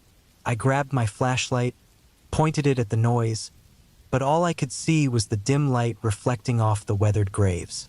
The footsteps stopped. For a moment, there was nothing except the sound of the fire crackling and the distant call of an owl.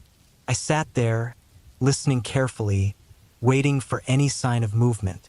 I felt silly, but I didn't want to ignore it. I kept the light on the graves for a while, hoping it would somehow help me figure out what was going on. Then I heard it again, the crunching, but this time it was louder and closer. Someone, or something, was walking near my tent. I held my breath, hoping it was just a shadow, a trick of the light. But the sound didn't go away. It kept moving, circling me. My heart pounded in my chest. I shined the light outside, trying to see anything, but I couldn't make out any shapes. Nothing moved. It was like the world had gone completely still. And that's when I realized something was wrong. There had been no sounds earlier. No animals. No wind. Nothing. Now, it was so quiet, it felt like I was the only living thing in the world. I felt like I was being watched. I packed up my things fast, deciding I couldn't stay another minute.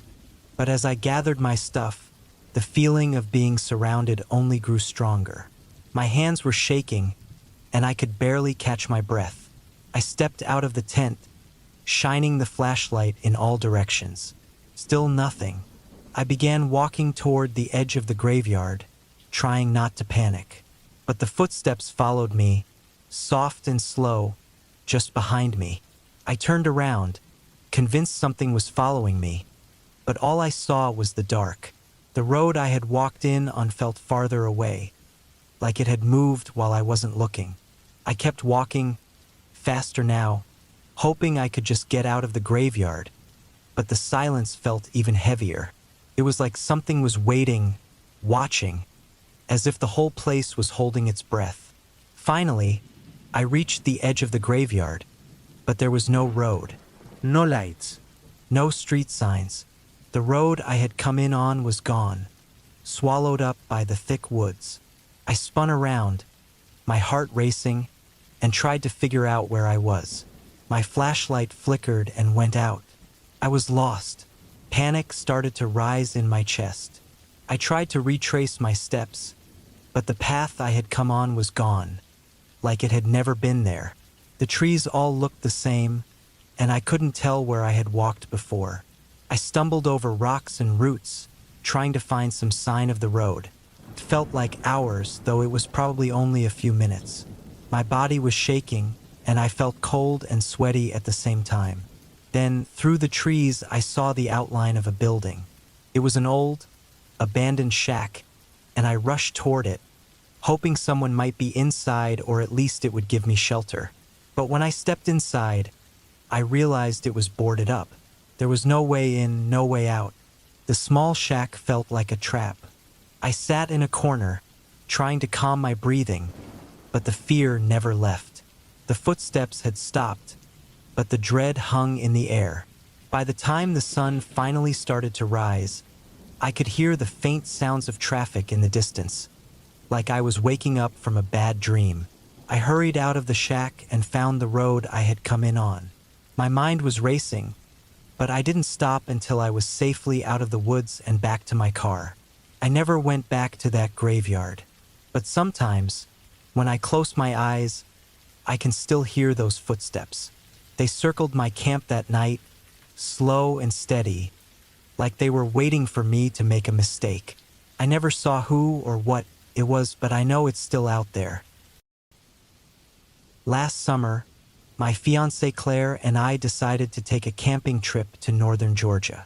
It was late June, the kind of summer heat that sticks to your skin even in the shade, but we were looking forward to the break from the city. I was 28, and Claire had just turned 27. We'd been together for 5 years, engaged for 1, and camping trips had become something of a tradition for us. We loved the quiet, the escape, the simplicity of it all. This time, we set up camp near a lake in a state park we hadn't been to before, about an hour from where we lived in Atlanta. We arrived mid-afternoon, found a cozy spot not too far from the water, and pitched our tent. The sun filtered through the tall pines as we unpacked the cooler and set up a couple of foldable chairs. Claire took charge of the fire while I fiddled with the portable grill we'd brought along. It was supposed to be a relaxing weekend, just the two of us, no distractions. That evening, we started grilling some burgers.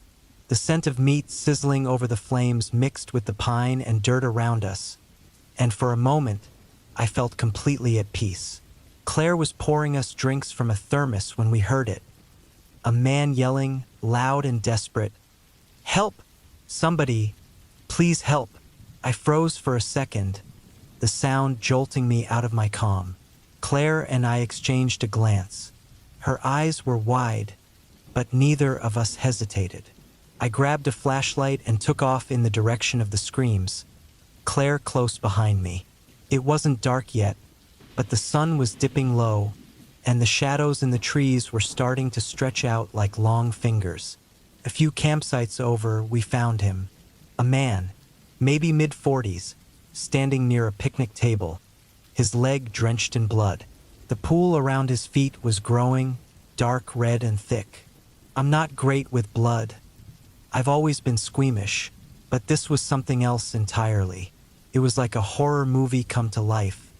He was swaying, clearly drunk, and shouting incoherently. His face was pale, almost gray, and I could see his hands trembling as he tried to press something against his ankle. The cut wasn't small, it was a deep gash on the inside of his right leg, just above the ankle. I could see the blood spurting in rhythm with his heartbeat. It didn't take a doctor to know he'd nicked an artery. "Jesus!" I muttered under my breath, trying to keep my voice steady. Claire was already at his side, grabbing a shirt from the ground to press against the wound. She had always been the calm one in emergencies. I, on the other hand, felt my stomach twist. "Keep pressure on it," Claire said firmly, her voice cutting through the panic. "Elevate it." I nodded and ran back to our campsite to grab my phone. My hands were shaking as I fumbled to unlock it, but when I saw the dreaded "no service" in the corner of the screen, my heart sank. I tried again, moving a few feet one way, then another, holding the phone up like some desperate signal seeker, but it was useless. I sprinted back to where Claire was. "No signal," I said, out of breath. She didn't even look up, too focused on keeping the pressure steady. The man was groaning now, his head lolling slightly. He wasn't making sense. Slurred words and half-finished sentences. "There's a hospital about 15 miles out," Claire said, glancing at me. "We need to get him there now." My gut clenched. Blood, drunk strangers, adrenaline. It was all hitting me at once, but I nodded. "Okay, let's get him in his truck." The man mumbled something about his keys, gesturing vaguely toward a nearby picnic table. I grabbed them, helped him into the passenger seat of his beat-up Chevy, and climbed into the driver's seat. Claire stayed behind to keep an eye on his campsite and his dog, a scruffy mutt that had been barking like crazy but now sat quietly near the fire. As I started the truck, I realized how badly my hands were shaking. The smell of blood filled the cab, metallic and sharp. I glanced at the man. His head was tilted back, his eyes fluttering, and his leg was propped up awkwardly on the dashboard, still wrapped in the blood-soaked shirt Claire had used. "Stay with me," I muttered, my voice cracking. I floored it, gripping the wheel so hard my knuckles turned white. The road was winding and dark, the headlights barely cutting through the dense woods. I kept checking the clock on the dash, calculating every second. The hospital was supposed to be 15 miles away, but I drove like my life or his depended on it. And maybe it did. The man's breathing was shallow now, and his speech was slurred beyond recognition. I tried not to look at his leg, but the blood was everywhere, on the seat, the floor, even smeared on my arm from where I'd helped him into the truck. My stomach churned, but I couldn't stop. Pure adrenaline kept me focused. I pulled into the hospital parking lot in what felt like record time, 12 minutes, maybe less. As I threw the truck into park, the man's head lolled to the side, and I wasn't sure if he was conscious anymore. I ran inside, yelling for help. Nurses and doctors came rushing out with a gurney, and they lifted him out of the truck. Blood spilled onto the pavement, pooling beneath the open door. I watched as they wheeled him away, my heart pounding so hard I thought it might burst. I sat on a bench outside for a few minutes, trying to catch my breath and process what had just happened. My clothes were sticky with sweat and speckled with blood, and my hands wouldn't stop shaking. It wasn't until Claire arrived in our car, about half an hour later, that I felt like I could breathe again. We drove back to the campsite in silence, the weight of what had happened hanging heavy between us. The man's dog was still there, waiting faithfully by the fire.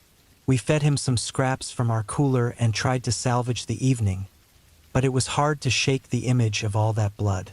I kept replaying the drive in my head, wondering if I'd done everything right, if there was something more I could have done. Around 10:30 that night, just as we were starting to settle down, we heard footsteps crunching on the gravel path leading to our site. It was the man, limping slightly but alive. He had a bandage wrapped tightly around his ankle and a hospital bracelet on his wrist. 18 stitches, he said, his voice hoarse but steady. "Doctor said if y'all hadn't been there, I'd be dead." The words hit me like a ton of bricks. I didn't know what to say, so I just nodded. He stayed for a while, sitting by the fire with his dog curled up at his feet. We didn't talk much. There wasn't much to say. Eventually, he thanked us again and made his way back to his campsite. That night, as I lay in the tent next to Claire, I couldn't sleep. The adrenaline had worn off, leaving me exhausted but restless. I kept thinking about how close we'd come to a very different outcome, how fragile everything felt. But there was also a strange sense of peace in knowing we'd done something good, something that mattered. The next morning, we packed up and headed home. The camping trip hadn't gone as planned, but as we drove back to the city, I realized it didn't matter. We'd been in the right place at the right time, and that made all the difference.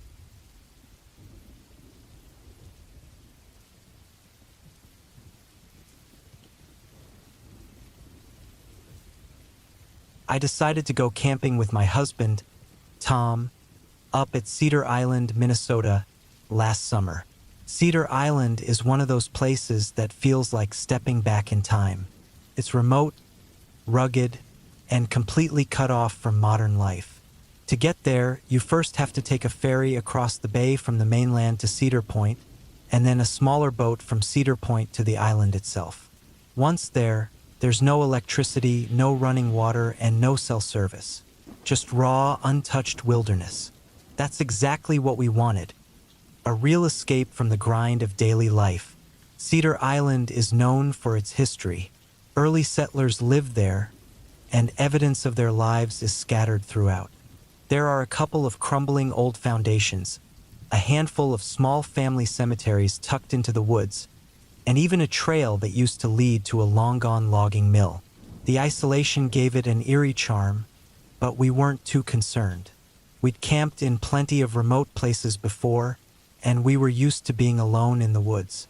We picked a site close to the shore, with just enough tree cover to give us some shade during the day. It was early August, and the summer heat was still clinging to the air even after the sun went down. The island was quiet, save for the occasional rustling of leaves or chirp of a bird settling in for the night. We set up camp quickly, built a fire, and spent the evening listening to the crackling flames and the distant lapping of water against the rocks. Around 10, we noticed how clear the sky was. There wasn't a single cloud, and the stars were scattered across the heavens like someone had spilled a bucket of glitter. We couldn't pass up the opportunity to go stargazing. About a quarter mile from our campsite was an open field that promised a better view of the sky than we could get under the trees. To reach it, we had to take a narrow path that curved past one of the island's small cemeteries. During the day, the cemetery had seemed unremarkable, just a handful of weathered stones surrounded by a low, crumbling stone wall. At night, though, it took on a different character. The shadows were longer, the air felt cooler, and the thought of those graves lurking just out of sight made me uneasy. We grabbed our flashlights and started down the trail. The moon was nearly full, casting enough light that we didn't need the flashlights at first. The woods around us were still, almost unnaturally so. No wind stirred the trees, and even the insects seemed quieter than usual. As we passed the cemetery, a thick fog began to creep in. It started as a light mist curling around our feet, but quickly grew denser, swirling around us like smoke. I tried to tell myself it was normal. This close to the water, fog was bound to roll in at night. But it still felt strange. The way it seemed to rise so suddenly, almost as if it were alive, set my nerves on edge. We kept moving, figuring the field would give us a break from the fog. But halfway there, I noticed something in the distance. Two faint, glowing orbs hovered just above the ground, staring back at us. I froze, my stomach twisting into a knot. The orbs didn't move, didn't blink. They just stared. I nudged Tom and pointed. He saw them too. My first thought was an animal, maybe a deer or a raccoon, but something about the height of the eyes and the way they seemed to shine without any light made me uneasy. Before I could decide what to do, two more sets of eyes appeared, slightly to the left of the first pair, then another to the right. I counted at least 5 sets of glowing eyes, all fixed on us. My heart was pounding now, and I could feel the blood rushing in my ears. The fog had thickened, making it hard to see more than a few feet in any direction. The eyes seemed to float in the mist, disembodied and unnatural. I wanted to run but couldn't bring myself to move. Then one of the figures stepped forward, just enough for the beam of our flashlight to catch it. It was a fox, its coat gleaming silver in the moonlight. The sight should have been a relief, but something about the way it moved, slow, deliberate, felt wrong. Before we could react, the others began to move too. They darted in and out of the fog, circling us. Their glowing eyes never left us, and their movements were eerily coordinated, almost as if they were working together. That was enough for me. I turned and bolted back toward the campsite, not caring if Tom was right behind me. My heart was hammering in my chest, and every shadow seemed to lunge toward me as I ran. When we finally reached the safety of our tent, I collapsed onto the ground, gasping for air. Tom was right behind me, his face pale and drenched in sweat. We stayed inside the rest of the night, too shaken to even light the fire again. It wasn't until the next morning that we found out Cedar Island was home to a healthy population of foxes. The glowing eyes, the circling, it was just their natural curiosity. But knowing that didn't erase the sheer terror I'd felt in that moment, surrounded by fog and staring into the unknown. We packed up and left a day early. Camping in a place like that might be an adventure for some, but for me, once was enough. Even now, months later, I can't shake the memory of those glowing eyes and the way they seemed to pierce right through me.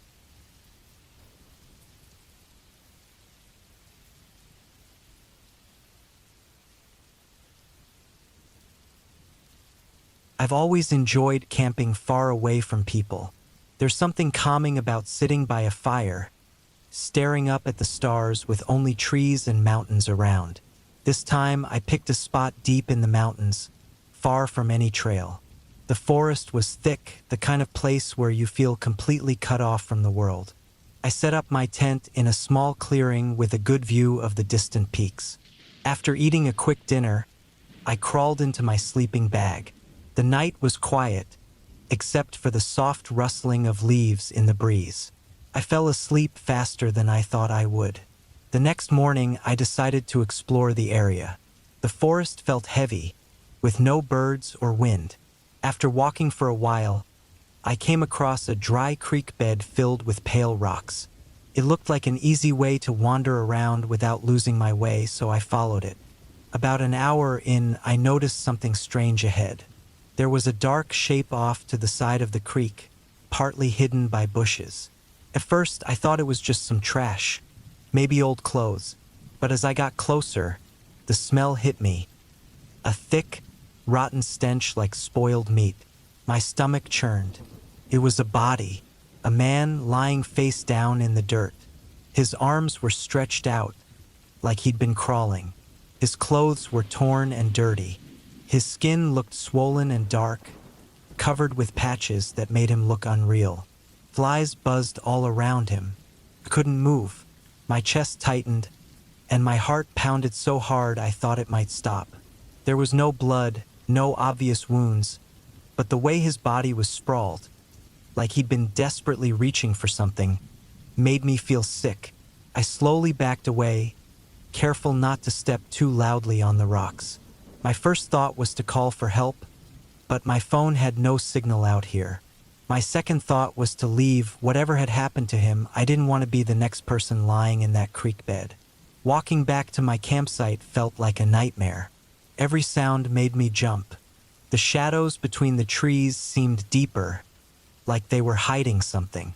I kept turning around, certain I'd see someone, or something, watching me.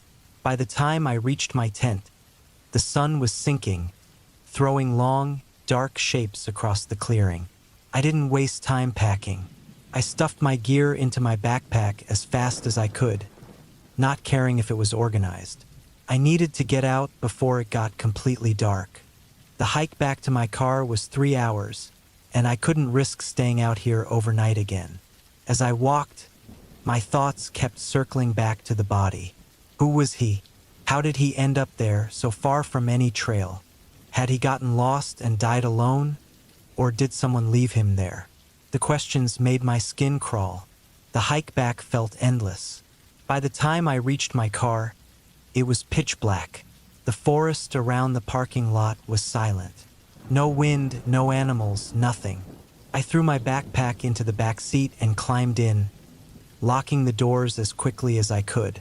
I started the engine and drove away, headlights cutting through the dark trees. For the next week, I kept checking the news, waiting to hear about a body being found in the mountains. But there was nothing. No search teams, no reports of missing hikers, nothing at all. It was like it never happened. But I know what I saw.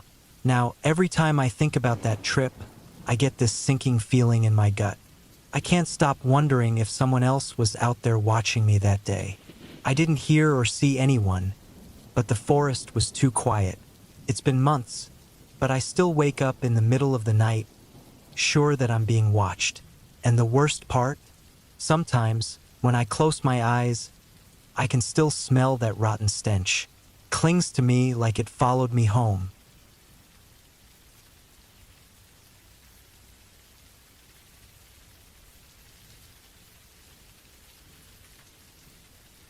It was supposed to be a simple weekend with my grandparents in the woods.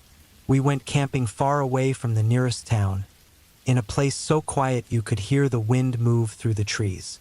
The weather was just right, and the fire crackled as we settled in for the night.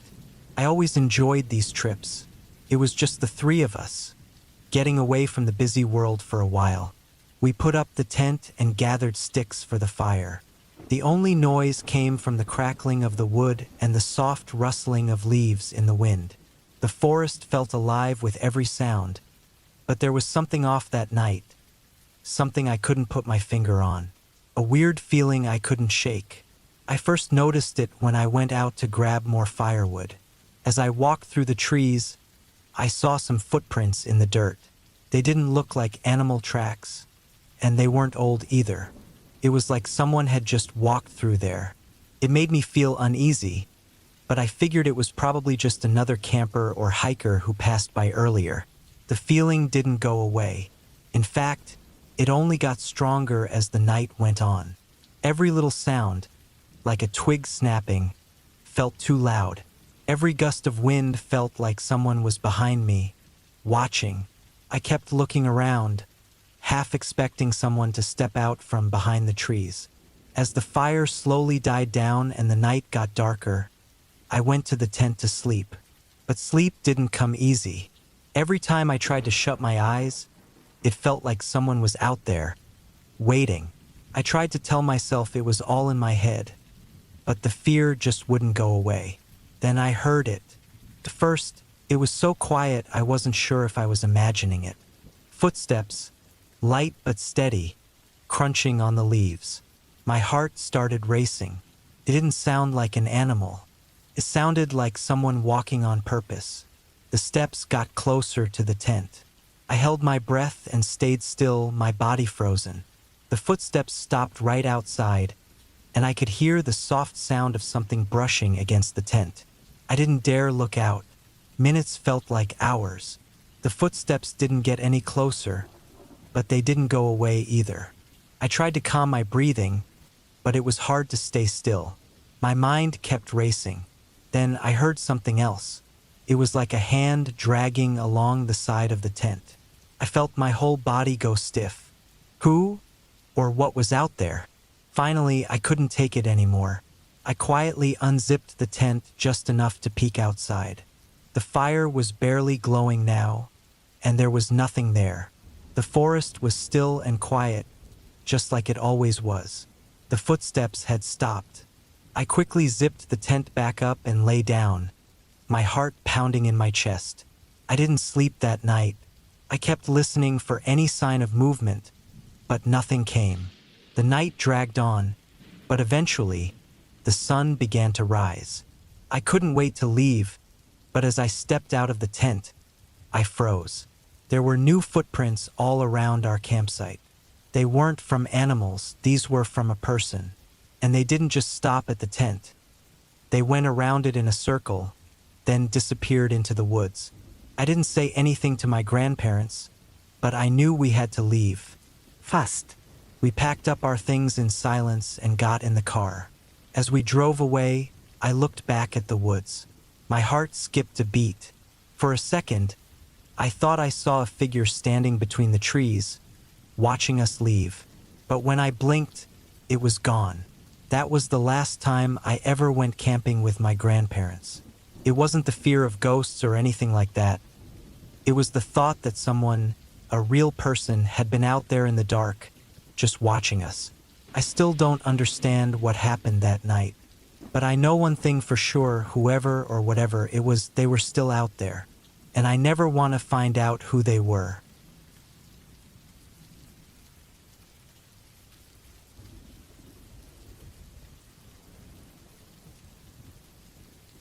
I'd been driving for hours, trying to get away from everything.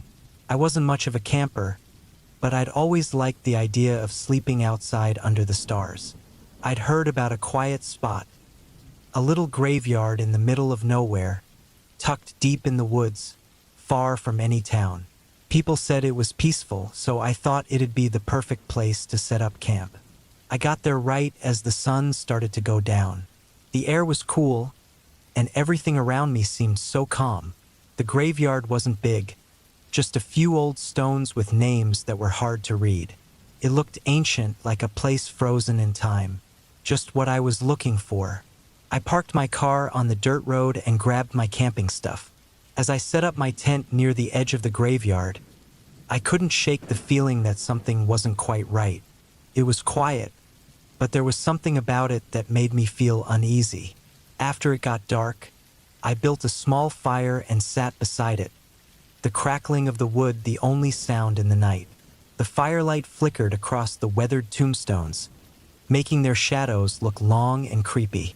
I tried to tell myself it was all fine, that nothing was wrong, but I couldn't ignore the feeling that something was watching me from the dark. Around midnight, I heard a strange sound, like something scraping on the ground. It came from the far end of the graveyard, way past my camp. At first, I figured it was just an animal, maybe a raccoon or a squirrel. But this didn't sound like any animal I knew. The scraping stopped for a second, then I heard a soft thud. It echoed through the quiet night, and I could feel my heart start to race. I didn't want to go check it out, but I couldn't help myself. My curiosity got the better of me. Slowly, I grabbed my flashlight and walked toward the noise. My boots crunched on the dry leaves as I made my way across the graveyard. I tried not to think about how close I was to the old graves, but it was hard not to. When I reached the far side, the beam of my flashlight landed on something strange. There was a small mound of dirt, like someone had recently dug it up. My stomach dropped. It didn't look old. It looked fresh. Whoever had done this, it hadn't been long ago. I froze. Something wasn't right. I turned to leave, but then I noticed something else. A small pile of rocks next to the hole. It wasn't a grave marker. It looked like someone had thrown the rocks together quickly, making a shape that kind of looked like a person, but not quite. I shined my flashlight on it, and that's when I saw something that made my blood run cold. There was something shiny near the rocks, something metallic. I bent down, my hands shaking. I could barely make it out, but the light caught a piece of jewelry, an old ring tarnished and worn. My heart thudded louder in my chest. I reached out to grab it, but the moment my fingers brushed against it, the ground under me moved. A low, groaning sound came from the hole, like something was shifting beneath the dirt. I jumped back, my heart pounding, and that's when I saw it. A hand, pale and thin, shot up from the hole.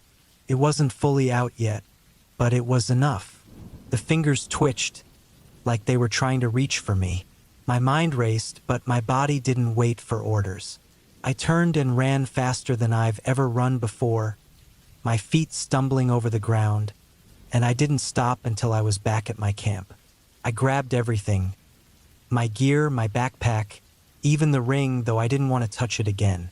I shoved it all into my car in a panic, not even stopping to think. As I started the engine and sped off, I didn't look back until I was halfway down the road. When I did, the only thing I saw was the dark woods, the graveyard behind me, hidden in the shadows. I told myself I wouldn't go back. Couldn't. But something about that night stuck with me. The feeling of those eyes, or whatever it was, watching me. I couldn't shake the thought that whoever had been digging, whoever had left that ring behind, was still out there.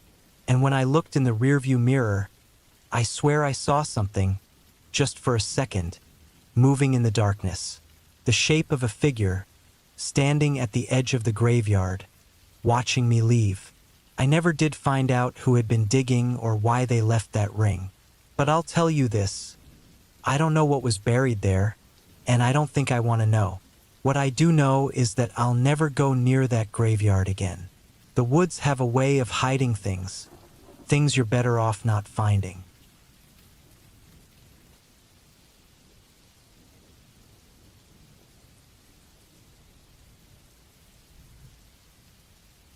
It was a Friday evening when my boss told us that our meeting was going to be outdoors instead of in the usual conference room. He thought it'd be good to get away from the office and bond by camping at a spot by the lake. I wasn't excited about it at all. I'd rather be at home with my couch and TV. But the rest of the team seemed fine with it, so I went along.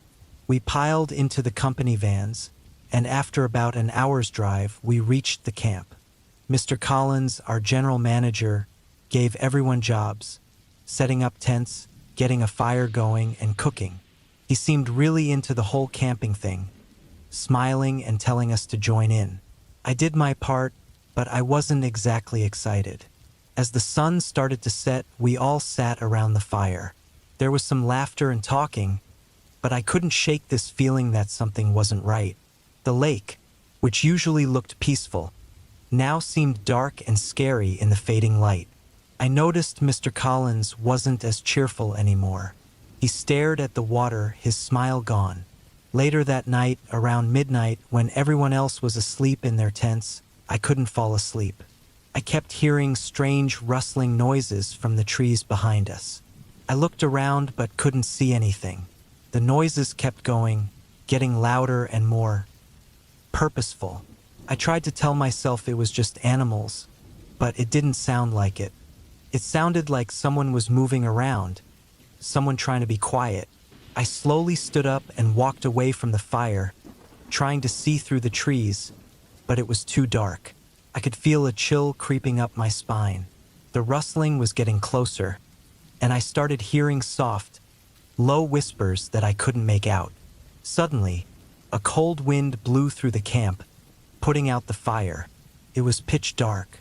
Couldn't see a thing. The rustling stopped, and everything went completely quiet.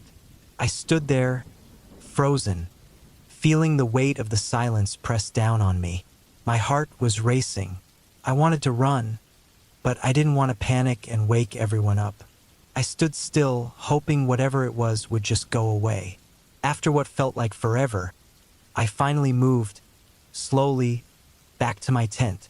I zipped it up tight and lay there, trying to ignore the sound of footsteps outside, just beyond the light of the campfire. The next morning, when the sun came up, Mr. Collins called everyone together. He seemed on edge, glancing around like he was expecting something to jump out at him. The whole camp felt tense, and no one spoke much. We packed up quickly and left without saying a word about the night. But I could tell everyone was freaked out. As we drove back, I couldn't shake the feeling that we weren't alone. It wasn't just my imagination. Something or someone was out there watching us. The way the air felt thick, the way the trees seemed to shift in the dark, like they were hiding something, couldn't get rid of it. I kept glancing in the rearview mirror, half expecting to see something, but there was nothing. But as we neared the city, I caught something in the corner of my eye. It was only for a second, but I swear I saw someone standing by the side of the road, tall, shadowy, unmoving, and just before I turned my head to look at it directly, it disappeared. I tried to convince myself it was nothing, but deep down I knew it wasn't. Something was still out there, and whatever it wasn't done with us yet.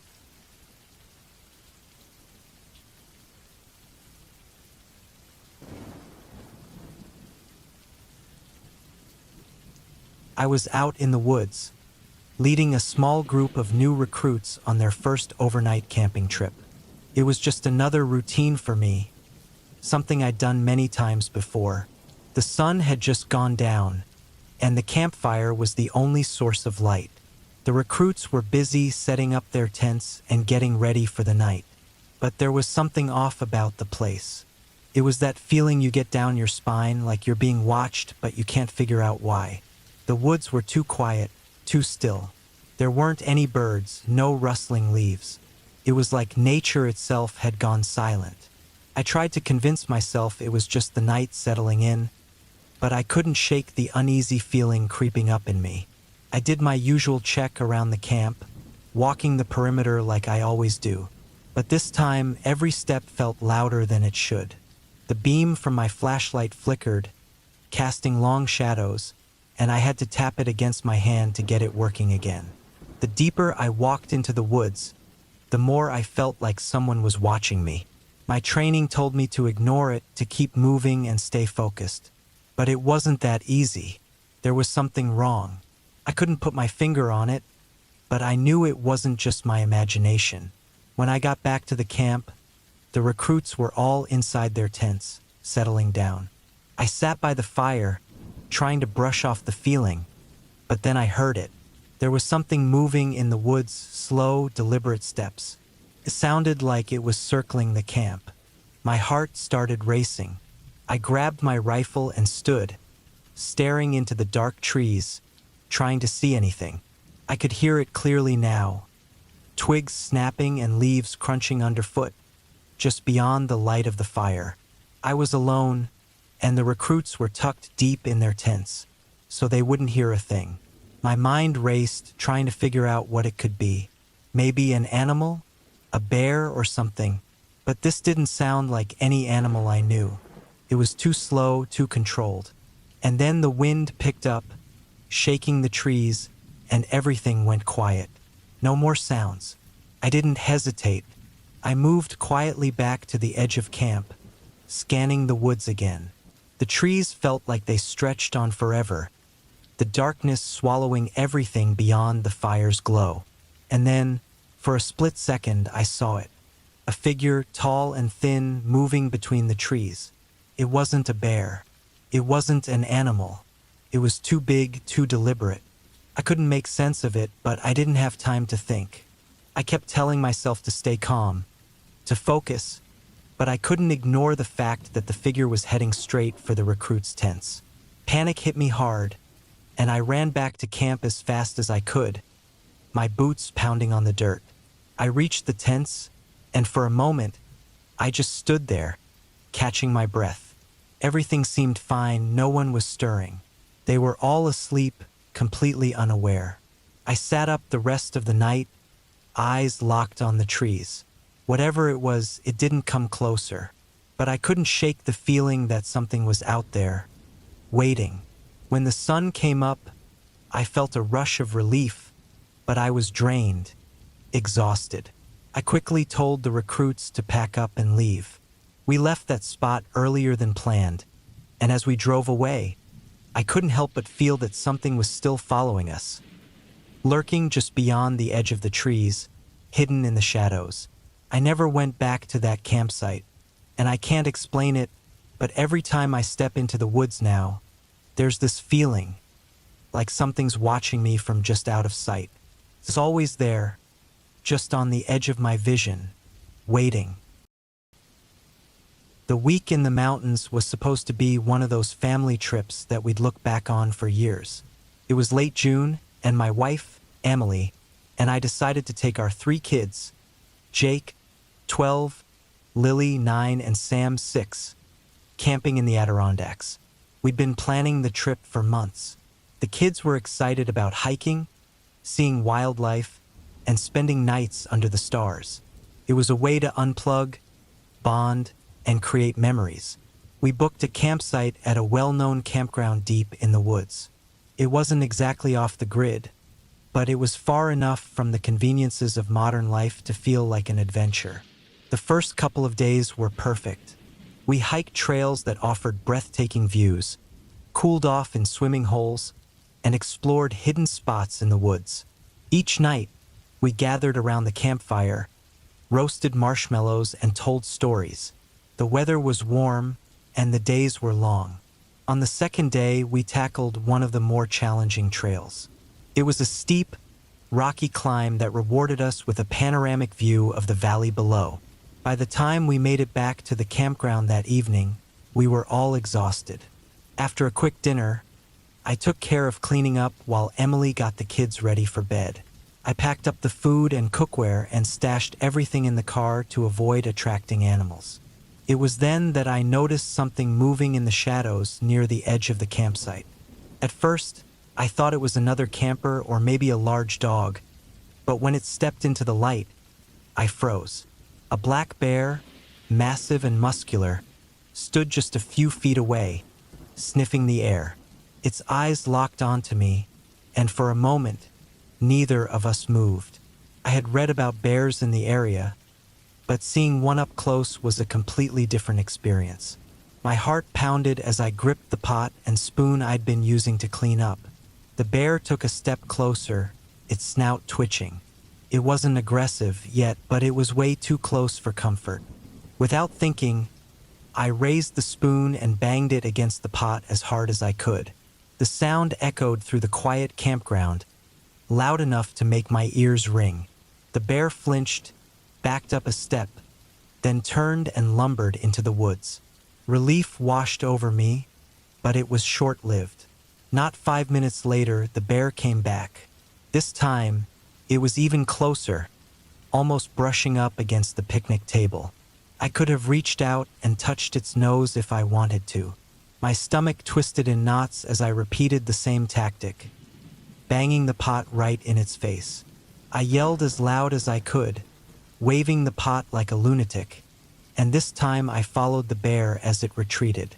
I didn't stop making noise until I was sure it was far enough away. That night, I hardly slept. Every sound outside the tent made my heart race. The bear didn't return, but the thought of it lurking nearby kept me on edge. By morning, the encounter had turned into a sort of family legend. The kids joked about Dad fighting a bear, and I played along, but deep down, I couldn't shake the fear. The days went on, and we continued exploring the area, trying to put the bear incident behind us. On the last night of the trip, July 4th, we drove into a nearby town to watch the fireworks. It had been a hot, sunny day, and the fireworks show was the perfect way to wrap up the week. By the time we got back to the campground, it was late, and the kids were half asleep in the back seat. Around midnight, a storm rolled in. At first, it was just light rain, but it quickly escalated. The wind picked up, howling through the trees, and thunder rumbled so loudly that it felt like the ground was shaking. I noticed rain seeping into the tent, and I knew we needed to act fast to keep everything dry. Jake, always eager to help, came out with me to put a tarp over the tent. The wind was so strong that it nearly ripped the tarp out of my hands. Tree branches snapped and fell around us, some landing dangerously close. Tall trees swayed and bent under the force of the storm, and I couldn't help but imagine one of them toppling over onto us. The campground was chaos. I saw people abandoning their tents, running to their cars, and driving away. Their tents were left to the mercy of the wind, some of them rolling away like tumbleweeds. But leaving wasn't an option for us. We were too far from home, and the thought of leaving all our gear behind was unbearable. We hunkered down in the tent, trying to ride out the storm. The kids were terrified, and I felt completely helpless. I couldn't protect them from the storm or the falling branches. Every creak and groan of the trees above us made my stomach churn. The hours dragged on, each one feeling like an eternity. By morning, the storm had passed, but the campground was unrecognizable. Debris was everywhere. Fallen branches, pieces of tents, and even a few downed telephone poles. Our tent had somehow survived, but it was soaked and covered in leaves and mud. I felt like a zombie, having barely slept all night. We packed up as quickly as we could and started the long drive home. The kids were quiet, and even Emily, who usually found a way to stay positive, looked shaken. About 5 hours into the drive, we stopped at a farm in Vermont to stretch our legs. While the others explored the farm store, I leaned back in the car and closed my eyes, finally letting myself relax for the first time in what felt like days. Looking back, that trip was one of the most intense experiences of my life. The bear encounter was terrifying, but the storm was something else entirely. It reminded me of how small and vulnerable we are in the face of nature's power. Even now, when I think about those nights, I get a knot in my stomach. It's a memory that will stay with me forever. A mix of fear, awe, and gratitude that we made it through.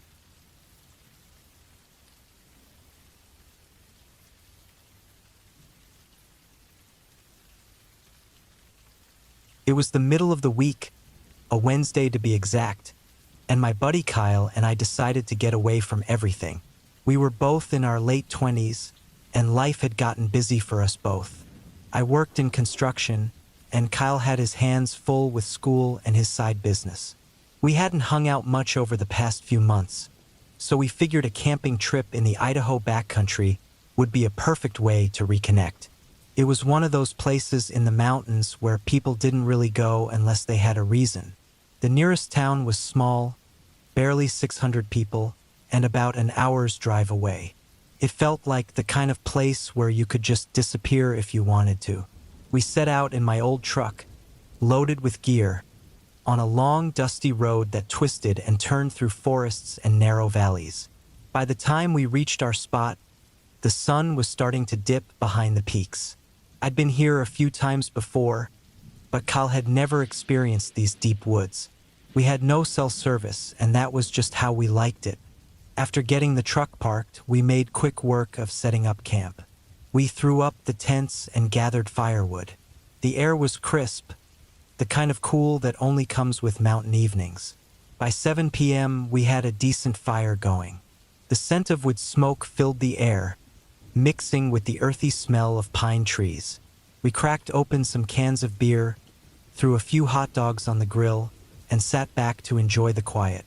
The only sounds were the crackling of the fire and the occasional rustling of wind through the trees. It felt good to be out here, far from the noise and chaos of everyday life. We didn't have any plans for tomorrow, just going to relax, maybe do some shooting in the morning, and enjoy the wilderness. As it got darker, we started snacking on chips and shooting the breeze. It was peaceful. For a moment, I didn't want anything more than this. But then, about an hour into the night, we heard something. At first, it was so quiet that I thought it was the wind playing tricks on me. But then I heard it again. There were branches cracking, followed by the unmistakable sound of bushes being disturbed, like something was moving up the mountain, slowly, deliberately. We both fell silent, listening intently.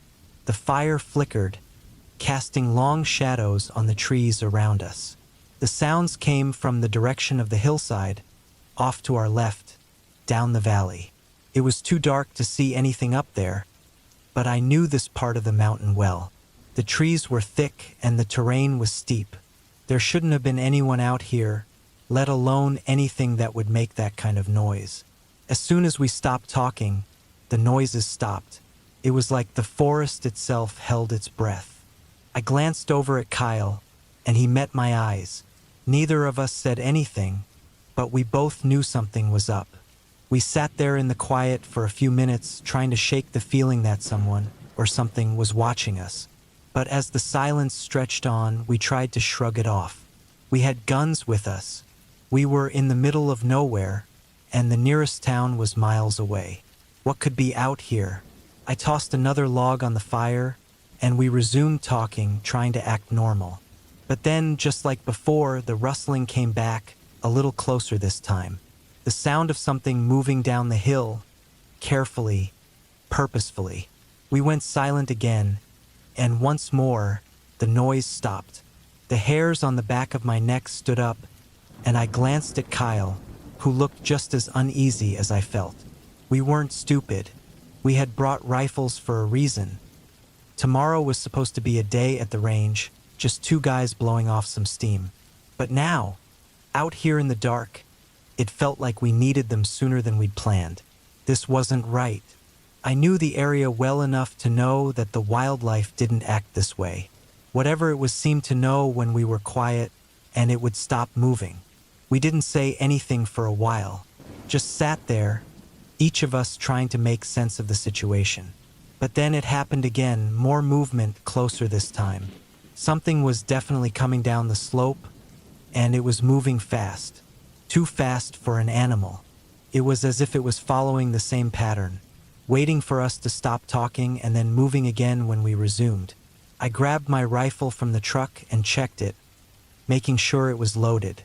We both had our guns at the ready now. The fire was still burning brightly, but the shadows were growing deeper around us. The rustling continued, and this time it was much closer. Maybe 200 feet away, just beyond the reach of the firelight. My heart was pounding in my chest, but I didn't want to show it. Kyle was standing now, his hand gripping the stock of his rifle, his face pale. Whatever this was, it wasn't normal. I could tell it wasn't just some bear or deer. The movements were too deliberate, and the way it would stop and start, almost as if it was watching us, made it feel wrong. I couldn't take it anymore. I took the rifle, aimed it into the air, and fired a shot. The loud crack of the rifle echoed across the valley, shattering the silence. The fire crackled, and the woods fell still.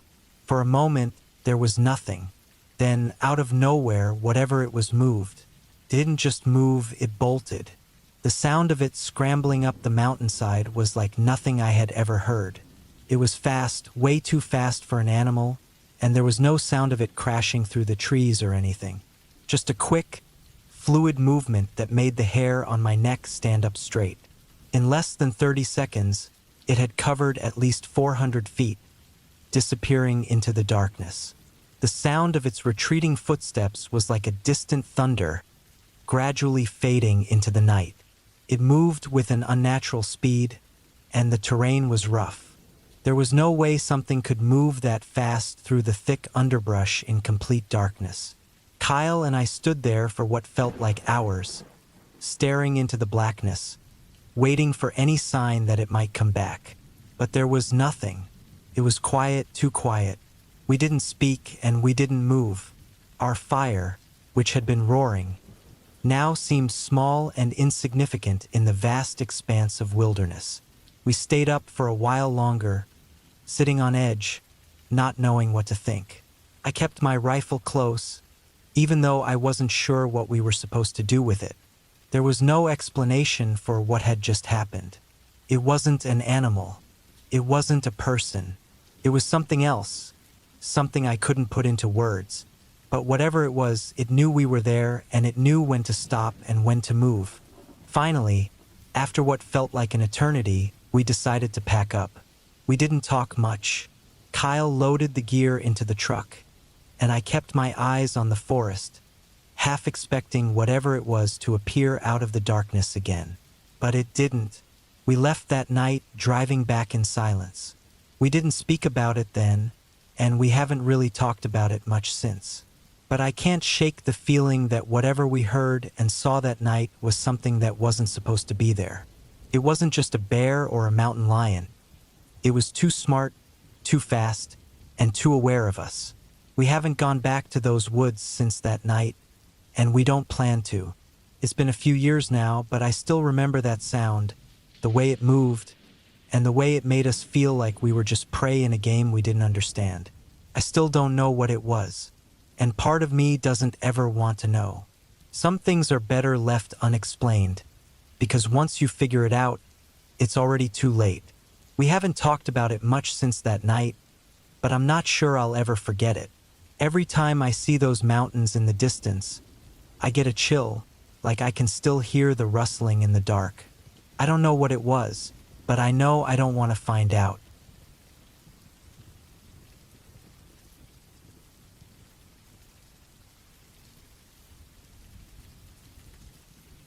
It was meant to be a simple trip, a break from the grind, a time to bond with the kids and get them into nature. After all, we had camped before, albeit in the less rugged, more controlled spots. But this time was different. I decided to push for something more authentic, deep in the woods, away from the distractions of modern life, near a small forested area called Big Meadows. It's beautiful there.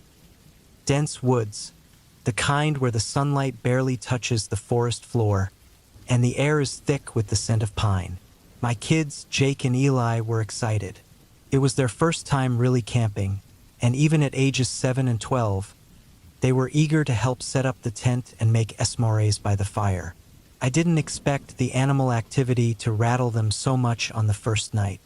The noises were constant. Hooting owls, distant howls, rustling in the bushes. At least that's what I thought they were at the time. In the dark, surrounded by towering trees, it felt like we were being watched, listened to. The night dragged on. I could feel Jake's small hand gripping mine tighter as the shadows played tricks on his young mind. Eli, too, kept peeking out of the tent, his face pale, his body tense. It was the scurrying of larger animals that really got to them. At one point, I heard something heavy moving outside. Not a deer. This was something bigger, closer, and definitely more curious. The low growl from the woods made me freeze. I could hear Jake's breath quicken beside me, and then Eli whispered, "What if it's a bear?" I brushed it off at first, trying to reassure them that bears wouldn't come near a camp with a fire. But the sound of something larger still moving close by had me second-guessing myself. We barely slept that night. It was torture. I spent most of the time awake, listening to the forest, half expecting something to brush past the tent at any moment. By morning, Jake's face was streaked with tears. Eli had his arms wrapped tightly around his little brother, both of them too scared to even look out of the tent. I didn't want to risk it, so I made the decision. We packed up and moved to one of the small cabins nearby. It was safer, more secure. The thought of sleeping inside a wooden cabin felt more comforting than being in that thin-walled tent. The second morning started off cold and damp. I tried to shake the unease from the night before as I unpacked our things into the cabin, but a part of me still felt like something wasn't right. The kids were quieter than usual. Even Eli, usually so full of energy, didn't say much. They were still shaken by the sounds from last night, but I figured they'd get used to it by the end of the trip. When I woke up that morning, the cabin was eerily still. I expected to hear Jake or Eli whispering, or at least the sound of them moving around in their sleeping bags. But the silence felt off. I looked over to the corner where they'd been sleeping. Nothing. At first, I assumed they'd gone outside to explore, but then I saw the door cracked open. I stood up fast, my heart sinking in my chest. My first thought was that they'd wandered off into the woods, not knowing how dangerous it could be. It didn't take long to find them, though. They were standing at the base of a tall oak tree not far from the cabin, their heads tilted upward. They were pointing. I felt my blood run cold when I realized they weren't looking at squirrels or birds, but something much bigger. At first, I didn't believe my eyes. 2 small black bear cubs were perched high in the tree, watching the world below, completely unaware of the danger they were in. The kids were fascinated by them, mesmerized, but my stomach twisted in a way I can't describe. In that moment, I knew everything could go wrong. I'd heard of bear encounters in this area before, but I never thought I'd be the one in the middle of it. The cubs were small, maybe a few months old, but there was no mistaking what was out there. And that meant one thing: Mama Bear couldn't be far behind. I tried to keep my movements slow, controlled, as I approached the boys, trying not to startle them. But the terror? It was choking me. What if Mama Bear decided to charge? What if she thought we were a threat to her cubs?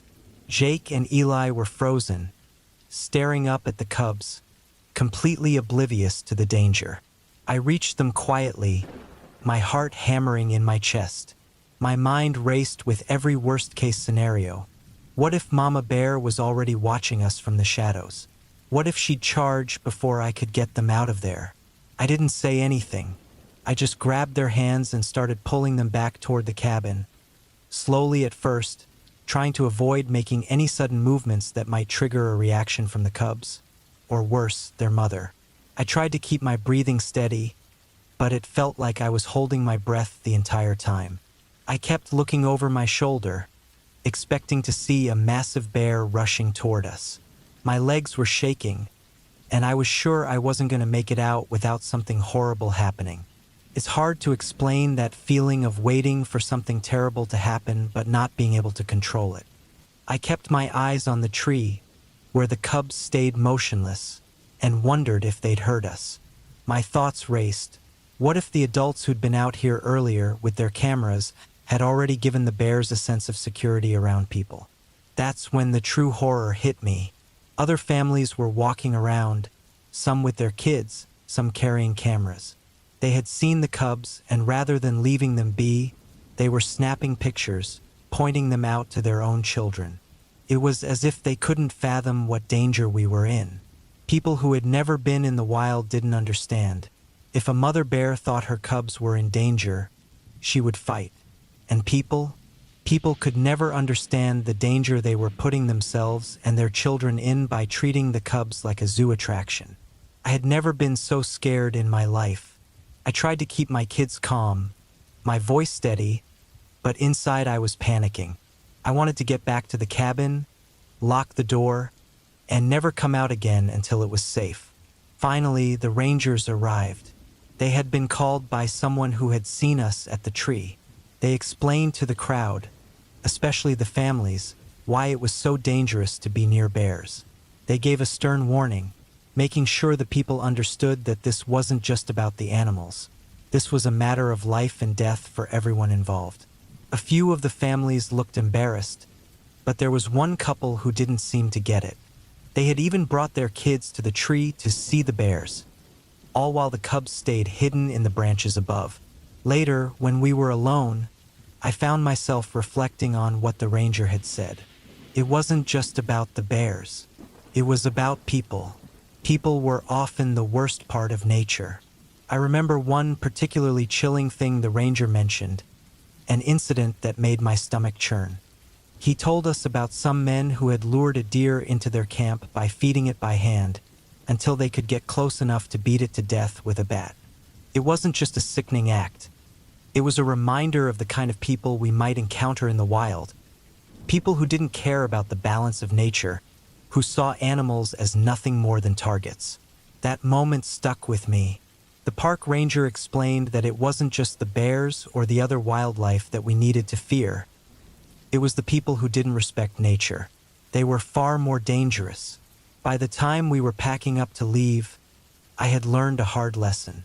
It wasn't just about keeping the kids safe from wild animals.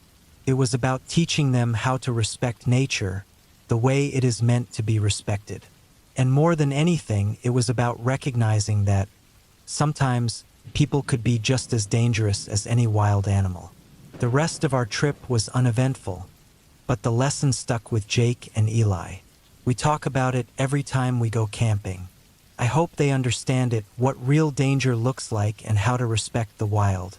But most of all, I hope they understand that it's not the animals we have to fear the most. It's the people who think they can tame them.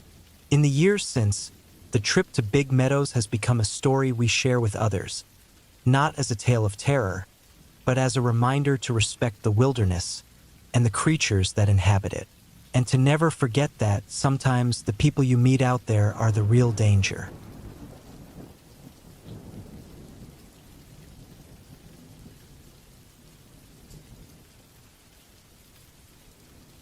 I've always liked the idea of camping in strange places. So when I found out about a small village with a graveyard hidden away in a valley, I thought it would be the perfect spot for a solo trip. The graveyard wasn't big, just a few old, worn gravestones surrounded by a wooden fence. The village itself was quiet, almost too quiet, with only a few houses scattered here and there. I set up my tent just outside the graveyard, next to a patch of tall grass, and got comfortable for the night. The sun went down behind the trees, and the air turned cooler. I didn't mind being alone. It was peaceful in a strange way. But as the night grew darker, something didn't feel right. I heard a faint rustling sound, almost like footsteps, coming from the other side of the fence. I tried to ignore it, telling myself it was just the wind, but it didn't feel like the wind. The sound kept going, steady, like someone was walking back and forth. My heart started to race, but I told myself to stay calm. The wind picked up a little, and the rustling got louder. Then, I heard a scraping sound, like something heavy was being dragged along the ground. I froze, holding my breath, hoping whatever it was would just go away. Then I heard it, the creak of the gate, like it was opening. My stomach sank. The village was too far for anyone to be walking around here, and I had checked the gate earlier. It was closed. I didn't want to peek outside the tent, but I could hear soft steps getting closer. Was it an animal? Person? I couldn't stand the waiting any longer. I grabbed my flashlight, crawled out of the tent, and pointed the light across the graveyard. Nothing. There was no one. The gate was still shut. But the scraping sound kept going, now from the other side of the graveyard.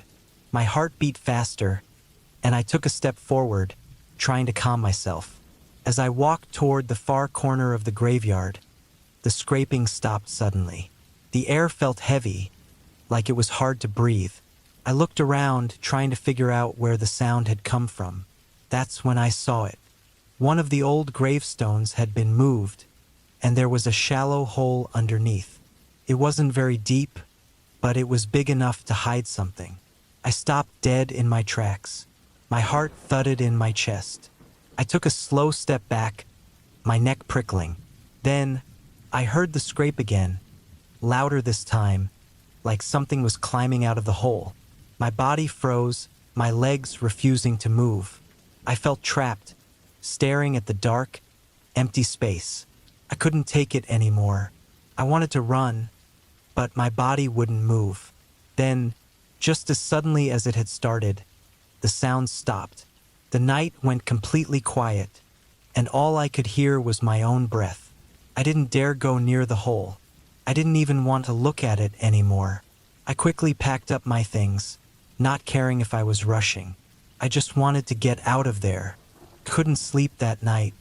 I stayed at the village inn, my mind replaying every sound I'd heard, every movement. When I went back to the graveyard the next morning, everything looked normal. The graveyard was just as it had been before, empty, silent, and untouched. But I knew what I had heard. I knew what I had felt. Something had been down there, waiting. And as I was leaving the village, I overheard the old man running the inn talking to a woman. He didn't see me, so I only caught bits and pieces, but one thing stood out. The woman was asking about the graveyard, and he said something about how it wasn't unusual for people to disappear around there. I didn't ask any more questions. All I knew was that when I left, I felt eyes watching me from behind every tree, every shadow. I don't know what was buried under that gravestone, but I do know this. It wasn't empty, and whatever was waiting down there wasn't finished yet. I've never gone back to that village. I don't think I ever will.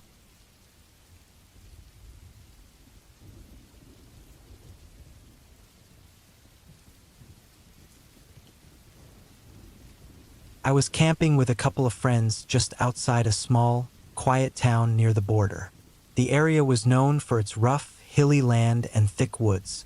It felt pretty isolated, but that's exactly what we wanted. Something away from the usual camping spots. We set up our tents near an old trail that didn't seem to be used much. We later found out that the trail had a bad reputation, but at the time we didn't know any of that.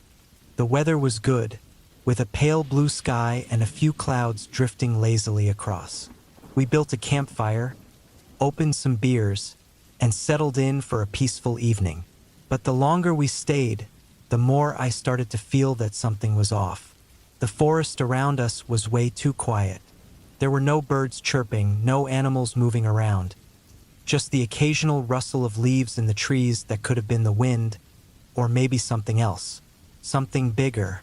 As the sun began to set, I noticed how quickly it was getting dark. The sky turned a deep blue, and the shadows of the trees grew long and creepy. That's when I heard it. Faint at first, like footsteps in the distance, but way too heavy to be a deer or any other animal. My friends didn't seem to hear anything, but I couldn't shake the feeling that we were being watched. I decided to take a walk around the camp, hoping it would clear my head. The forest was thick, and the trail wasn't easy to follow in the dimming light. As I moved deeper into the woods, I heard the same sound again, the footsteps, but now they were closer. It wasn't just in my head. I could hear them clearly. I stopped and listened, and the noise stopped too. I convinced myself it was nothing, just my nerves getting the best of me. But that feeling in my gut kept telling me to turn back. I didn't listen. I kept walking, trying to tell myself it was just the wind. Then I found a small clearing in the trees. The ground was torn up like something big had been dragged through it.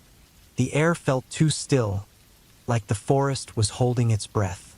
I crouched down to take a closer look at the disturbed earth. It wasn't right. My heart started pounding in my chest. I knew I needed to get back to camp. But just as I turned to leave, I saw it. A movement out of the corner of my eye. Something big moving between the trees. I froze. I couldn't make out what it was. But it was huge. Way too big for any animal I'd ever seen. I couldn't even tell if it was a person or something else. It didn't feel right. The footsteps I had heard before started again. This time fast and heavy, coming straight toward me. My body froze with fear. I could feel the cold sweat on my neck. I ran back to camp as fast as I could, my heart hammering in my chest. When I got there, my friends were still sitting by the fire, laughing, completely unaware of what had just happened. I didn't tell them about what I saw. I just told them to pack up and leave, no questions asked. I didn't care if I sounded crazy or paranoid. There was something out there, something wrong, and I wasn't going to stick around to find out what. We packed everything up and left that night. The drive down the rough road felt like it took forever, but the farther we got from that place, the more the tightness in my chest loosened. It wasn't until we got to town that I finally felt like I could breathe again. But even then, I couldn't shake the feeling of that thing I'd seen moving between the trees. I couldn't forget the way the air felt, how still everything was. I didn't want to think about it, but it kept creeping into my mind. Something was wrong with that place. The forest wasn't just dangerous, it was something else. I don't know what it was, but I'm sure of one thing. People don't go out there anymore. Not unless they want to disappear. I won't ever go back. And I don't think anyone else should, either. If you ever hear about that spot, about the border and the old trail, stay away. Whatever it was out there, it's not just a wild animal. I don't know what it was, but I know one thing for sure. It was watching me, waiting for me to make a mistake. And I don't think it's ever stopped.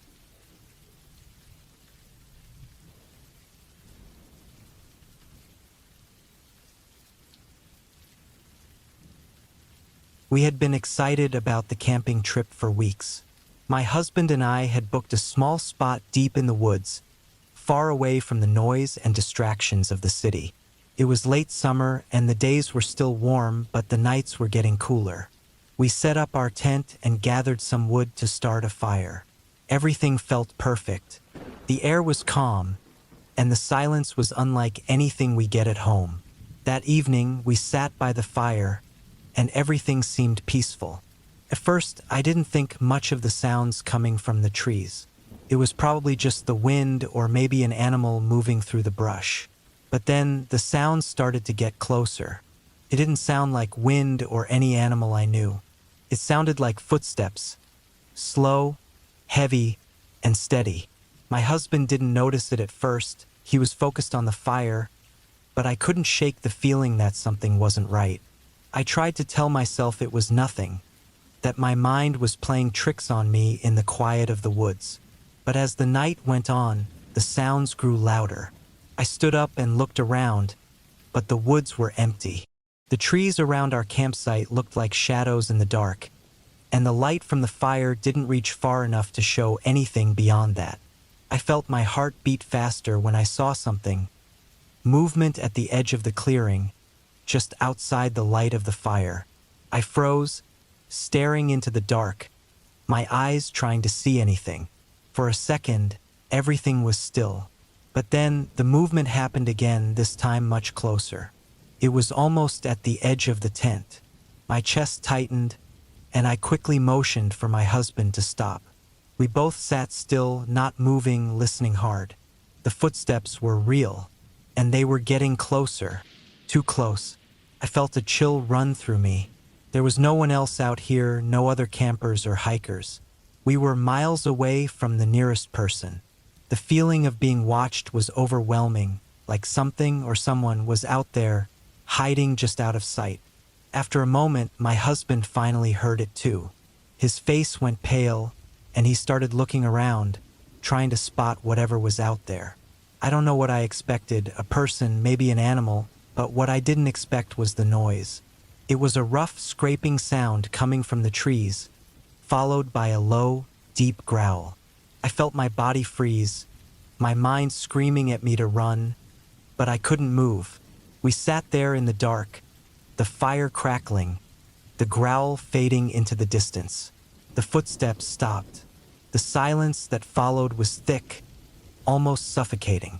The whole forest felt dead quiet, like it was holding its breath. I kept thinking whatever it was would appear from the shadows, but it never did. We didn't sleep much that night. My husband stayed awake, keeping watch, while I lay in the tent, staring at the walls, listening for any sound. Every creak of the tent or crack of a twig felt like it might be something coming closer. When morning came, we packed up quickly, not saying much to each other.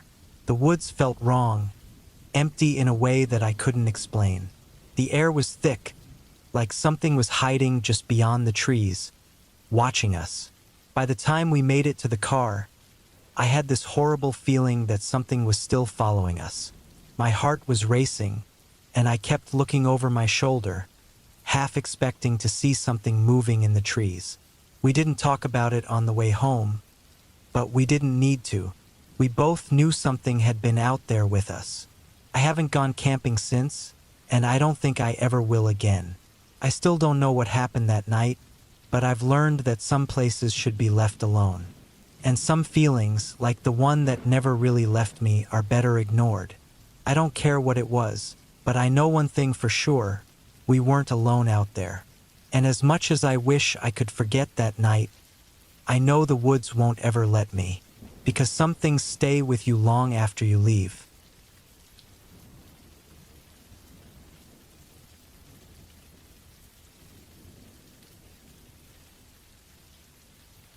I decided to go camping alone. I had been struggling with depression for a long time, and I thought maybe the quiet of the woods would help clear my head. I found a spot by a small lake, far enough from the nearest trail to feel alone, but close enough to my car if I needed it. The first night was quiet, almost too quiet. The silence felt strange, like it was pressing in on me. I spent hours staring at the fire, feeling numb. The woods around me were still, but I couldn't shake the feeling that something was wrong. It wasn't exactly fear, but more like I wasn't completely alone. I tried to tell myself it was nothing, that it was just my mind making things up, but it didn't feel that way. The next day, I decided to go for a walk to get my mind off things. I needed to keep moving or else I'd get stuck thinking about everything. I followed a narrow path that cut through thick trees. The air was cool, and the only sound was the crunch of dry leaves under my boots. After a while, I came to a small clearing. It seemed like a good place to stop and breathe, so I sat on a fallen log. But as soon as I sat down, the feeling of unease came back. It was like the woods were closing in on me, like I couldn't escape the silence. I tried to push it aside and decided to keep walking, but something stopped me. There, just at the edge of the clearing, were fresh footprints. They weren't animal tracks. They were human. I froze. I hadn't seen anyone else on the trail. The prints were big, deep, like someone heavy had been walking through here, and they led deeper into the woods. I felt my heart race and my thoughts spun. Someone had been out here. Someone had been watching me. I didn't waste any more time. I turned around and headed back to camp, but with every step, the feeling that I was being followed grew stronger. It wasn't just in my head anymore. I could hear its soft, faint sounds of twigs snapping behind me, quicken my pace, my heart pounding. The woods felt too quiet, too still. The only sound now was my own footsteps and the faint crunching behind me. When I finally reached camp, I was out of breath and relieved. But then I saw it. The fire pit wasn't the same. The logs I'd carefully stacked were knocked over, scattered around, and my sleeping bag, which I had left neatly folded, was now open and unfolded on the ground. My stomach dropped. I had been away for hours, but no one else had come by. No one was supposed to be here. I didn't know what to do. Part of me wanted to jump in my car and leave right away. But there was another part of me that felt like I couldn't just run. Like if I left now, something would be worse than if I stayed. So I stayed. I decided to keep my eyes open through the night and leave first thing in the morning. But the night dragged on. Couldn't sleep. I kept hearing noises, branches cracking, leaves rustling.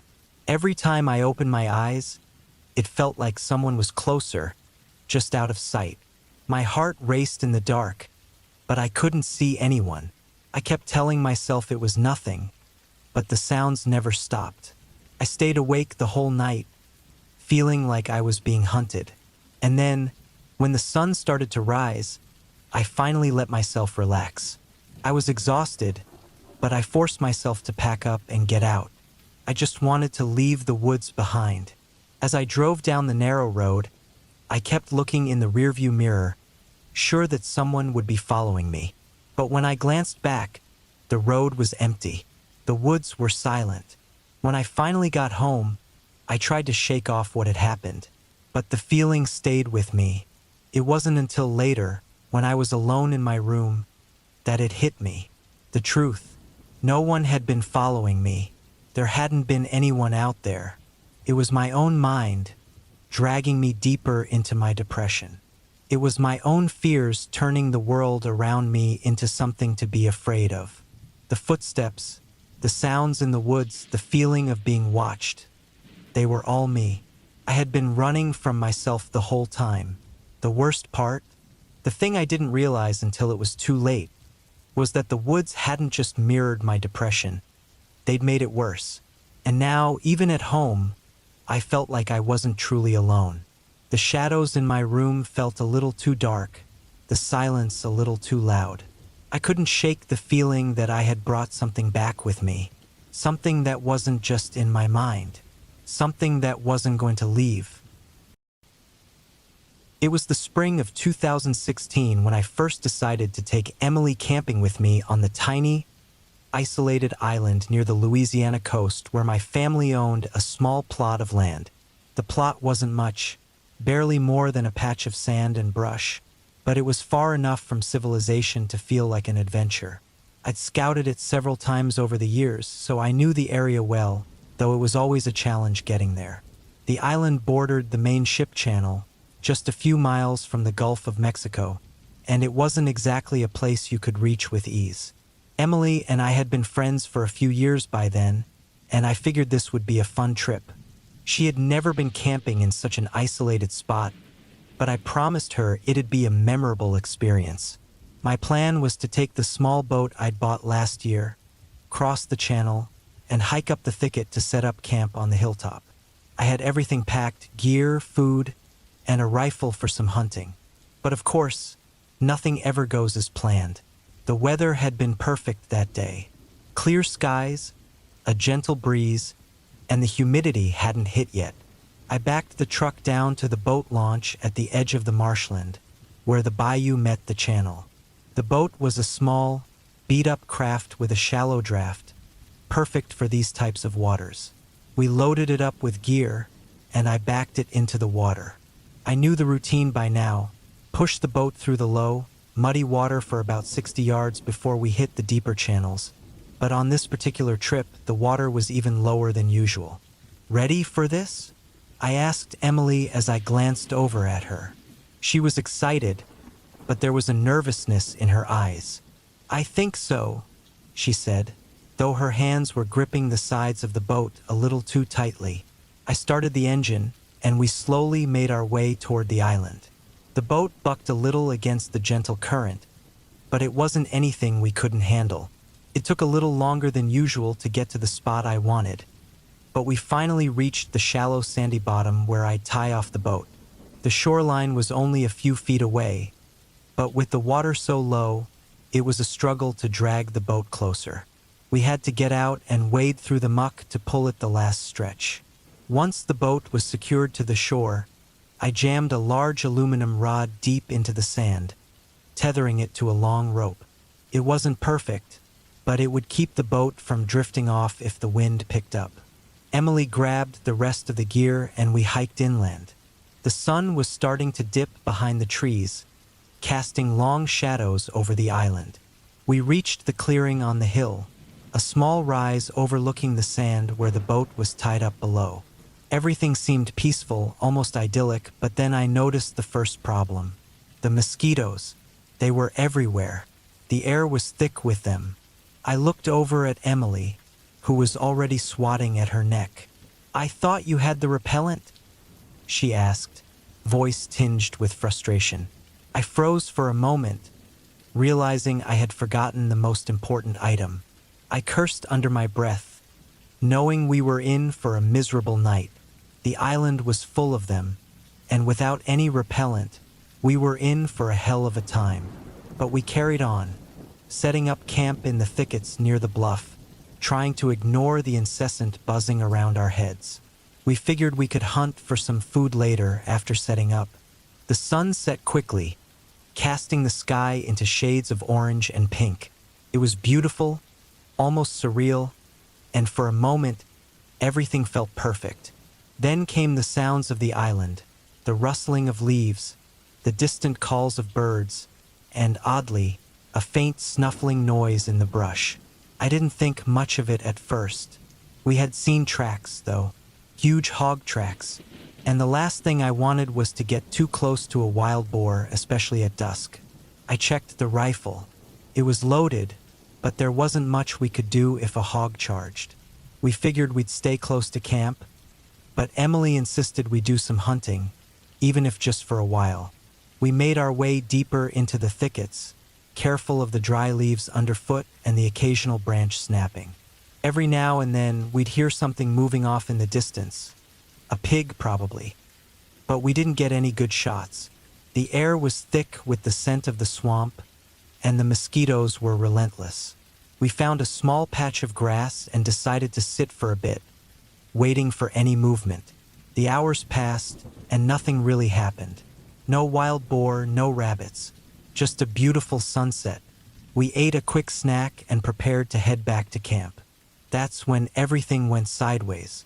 The night had fallen quickly, and I realized just how unprepared we were. No flashlight, no way to navigate the thick brush. I checked my rifle, and the only light I had was the laser on the scope. Useless. Emily was already on edge, and we were walking carefully back, not sure where we were going. Then we heard it. The pigs. We couldn't see them, but we could hear them moving in the brush, snuffling, crashing through the undergrowth. They were close, too close for comfort. Emily's panic was palpable as we hurried to make our way out of the thicket. "Just keep moving," I whispered, though I wasn't sure if it helped. The sound of the pigs darting between trees was deafening. I had no choice but to push forward slowly, trying to keep us on course, even as the pigs kept circling us. I could feel my heart racing as we finally stumbled out of the thick undergrowth, emerging onto a narrow path. My relief was short-lived, though, as we had to deal with a new problem: wild cattle. We made it back to camp, only to find a herd of cows had wandered in. One of them bumped into my tent, breaking one of the poles. Great. Now we had pigs, cows, and mosquitoes to deal with. But we started a fire and ate, trying to salvage what we could from the mess. When we crawled into the tent that night, things only got worse. The humidity was so thick it felt like we were sleeping inside a sauna. Sweat soaked through my clothes, and I could hear the droplets of moisture hitting the sides of the tent. It was around 2 a.m. when the fog rolled in. Everything outside became muffled, the world wrapped in a suffocating blanket of mist. I tossed and turned, trying to sleep, but it felt like I was drowning in the thick air. Emily's uneasy breathing filled the tent as she lay beside me. That's when I heard it. At first, I thought it was just the wind, the waves crashing against the shore. But no, this sound was different. It was louder, more intense. The sound of waves crashing violently against something. I shot up in my sleeping bag, heart hammering in my chest. What the hell was that? I looked at Emily, who had also woken up, her face pale with fear. I grabbed my rifle, but I wasn't sure what I was expecting.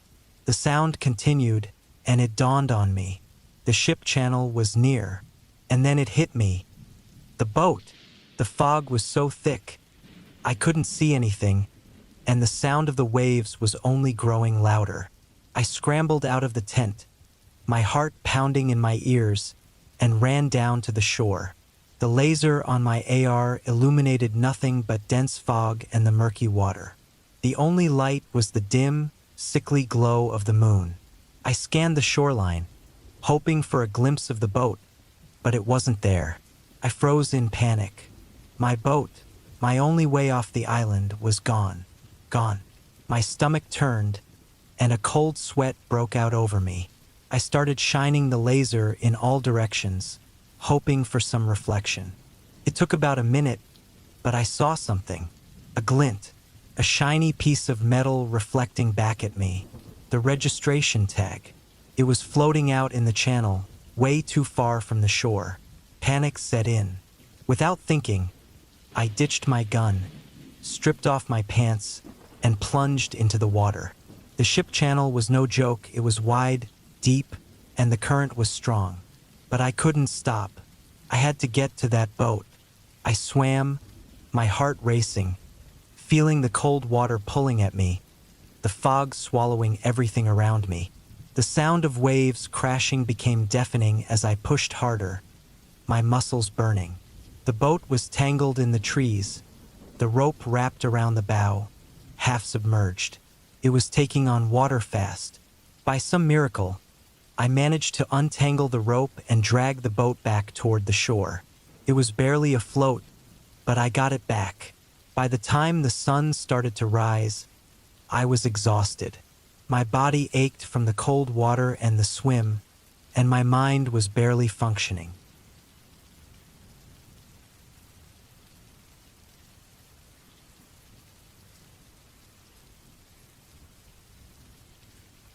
I woke up that morning, determined to make the most of our camping trip.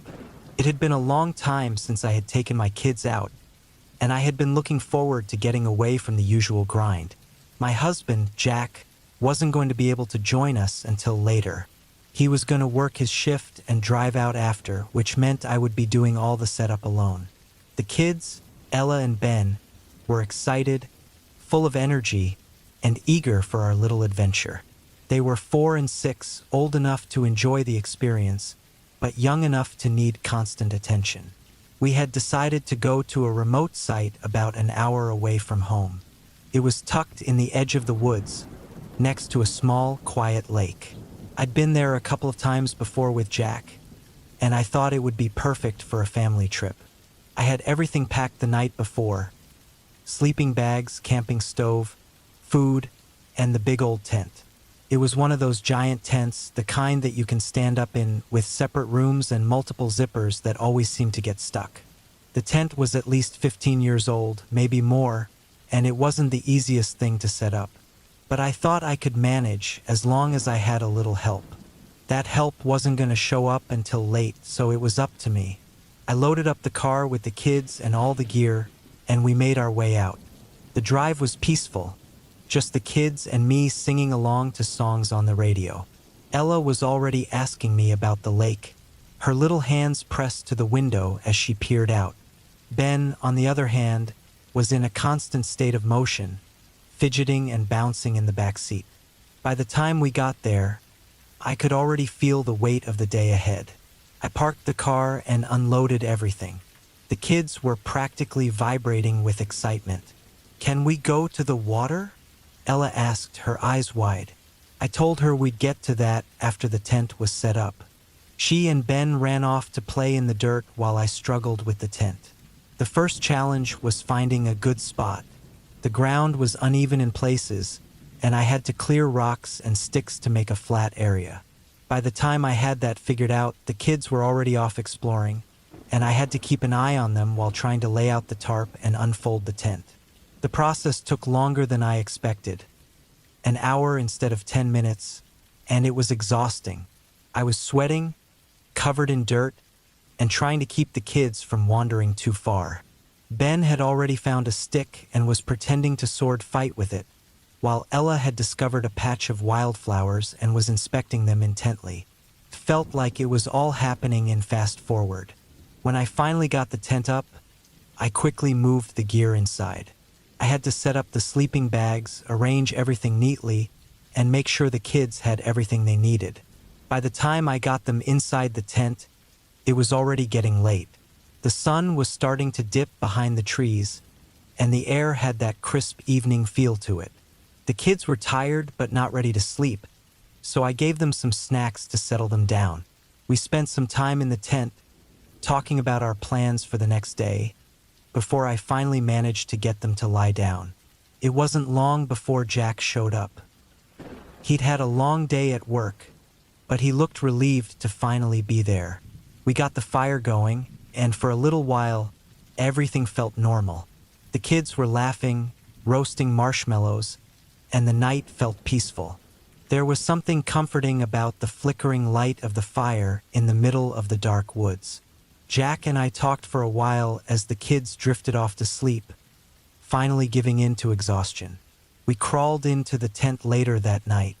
The wind rustled the trees outside, and I could hear the occasional splash from the lake. I felt the weight of the day hit me then. Setting up camp, keeping the kids entertained, and dealing with all the small details. I closed my eyes, trying to relax, and within minutes, I was asleep. But then, hours later, something woke me up. I didn't know what time it was, but it felt like the middle of the night. The air was heavy, thick with humidity. My mind was foggy, and I struggled to focus. And then I heard it. A loud, wet, gagging noise came from Ben. My eyes snapped open just in time to see him coughing and retching in the darkness. It took me a moment to realize what was happening. He was vomiting. The smell hit me almost immediately, sharp and sour. Before I could react, Ella started coughing too. I scrambled out of my sleeping bag, fumbling in the dark to get to them. But it was too late. Both of them were vomiting everywhere, splashing their bodies and the sleeping bags. I could hear them gagging, the noise chilling me to the bone. I grabbed them, holding them as best as I could while trying to keep the mess from getting worse. My heart was racing, and I couldn't think clearly. The smell was overpowering, and the whole tent felt suffocating.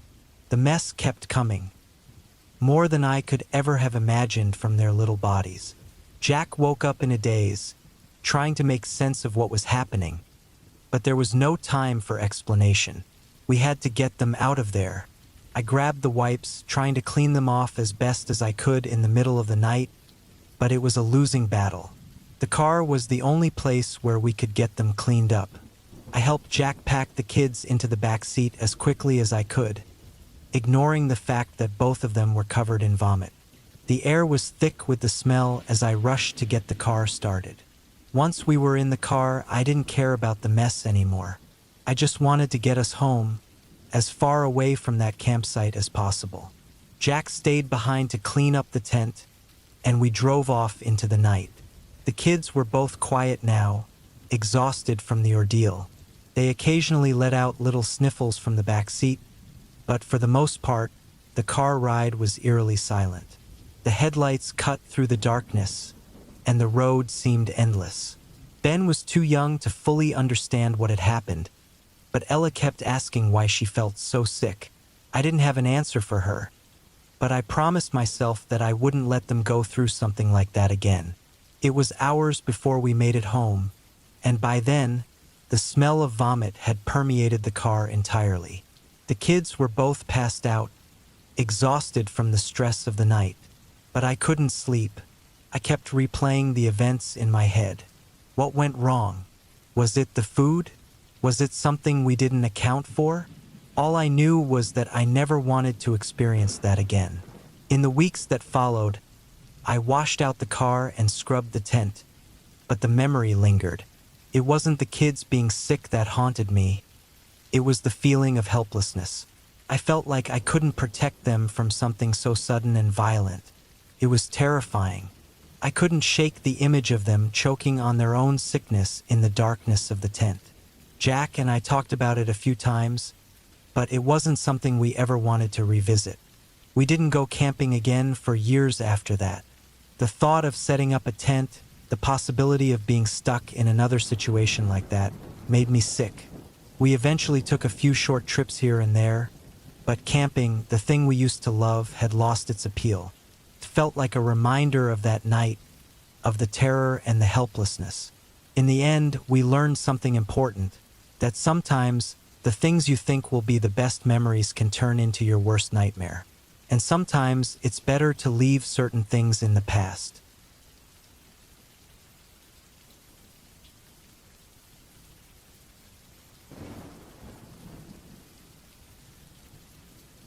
I never thought the wilderness could be so unsettling, but that morning, as the first light of dawn crept across the jagged peaks of the Bighorn Mountains, I realized how little control you have when you're deep in the wild. It was early September, a time of year that promised a quiet, peaceful solitude in the backcountry. The days were still warm enough for a comfortable hike, but the nights had a bite to them. My wife, Ellie, and our close friend, Mike, and I had been backpacking for 4 days, enjoying the rugged beauty of Wyoming's Bighorns.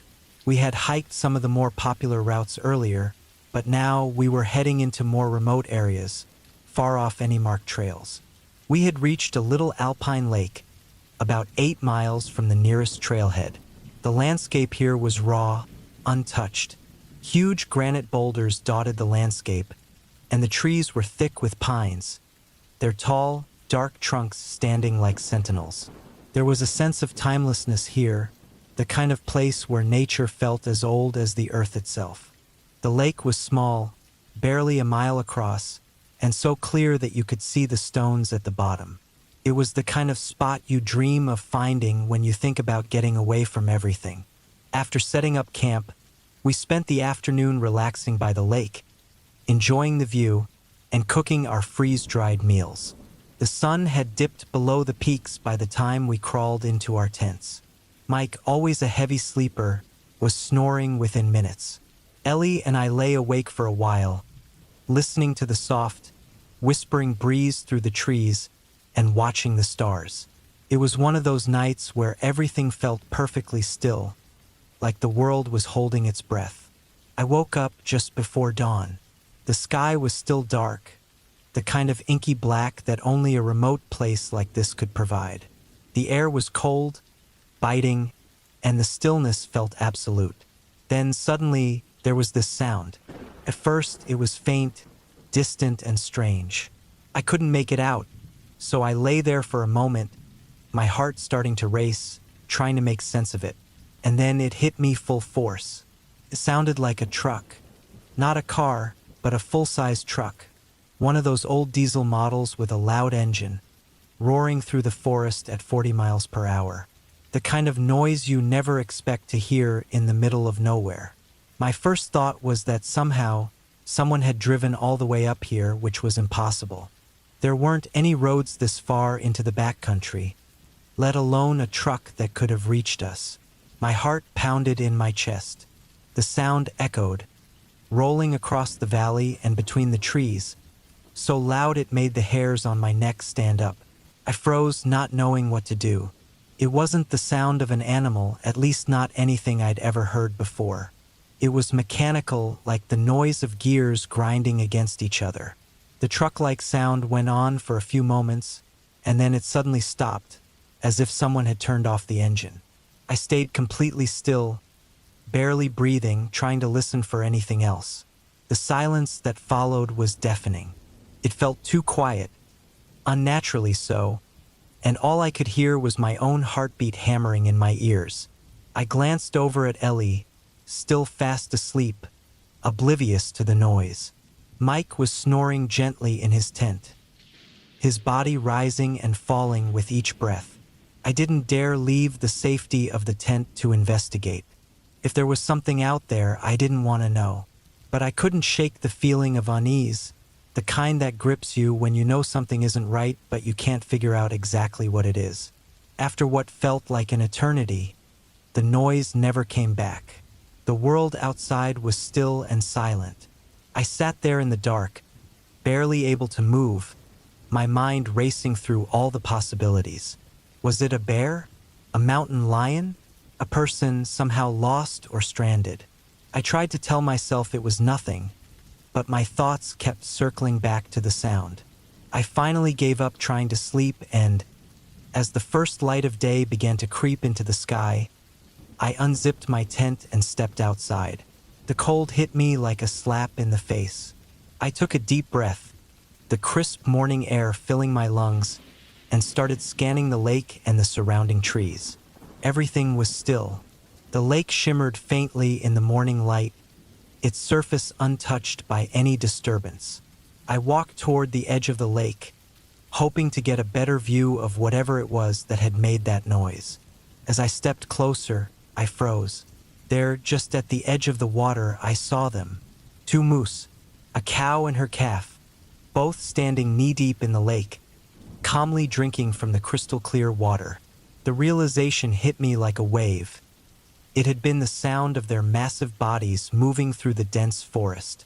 They must have been coming down to the lake for their morning drink, their heavy hooves pushing through the underbrush, snapping branches along the way. The combination of the quiet morning and the sheer size of these animals had made the noise sound so much louder than it really was. I let out a long breath, a mix of relief and embarrassment flooding over me. That's all it was, a couple of moose. There was nothing out there but the normal, natural rhythms of the wilderness.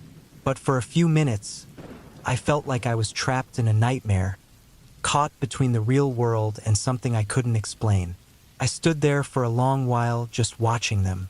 The cow and her calf moved with a kind of quiet grace, their large, dark eyes flicking toward me for just a moment before they went back to their drinking. It was one of those rare moments in life when you feel like you're seeing something truly wild, something untamed and beautiful, untouched by human hands. The lake stretched out before them, a mirror to the mountain peaks that loomed above us. The sun had started to rise higher now, casting a soft golden light across the landscape. I turned back to camp, shaking my head at myself. I had let my imagination run wild, my mind filling in the gaps with all the worst possibilities. But there was nothing to fear here, no ghosts or monsters, just the sound of nature, amplified by the quiet of the mountains. When I got back to camp, Mike was already awake, stretching out his stiff limbs, while Ellie was slowly stirring in her sleeping bag. I started packing up our gear, my hands moving almost mechanically.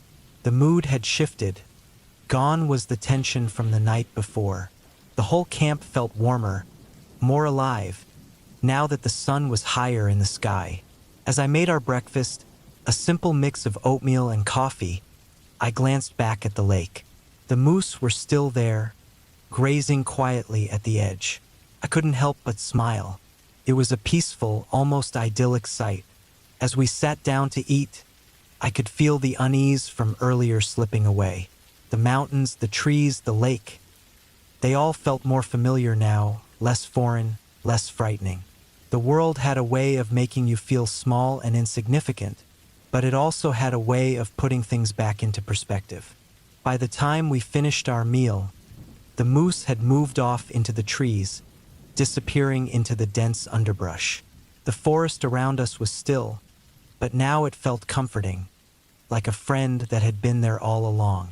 The strange noise from earlier, the tension, all seemed like a distant memory. I took a deep breath, the scent of pine and fresh earth filling my lungs, and for the first time that morning, I felt truly at peace. It wasn't the wilderness that was unsettling.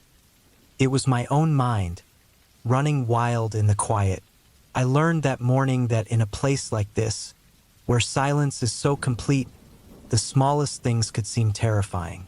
But when you take a moment to really look, to really listen, everything falls back into place. We packed up our camp and started our hike back out, the bighorns fading into the distance behind us. I glanced over my shoulder one last time, at the lake, at the forest, at the peaks. There was something about the place that stuck with you, something deeper than just the beauty of it all. I knew I'd be back someday, but for now, The only thing left to fear was the long hike ahead.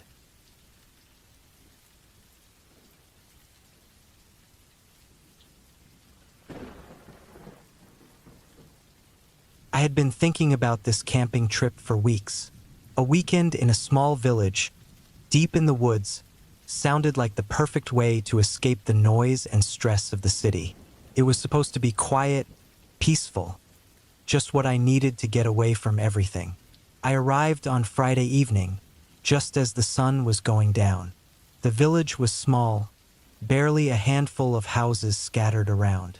The people didn't even look up as I drove past. I found a spot to camp on the edge of the forest, right next to a little creek that moved slowly through the trees.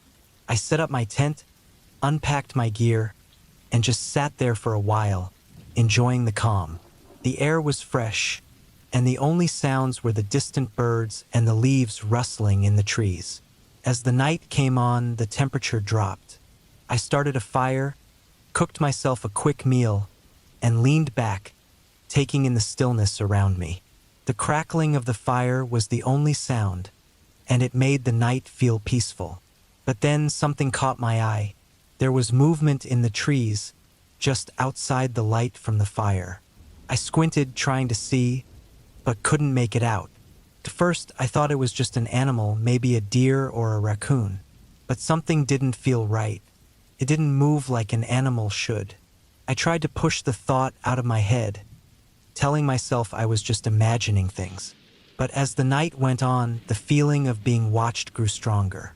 It was like the air itself was heavier, and the quiet around me started to feel wrong. I couldn't shake the feeling that someone, or something, was out there, just waiting, hidden in the shadows. The wind picked up, making the trees sway and creak. The fire flickered, casting long, twisting shadows around my camp. I kept my eyes on those shadows, waiting for them to show me what was hiding out there. And then I heard it. Footsteps, slow and steady, crunching the dry leaves and twigs on the forest floor, just a little way from my tent. My heart jumped in my chest. I grabbed my flashlight and shone it toward the trees, but there was nothing. The darkness was thick, and I could only see the dark shapes of the trees, their branches moving in the wind. My hands shook, but I tried to convince myself it was nothing, just some animal passing by. But deep down, I knew that wasn't it. Something was out there. I stayed awake, listening to every sound, every rustle in the woods. The footsteps came again, but this time they were closer, almost like whatever it was had been circling around me. It was too quiet, too still. I felt trapped, with nothing but the weak light of the fire and the thin walls of my tent between me and whatever was out there. Every time the wind gusted, the shadows seemed to move, and I felt like I was being surrounded, like something was waiting for the right moment to come closer. The hours dragged on, and I grew more and more anxious, but I couldn't bring myself to leave. I was stuck, unable to sleep, listening to the soft footsteps that seemed to never stop. It felt like the night was closing in on me, like I was no longer alone in that quiet, dark forest. When morning finally came, I was exhausted. I packed up my things quickly, not even bothering to eat or drink. I just wanted to get out of there. As I was rolling up my tent, I saw something that made my stomach drop, a set of footprints in the dirt, right around the edge of my campsite. They were too big to be from any animal, and they were way too close to my tent. Whoever or whatever had been out there had been watching me the whole time, staying just out of sight. I didn't stick around. I packed up and left the village as fast as I could, my heart still racing, my mind reeling. I couldn't explain what had happened, but I knew what I felt, and what I felt was fear. Fear that something had been out there with me, something that hadn't been seen but had definitely been there. Now, whenever I think about that night, the thing that sticks with me isn't just the strange feeling of being watched. It's the footprints, the fresh, clear footprints around my camp. I can still picture them in my mind, the way they were right there, so close, and how no one else could have made them. I don't know what it was or who it was, but I'll never forget it. I never went back to that village, and I never will. I learned something that weekend. Some places are better left untouched, and some things are better left unseen. I'm not sure what was out there in those woods, but I know it wasn't something I wanted to meet again.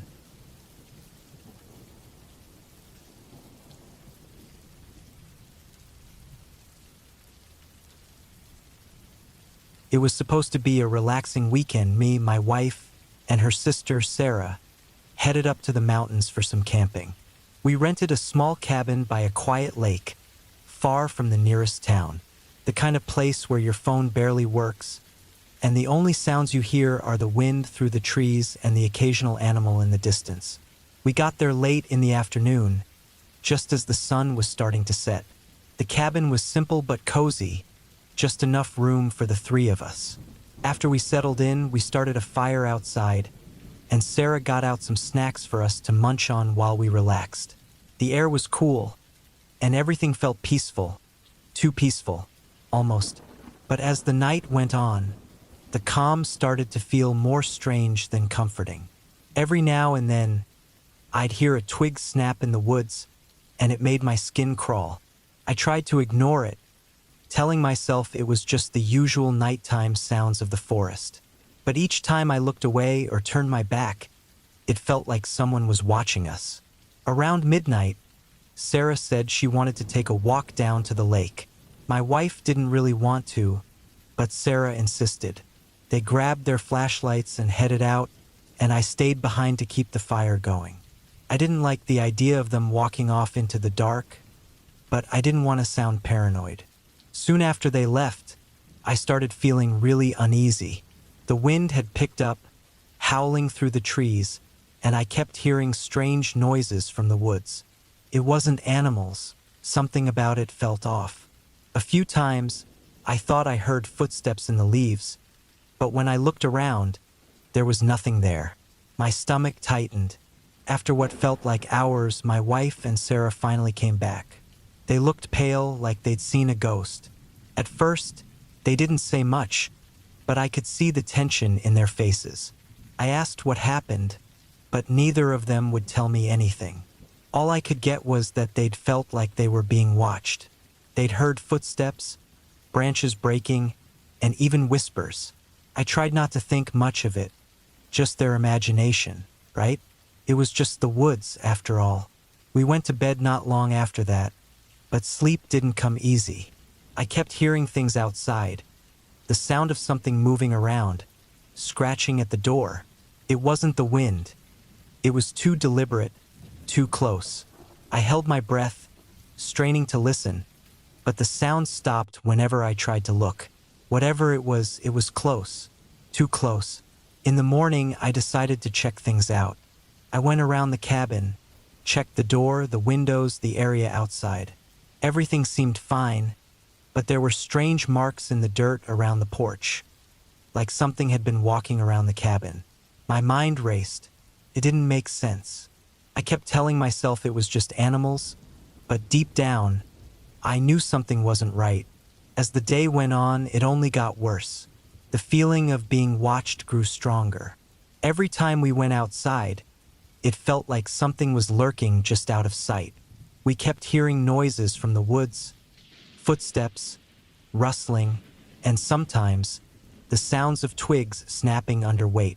But it wasn't animals. It felt too purposeful, too constant, like something was moving around us, studying us, waiting.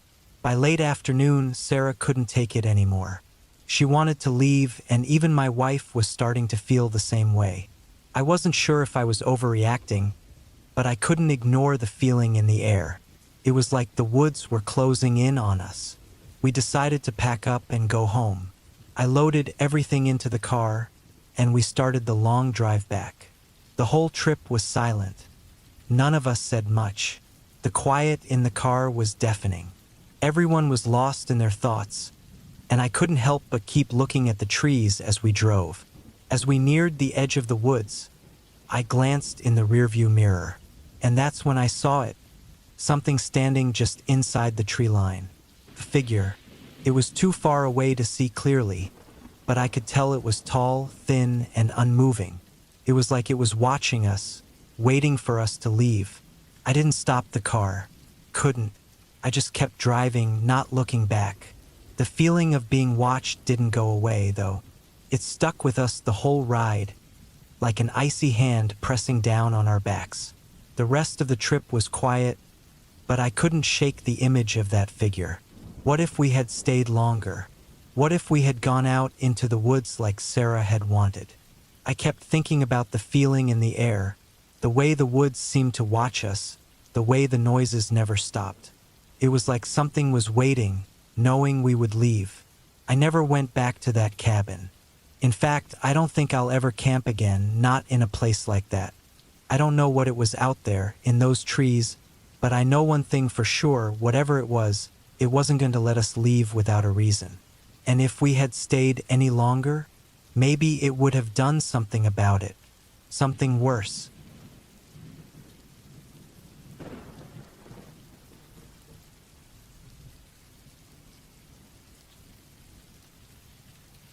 I've always loved camping, but things felt different when my cousin, a retired Army officer, decided to join me.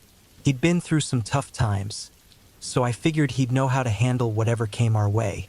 We chose a spot deep in the woods, far enough from the usual campsites to feel alone, but not so far that it would take forever to get out if we needed to. We set up our tents and got a fire going, the kind that's strong enough to keep the dark away. As the night grew darker, I realized how quiet it was. Too quiet. The usual sounds of crickets or distant animals weren't there. My cousin didn't seem bothered by it, though. He was always alert, scanning the trees and sometimes looking up at the sky. I thought maybe it was just his old habits kicking in, but I couldn't help feeling uneasy. Later that night, after the fire had burned down to just glowing embers, I went to gather more wood. That's when I heard it. A crunching sound from the forest, like someone was walking slowly, on purpose. I stopped and listened, holding my breath. The sound stopped, then started again, much closer this time. I walked back to the camp, trying to keep my calm, but my heart was racing. My cousin was already packing his gear, moving quietly but quickly. He didn't say anything, but his face told me he knew something wasn't right. We both knew that if it was a bear or some wild animal, it wouldn't be creeping around like that. Then we both heard it, an unmistakable snap of a branch, just a few feet away. That's when it hit me. It wasn't an animal. Someone was out there, watching us. We didn't talk, but I could see in my cousin's eyes that he was calm, too calm. It was the kind of calm that comes from experience. He motioned for me to stay low and slowly started packing the rest of our things. He didn't rush, but he worked fast, setting up a few traps, stuff he learned from his time in the army, to cover our backs if we needed to leave quickly. I couldn't shake the feeling that we were being followed. Every time I looked behind me, I thought I saw something moving in the trees. Too fast to be sure, but it was there. My cousin kept his focus, moving quietly and without a sound. We packed up the campsite, making sure everything looked untouched. We didn't use any flashlights, just the dim light from the dying fire. It was dark, but we didn't dare make ourselves visible. When everything was packed, we started moving out, sticking to the shadows, walking fast but careful. I kept expecting to hear something, anything, but it was dead silent. My feet seemed to make more noise than anything else. The feeling of being watched never left. It wasn't until hours later, when we reached the truck and I slammed the door shut, that I felt a slight relief.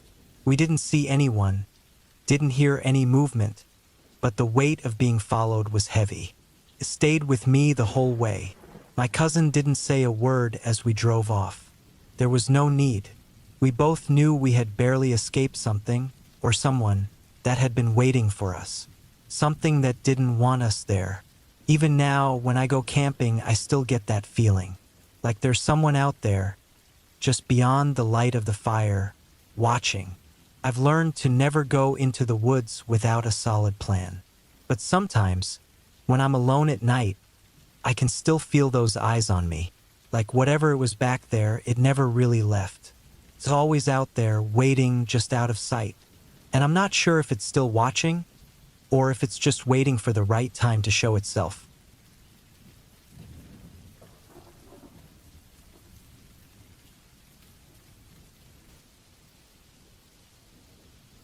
It was supposed to be a calm weekend camping trip. I'd been looking forward to it for weeks. The weather was perfect, cool, clear skies, and the kind of night where the stars seemed endless. My dog, Max, was with me and we had everything set up. The tent, a fire pit, and a small stove to cook. Max was running around sniffing everything as usual. I smiled to myself, feeling the peacefulness of the moment. That afternoon, we went for a short hike. It was just me and Max, walking along a quiet trail.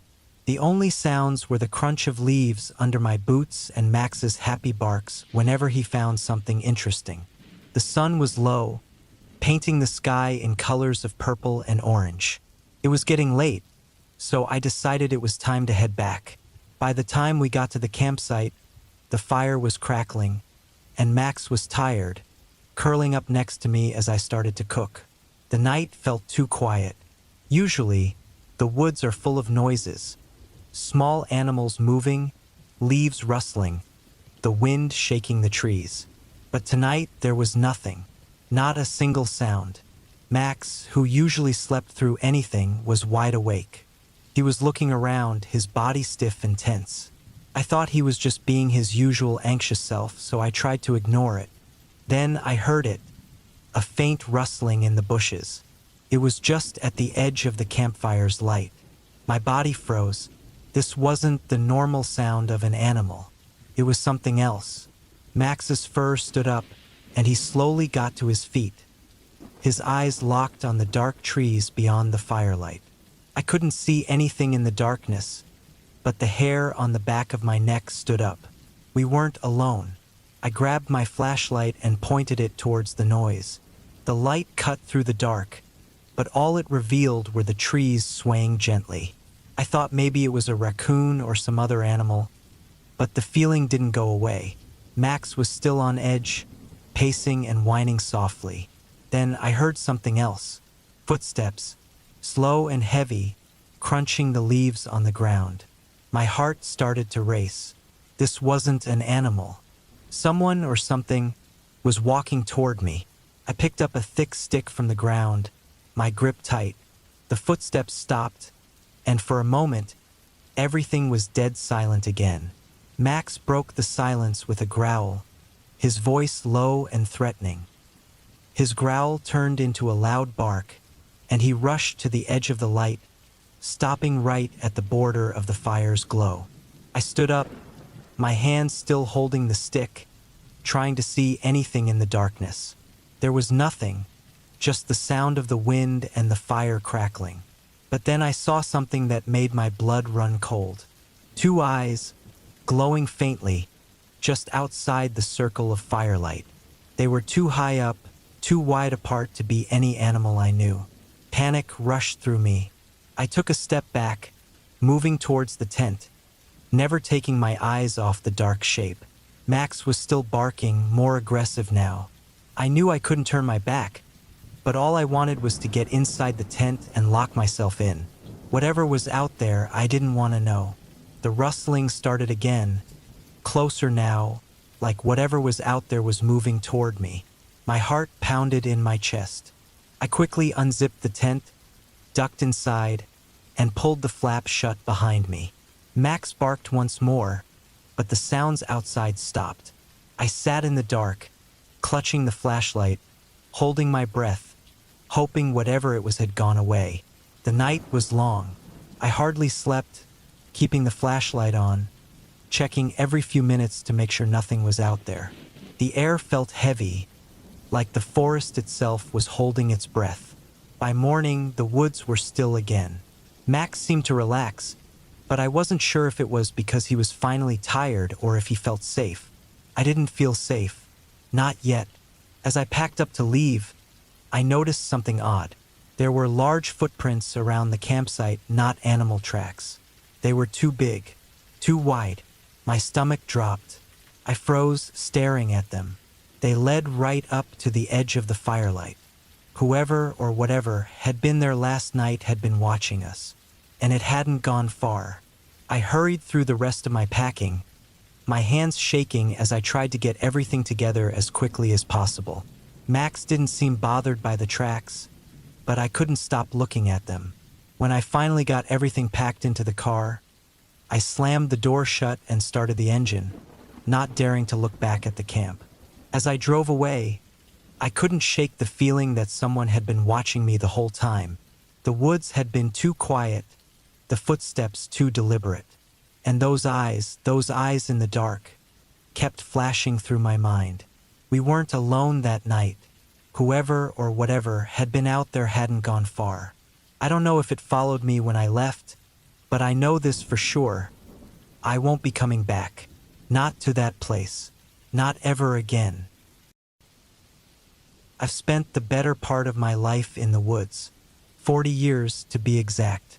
From the eastern to the central U.S., I've hiked, camped, and backpacked in places most people only see in pictures.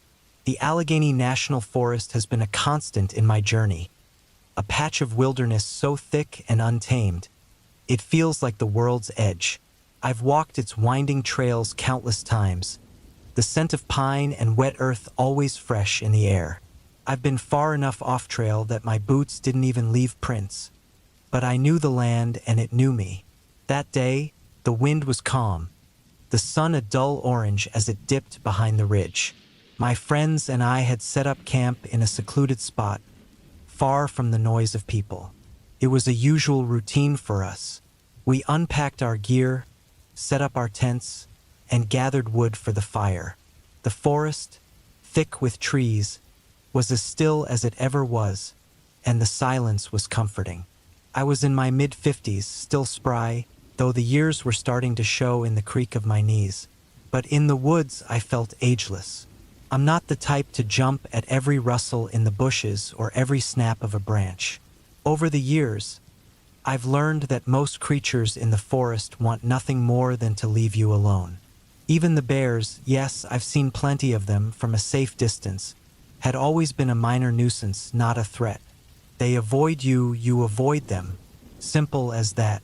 That evening, after a long day of hiking through the dense brush, I went off to find a spot for my hammock. I had one of those lightweight setups, just enough to hang between two sturdy trees. I was a little out of sight from the main camp, just the way I liked it, where I could relax and take in the quiet of the woods. I didn't notice the bees at first. They were just a hum in the background, like the usual drone of insects in late summer. My mistake was getting too close to their nest. I had to have brushed past it unknowingly. The pain hit suddenly, sharp stings that shot through my arm, my neck, my leg, a dozen of them. I swatted at the air, trying to make sense of what was happening as my skin burned from the venom. My first thought was to head back to the fire, but a tightening in my chest stopped me in my tracks. I'd been stung before, bees, wasps, hornets, but I had a slight allergy to their venom. Nothing too severe, but enough that it usually caused swelling, some discomfort. I didn't carry an EpiPen anymore. I told myself it wasn't necessary. Just a precaution I didn't need to worry about. I've been fine all these years. This time, though, I started to feel different. The tightness in my chest wasn't just from the stings. My breath was shallow, and I could feel my heart hammering in my chest as I staggered back to the hammock, collapsing into the nylon seat. Y figúrate de bait. There was nothing else to do. I couldn't get to the car in time. It wasn't like there was an easy way to get help out here. The nearest ranger station was hours away. I was alone, and it was just me and the woods now. I tried to control my breathing. Slow, steady inhales, then out. The air felt thick in my lungs, but I wasn't gasping for breath yet. My vision started to blur at the edges, and my hands trembled slightly. I felt like I was sinking into the earth, as though the forest was closing in on me. The bees, which had been a nuisance just a few minutes ago, now felt like a distant memory. My own body the real threat. I lay back, staring up at the trees above, the leaves casting patterns on the sky. My thoughts were all over the place. Regret, fear, a strange calmness. The world outside the hammock seemed far away, like I was slipping into another realm where nothing could touch me. The sting was still there, but it was the suffocation of breath that worried me most. I don't know how much time passed. Maybe an hour, maybe more. The tightness in my chest didn't worsen, but it didn't let up either. Every breath was laborious, like the air was just out of reach. I tried to remember the times I'd heard about people getting stung by bees, how some just didn't make it. The idea that this could be it, this could be the one time I didn't make it out of the woods, was almost laughable. After all the years of camping, of seeing bears, snakes, even a bobcat once, it wasn't a bear that was going to do me in. It was a damn bee. I reached into my pack and grabbed my water bottle, trying to take a drink, but the bottle felt heavy in my hand, like it belonged to someone else. My breath still came in shallow gasps, but the panic began to fade. My heart wasn't pounding in my chest anymore, just a steady thrum that reminded me I was still alive. Then something changed. It wasn't immediate, but over time, I began to feel the tightness in my chest loosen, just a bit. The burning pain from the stings didn't feel as sharp anymore either. I forced myself to sit up, leaning against a tree. The sky was turning purple, the light slowly draining from the day. I had made it through the worst of it. I don't know how long I stayed there trying to get my bearings back. The night was coming on, and I needed to get back to camp before the darkness made it impossible to navigate. The air was still, the sound of the night creeping in. I gathered my things as best as I could, still feeling off, but not enough to worry about collapse. The walk back to camp was slow. I didn't rush and I didn't panic. I knew I had survived. The worst was behind me. The hammock, the bee stings, the breathing. Everything felt distant now. I reached the fire pit where my friends had started a fire. The warmth from the flames was like a breath of life, and I sat down beside it, letting the heat calm the remnants of the panic. I kept thinking about the woods, the way they had always been so full of life, yet so unforgiving. The bears I'd seen, the bobcats, even a couple of wolves once. But it wasn't any of them that had gotten me. It was the bees. It was always something I couldn't control, something I didn't see coming. The night settled in, and I watched the fire crackle, the flames flickering. The woods outside were as silent as ever, the only sound the occasional rustle of leaves. I felt a strange peace, the kind that only comes after surviving something close. But even in the comfort of the firelight, I couldn't shake the feeling that the woods had reminded me just how fragile life was. It wasn't the bears. It wasn't the snakes or the wild animals that I had to fear the most. It was the little things, the things I couldn't see, couldn't anticipate. And in the end, it wasn't the wilderness that scared me. It was the knowledge that no matter how long I spent in these woods, there were always things beyond my control, things I could never predict. I've been back to that same spot in the Allegheny forest many times since, but the bees stay with me, the memory of that suffocating moment, the reminder that the forest doesn't care who you are. It doesn't care how many times you've been out there, how many miles you've hiked. It only cares about survival. And sometimes you get lucky, but sometimes the bees don't let you go.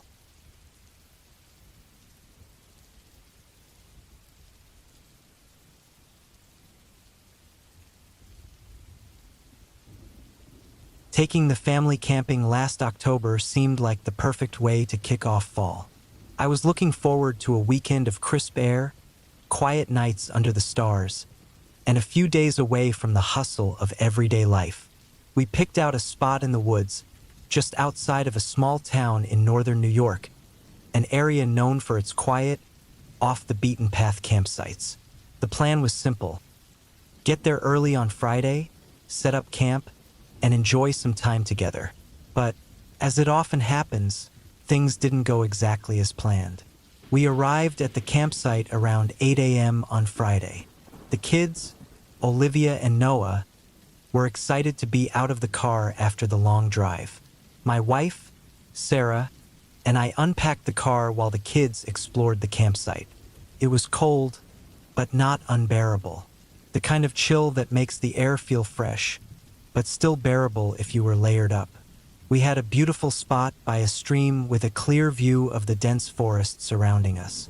I could already picture us by the fire later, the warmth of the flames a perfect contrast to the crisp fall air. The first day went great. We made lunch by the campfire, roasted hot dogs, and took the kids on a short hike through the woods. Noah, at 8 years old, was a little hesitant at first but warmed up to the idea quickly. Olivia, at 6, was already sprinting ahead, always ready to explore. Sarah and I were happy to see the kids having fun, letting go of the stress of school and work. We set up our tents later that afternoon and decided to make a simple dinner of grilled chicken and vegetables. The sun set early, around 6 p.m., casting the forest in that golden autumn glow that made everything seem peaceful. We all went to bed around 8:30, with Olivia and Noah already nodding off in their sleeping bags inside the tent, Sarah and I lying on our air mattresses. It wasn't until around 3 a.m. that things started to go wrong. I woke up to a sound I couldn't immediately place, something like a choking noise. I turned to Sarah, who was still asleep, and quietly got out of the tent. My daughter, Olivia, had thrown up in her sleep.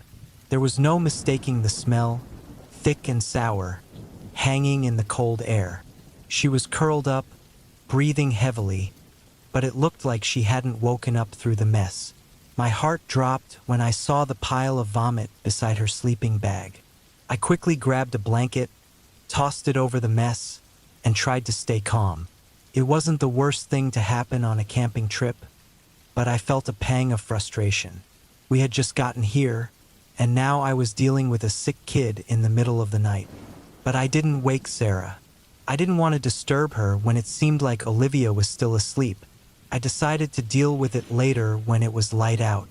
After all, it was already freezing outside, and we weren't exactly in the best spot to clean things up properly in the dark. So I tucked her in tighter, hoping she'd sleep through the rest of the night. Unfortunately, it wasn't over. Around 5 a.m., I woke again to the sounds of my son, Noah, coughing in his sleep. I shot up and turned to him.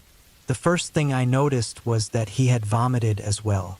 Unlike Olivia, he was wide awake, and he had gotten most of it on himself. His pajamas were soaked, his hair matted against his forehead. The smell was overwhelming, and in the half-light of the tent, I could see his face contorted with discomfort. My frustration grew. The kids had picked up a stomach bug from daycare before we left, but we hadn't realized how badly it would hit them. I couldn't help but feel a little resentful, but I pushed those feelings aside. This was a situation that needed action, and fast. At this point, Sarah woke up and immediately started gathering things to clean Noah up. But it was clear the situation was too much for us to handle in the middle of the night. I knew the best course of action was to load the kids up and drive home as quickly as possible. It was the right call. We weren't prepared for this, and the cold was only making things worse. By 5:30 a.m., Sarah had packed up the car. I helped as best as I could, but it was clear the kids needed rest, and it wasn't going to happen out in the woods in freezing temperatures. I kissed them goodbye, and Sarah took off down the road, the headlights fading into the distance as I stood there alone. I stood in the campsite trying to shake off the feeling of failure. It was my fault. I had wanted this camping trip. I had thought it would be the perfect way for us to unwind, and now I was left with the cleanup all by myself. The tent, the campsite, the fire pit, the dirty sleeping bags. It all had to go. As Sarah drove off, the cold hit me even harder. The air was now closer to 40 degrees Fahrenheit, and the frost on the ground crunched beneath my boots as I went to work. I felt the weight of everything pressing down on me. I knew I couldn't just leave the mess and drive away. That wasn't the kind of person I was. So I got to work. I started with the tent. It was the easiest thing to take down. The poles slipped together easily enough and I rolled it up, but it still felt like a task that would take forever. I tried to make the best of it. I found a small, makeshift bag for the dirty sleeping bags and stuffed them inside, but the smell of vomit was still thick in the air, making my stomach churn. I couldn't get rid of the feeling that I was being punished for thinking this trip would be easy. It took me nearly 3 hours to pack everything up, step by step, trying to make sure nothing was left behind. The campground was quiet as it should be, not another soul in sight. The forest around me was still, the only sound being the rustle of leaves and the occasional crack of a branch underfoot. It was peaceful, but I couldn't enjoy it. I kept thinking about my wife and kids heading home. They were likely already an hour down the road, and I was still here alone taking down camp. By the time the sun started to rise fully, I had everything packed into the car. The campsite was completely empty, all traces of us gone. I took one last look around the quiet, empty woods. There was no sound but the birds waking up in the trees. It felt surreal, like I was in a movie, and I was the only character left. I finally drove away, leaving the campsite behind. I couldn't help but feel relieved that it was over, but I also knew that the memory of this trip wouldn't fade easily. We'd never get back the time we'd planned to have, but at least we would be home where the kids could rest. As I drove away, my eyes kept darting to the rearview mirror, expecting to see Sarah's car. It wasn't there, of course.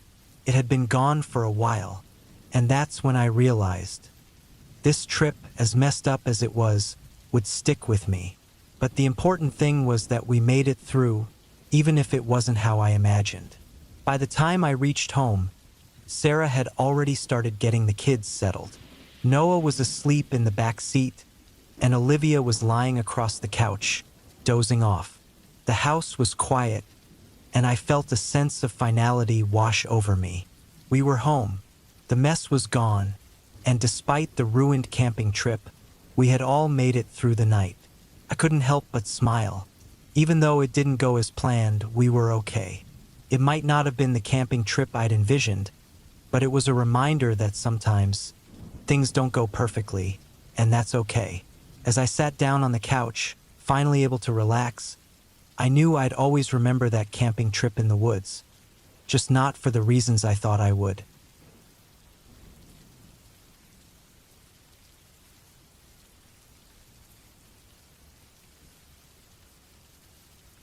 In the summer of 1997, my family decided to take a trip to a place my parents had been telling us about for years, Big Sur, California.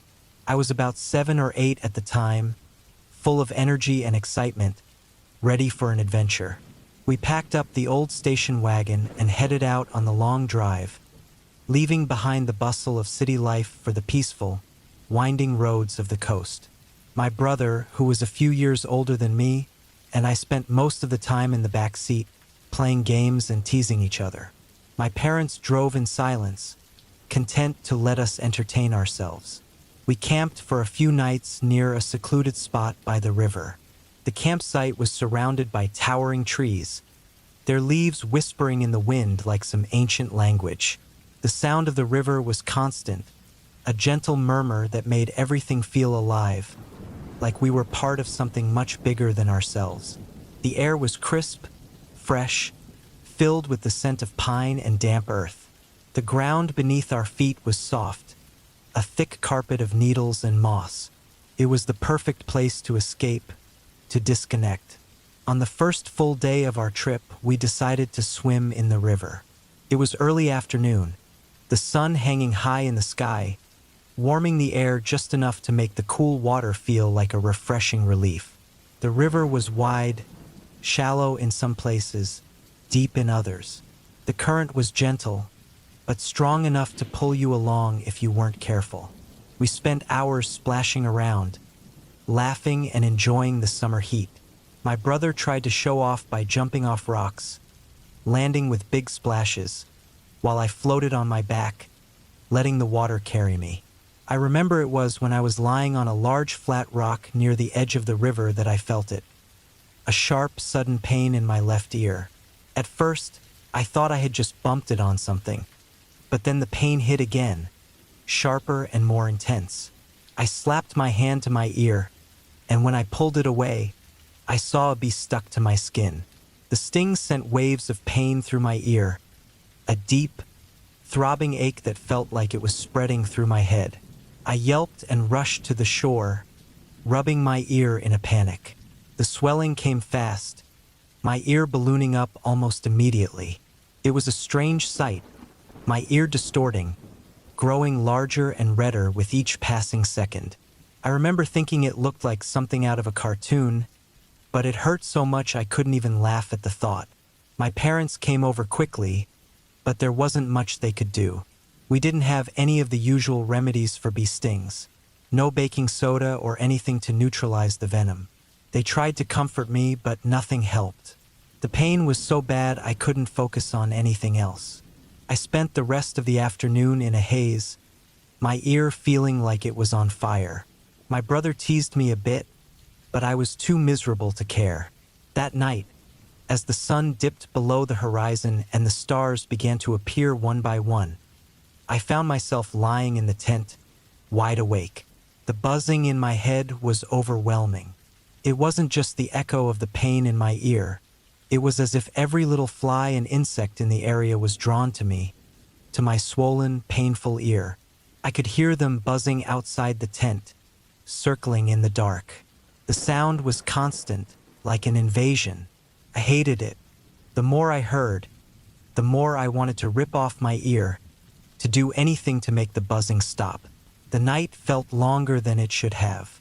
My brother was already asleep, his rhythmic breathing filling the silence between us. My parents were talking quietly outside, but I couldn't concentrate on their voices. All I could hear was the buzzing. I twisted and turned in my sleeping bag, unable to get comfortable. Every time I closed my eyes, the buzzing seemed to grow louder, more insistent.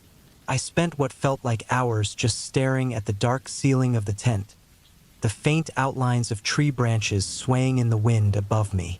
The air inside the tent was warm, thick with the smell of sweat and the faint trace of campfire smoke.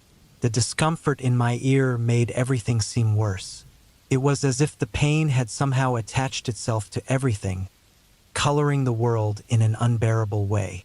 Eventually, I drifted into a fitful sleep, the buzzing never truly leaving my ears. But when I woke up the next morning, something was different. The pain in my ear had lessened, though it was still swollen and sensitive. I could almost hear properly again, though it felt muffled, like I had water in my ear.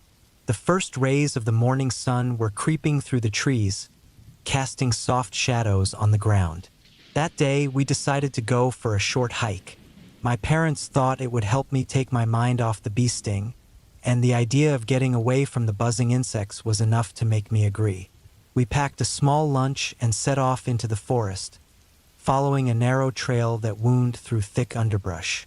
The trees here were even taller than near the river, their trunks so wide it took both of us to wrap our arms around them. The air was different here, cooler, with the smell of damp earth and the rich scent of pine needles. I wasn't really paying attention to the trail at first. My mind was still on my ear, still angry at the bees, still irritated by the buzz of insects. But as we walked further into the woods, something about the place began to settle my nerves. The air seemed cleaner, the sounds of the river and the insects fading into the background. The forest was alive with movement. Squirrels darting in and out of trees, birds calling overhead, the occasional rustle of leaves. There was something about the forest that made me feel small, but in a good way, like I was a part of it, not separate from it. We stopped for lunch near a small clearing, where the sunlight filtered down through the leaves in golden beams. My brother and I sat on a rock, eating our sandwiches and looking around. The world felt quieter here, more peaceful. There was still a slight buzzing in my ear, but it was easier to ignore now that I wasn't near the river. The only noise now was the soft rustling of leaves and the occasional call of a bird. After lunch, we packed up and began to head back to the campsite. I felt better, though I was still aware of the swelling in my ear. We hadn't seen anyone else on the trail, and the peacefulness of the hike had helped me calm down. It wasn't until we were near the campsite again that something made me stop. It was just a feeling at first, something small in the back of my mind that told me something wasn't quite right. I couldn't explain it. It wasn't fear, not exactly, but an odd sensation, like being watched. I glanced around, but saw nothing out of the ordinary. The trees were just trees, the bushes just bushes. But the buzzing came again, louder now, echoing in my head. And for the first time, I realized the buzzing wasn't just in my head. Something was in the air around us, something strange. I froze, staring into the trees. It wasn't a typical summer buzz, the sort of light sound that came with warm weather. It was deeper, heavier, almost mechanical. The air felt thick, like something was pressing down on us. My heart began to race. I took a few steps forward, trying to shake the feeling, but it only got stronger. Then, out of the corner of my eye, I saw something move, a shadow flitting just beyond the trees, too quick for me to make out. My pulse quickened, and I wanted to call out, but the words caught in my throat.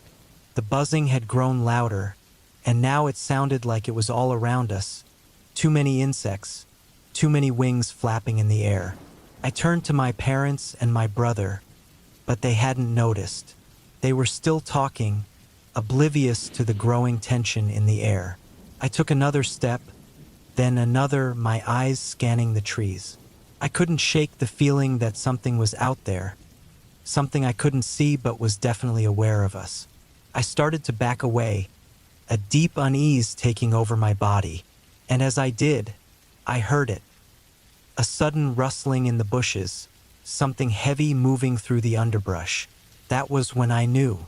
Whatever it wasn't a creature of the forest. It wasn't natural. It wasn't a bee or a bird or anything that should be here. My heart was pounding now, and my body felt like it was being pulled in two directions: stay or run. Without thinking, I grabbed my brother's arm and yanked him toward the campsite. I didn't care about anything else. I didn't care about the pain in my ear or the fact that I was still too young to understand what was happening. All I knew was that we had to leave. We didn't stop until we were back at the campsite, and even then we didn't feel safe. I never told anyone what I thought I saw, what I thought was out there in the trees. Maybe I was just too shaken, or maybe I was too young to understand what I had really felt. But whatever it was, it stayed with me. Every time I hear the buzz of a bee now, every time I'm near the edge of a forest, I remember that feeling. The quiet terror of knowing that sometimes the world isn't as simple as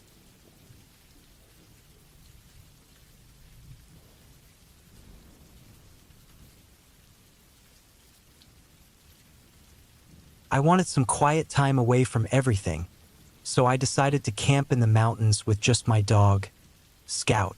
It was supposed to be a peaceful trip, but things started going wrong right away. The rain came earlier than I thought, and the trail quickly turned into a muddy mess. By the time I found a flat spot to set up my tent, it was pouring so hard I was soaked through. The forest around me felt heavy, the trees tall and thick, blocking out what little light was left. Everything smelled wet, like the ground was soaking in all the rain. Scout seemed nervous from the start.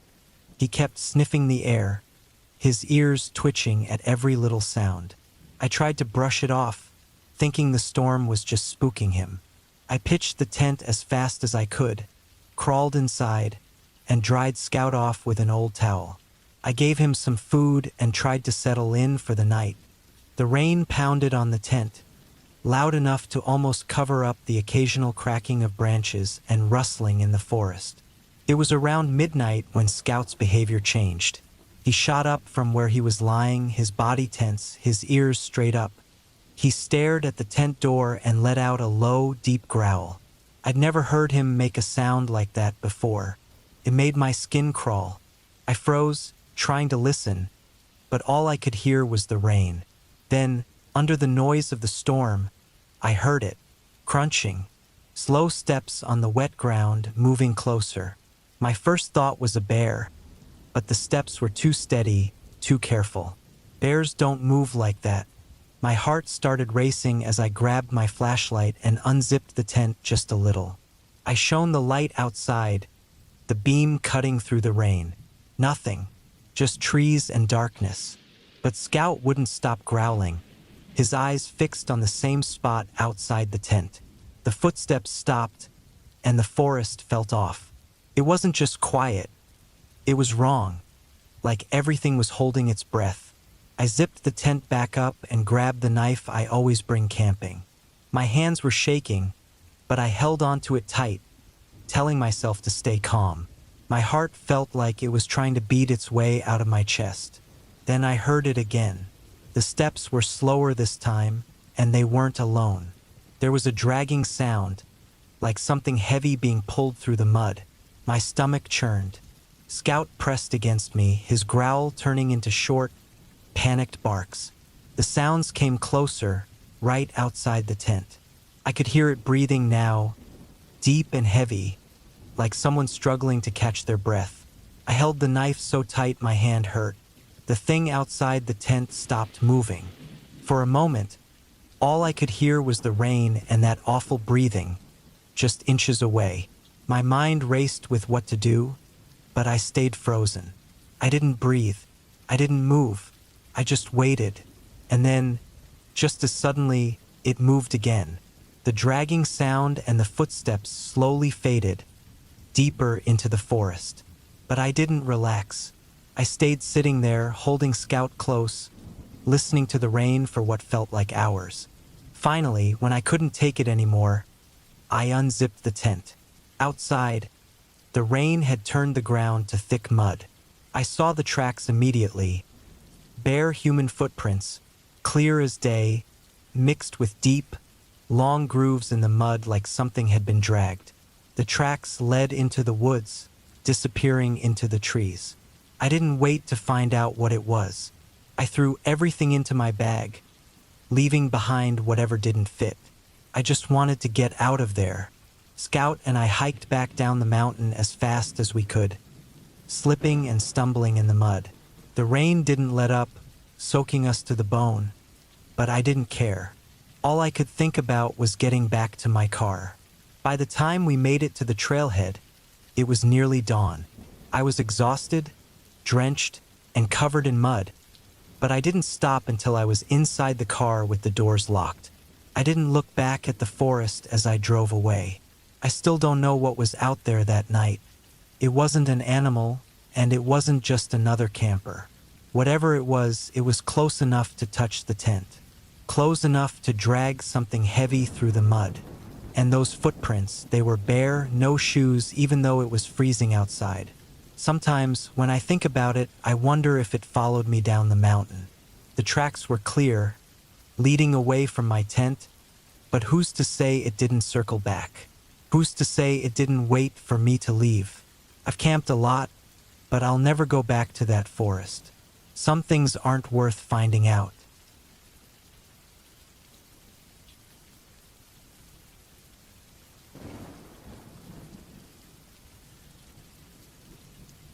I had been a sergeant major for years. I'd been through war zones, endless nights without sleep, and moments where your instincts were the only thing keeping you alive. But none of that compared to what happened on a camping trip I took last summer.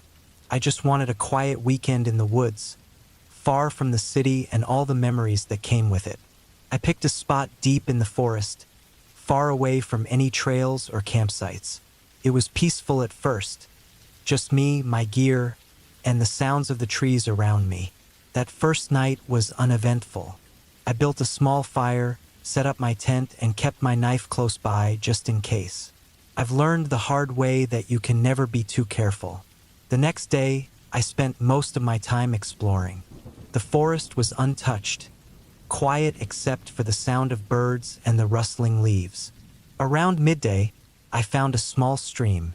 The water was clear, and I decided to follow it for a bit, hoping it might lead to something worth seeing. That's when I spotted it. About 100 feet downstream, I saw something stuck between some rocks. As I got closer, I realized it was a large backpack. It looked like someone had dropped it while crossing the stream. I pulled it free, noticing how heavy it was. The material was soaked but still holding together. Curious, I unzipped it. Inside was a mix of camping gear, some clothes, and a small notebook. Everything looked old and worn out, like it had been sitting there for years. The style of the gear seemed outdated too. I flipped through the notebook, but most of the pages were ruined by water. Only a few phrases were still readable. Notes about the area, mentions of wildlife, and one line that made me pause. "If you find this, it's too late." My stomach tightened, and I felt an uneasiness settle over me. I looked around, realizing how quiet the forest had gotten. The stream that had been loud just moments ago now seemed muffled. I put the pack down and decided to head back to my camp. That night, I couldn't sleep. Every little sound outside my tent felt louder, sharper. A rustling in the bushes, a snap of a twig. Things I would usually ignore now felt like they were getting closer. I tried to tell myself it was just animals or the wind, but something about it didn't sit right. Around 2 a.m., I heard footsteps. They were slow, deliberate, circling my camp. My heart raced as I stayed perfectly still, gripping my knife tightly. Whoever it was, they were moving with purpose, like they were studying me. Then, just as suddenly as they'd started, the footsteps stopped. I lay there, frozen for what felt like hours. When the first light of dawn broke through the trees, I forced myself to step out of the tent. Everything looked normal, nothing had been disturbed. But near the fire pit, I saw fresh boot prints in the dirt. They weren't mine. I decided it was time to leave. As I packed up my gear, I couldn't shake the feeling that I was being watched. The forest felt different, like it was closing in on me. I moved fast, retracing my steps toward where I'd parked my truck. I had marked my way with small strips of cloth tied to branches, but as I walked, I noticed that some of them were missing. Someone or something had taken them. I felt panic creeping in, but I forced myself to focus. I used my compass and kept moving, determined to get out of there. After hours of walking, I finally reached the dirt road where my truck was parked. Relief washed over me as I saw it in the distance. But as I got closer, my stomach dropped. Sitting on the hood of my truck was the same pack I'd found in the stream. It was wet, muddy, and unmistakable. I looked around, but the woods were empty, or at least they looked that way. My instincts screamed at me to leave. I threw my gear into the truck, started the engine, and sped down the road without looking back. Even now, I can't explain what happened. I've been trained to handle the unexpected, to stay calm in the face of danger. But this was different. I know I wasn't alone out there, and whatever or whoever was watching me wanted me to know it. I haven't gone camping since. Sometimes, late at night, I think about that notebook and the words written inside. If you find this, it's too late. And every time I do, I can't shake the feeling that it wasn't just a warning. It was a promise.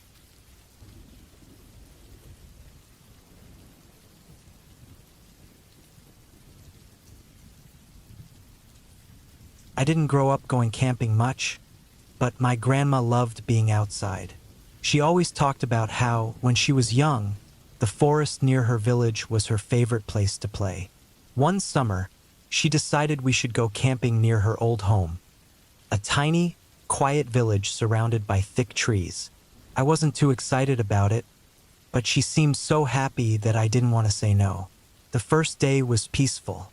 We set up the tent in a small open area close to a slow-moving river. Grandma pointed out different plants she recognized and told me what they were good for. She walked through the forest like she belonged there, even though she was older and a little slower. By the time the sun set, we had a fire going. The stars were bright, and for the first time I thought camping might not be so bad. The next day, she wanted to take me deeper into the woods. She said there was an old path she used to walk as a kid and wanted to show me. The trail wasn't clear anymore, just patches of dirt and grass. Trees and bushes had grown over most of it, but she seemed to remember where to go. We walked for hours. The deeper we went, the quieter it got. No birds singing, no sound of leaves moving in the wind, just the crunch of our boots on the ground. At one point, we came across an old stone well.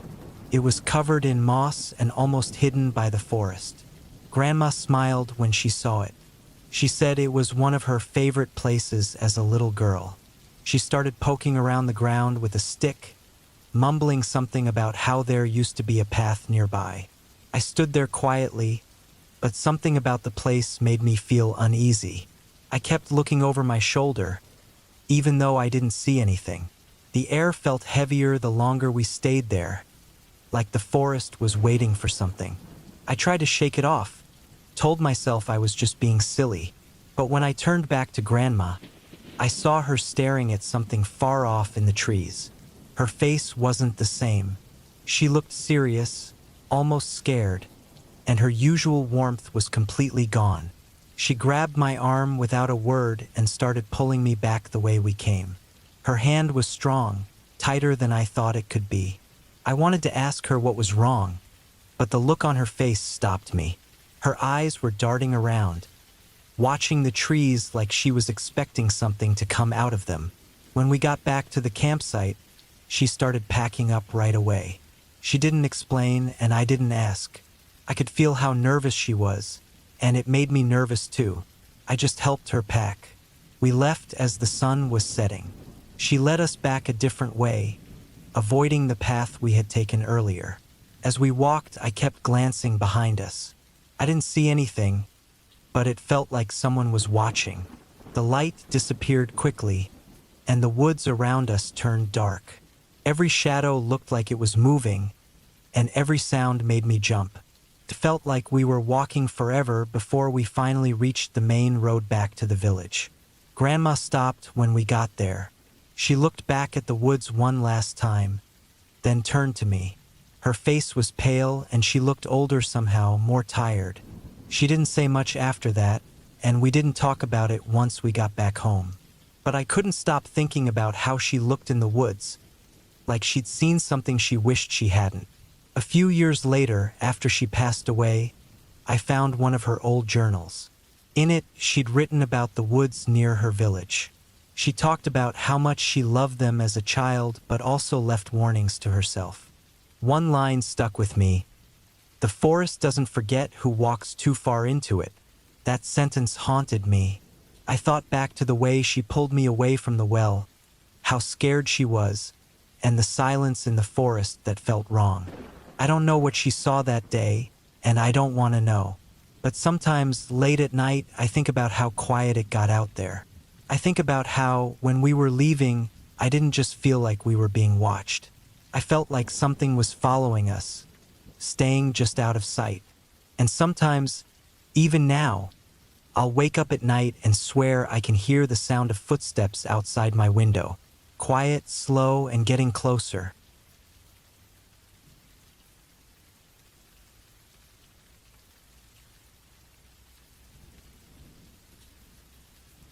I wanted to get away from everything. No phone, no people, just peace and quiet.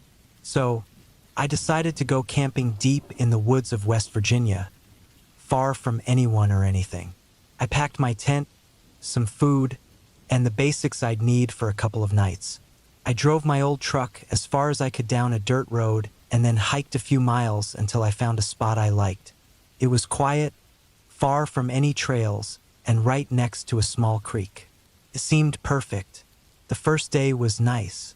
I set up my tent, made a small fire, and spent the afternoon fishing in the creek. The air smelled fresh, like pine trees and wet dirt, and all I could hear were birds and the wind in the trees. By the time the sun went down, I was full from the fish I caught and cooked, feeling good and tired. I crawled into my tent and fell asleep quickly. I woke up in the middle of the night and something felt wrong. At first, I thought it was just the usual noises of the forest, but then I realized there were no noises at all. No crickets, no wind, just silence. I laid there trying to listen for anything when I heard it, a soft crunch like someone stepping on dried leaves. I grabbed my flashlight and slowly unzipped the tent. Shining the light around, I didn't see anything, just trees and shadows. I told myself it had to be a deer or some other animal and went back inside, but I couldn't shake the feeling that something wasn't right. Every small noise outside made my heart race, and I barely slept the rest of the night. The next morning, I looked around the campsite, but everything seemed normal. Still, I couldn't relax. I decided to go for a hike to distract myself. As I walked, I started noticing odd things. A few branches broken in a way that didn't look natural.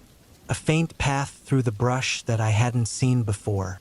And at one point, I came across a stack of rocks, neatly piled in a way that didn't seem random. I told myself it was probably from other campers or hunters who had been here before, but I couldn't shake the feeling that someone was nearby, watching. When I got back to camp, the sun was already setting. I quickly gathered more firewood and made sure everything was in order. That night, I sat by the fire, staring at the flames and trying to enjoy the quiet. But the feeling of being watched was stronger than ever. Every crack of a twig, every shift in the wind, made me jump. It was close to 2 a.m. when I heard it again. Footsteps. This time they were much closer, just outside the ring of firelight. I froze, gripping the hatchet I'd brought with me. The steps stopped, and for a moment, everything was quiet. Then I heard something worse. Slow, heavy breathing. I didn't move.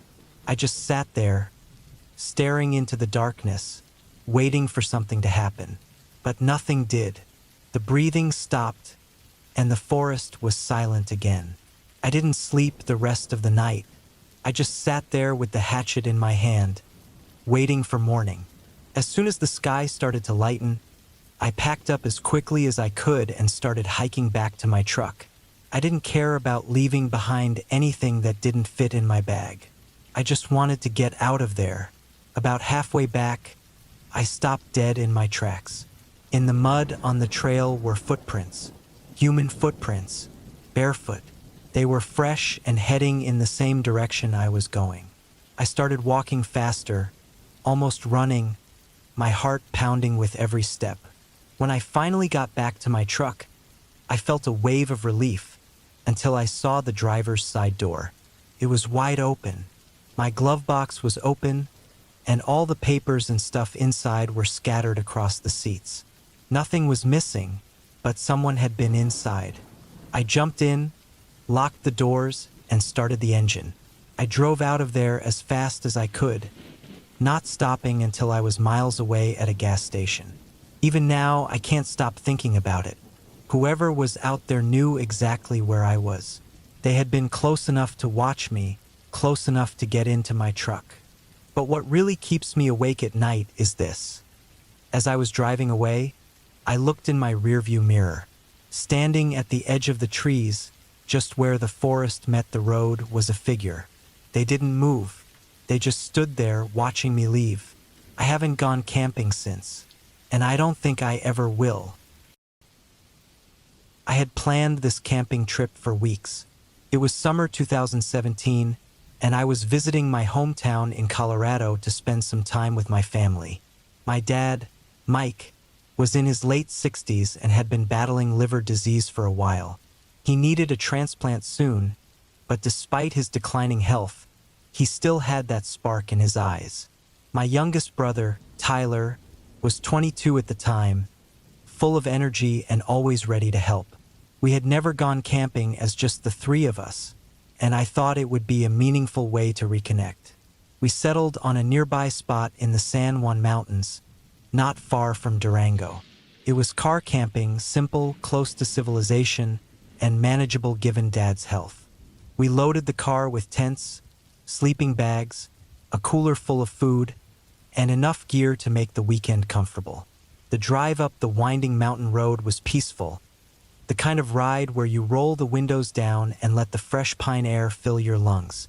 By late afternoon, we reached a clearing nestled by a small creek. The spot was perfect. Tall aspens surrounded us, their leaves whispering in the wind.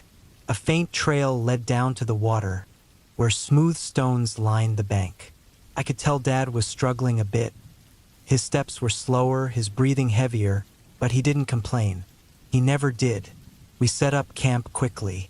Tyler and I pitched the tent while Dad sorted out the chairs and started a fire. By sunset, the flames were crackling, casting a warm glow over us. Dinner was simple but delicious: hot dogs roasted over the fire, a side of baked beans, and s'mores for dessert. The conversation flowed easily. We laughed about old family stories, Tyler's college antics, and the trips we used to take when we were kids.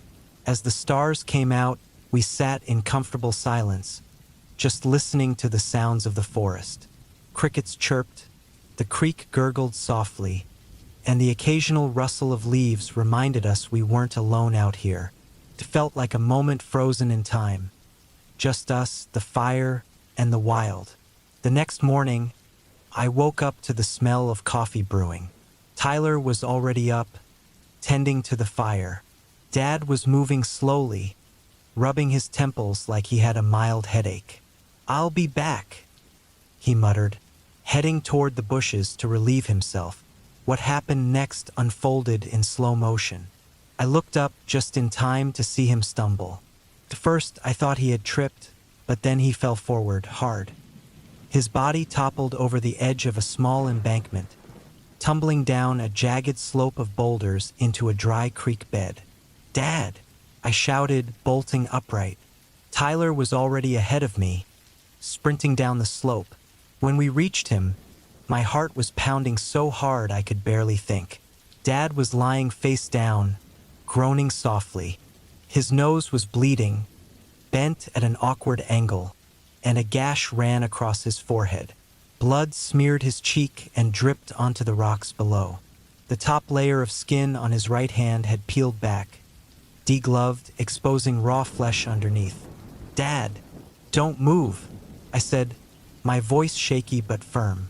Tyler and I carefully rolled him onto his back. He winced, his eyes fluttering open. "I'm okay," he muttered weakly, though it was obvious he wasn't. His words were slurred, his pupils unfocused.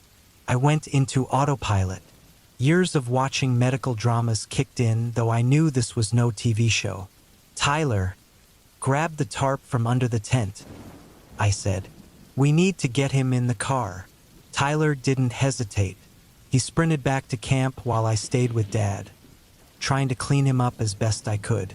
I used my water bottle to rinse the dirt from his wounds and pressed a clean bandana to his forehead to stop the bleeding. His skin felt cold and clammy under my hands. Tyler returned with the tarp, and we managed to half-drag, half-carry Dad up the embankment. Every step felt agonizingly slow, but we finally got him into the back seat of Tyler's car. I spread the tarp over the seat to keep the blood from soaking in. "Take him to the hospital," I told Tyler. "I'll stay and pack up the camp." Tyler hesitated, his eyes wide with fear. "Are you sure?" "Yes, go now. Drive carefully." As they sped off down the dirt road, I stood there for a moment, staring at the empty clearing. The silence felt heavy, oppressive. I took a deep breath and turned back to the campsite. Packing up alone was surreal. The fire pit still smelled of last night's embers, and the morning sun dappled the ground through the trees. It should have been peaceful, but the weight of what had just happened hung over me. As I rolled up the sleeping bags and folded the tent, my mind raced. Was Dad going to be okay? How had he fallen like that? He wasn't drunk. Was he? No, he couldn't be. He'd been so careful ever since his diagnosis. But a nagging doubt lingered in the back of my mind. By the time I finished packing, my hands were shaking. I sat down on a log by the fire pit, staring at the charred wood. It hit me then, like a punch to the gut. Dad wasn't invincible.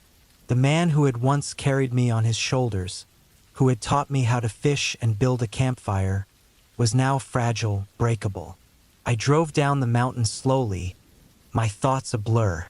When I reached the hospital, I found Tyler pacing in the waiting room. "He's stable," Tyler said as soon as he saw me. "But there's something else." The doctor had run some tests and found Dad's blood alcohol content was alarmingly high, around 0.2%. At 7 a.m., my stomach dropped.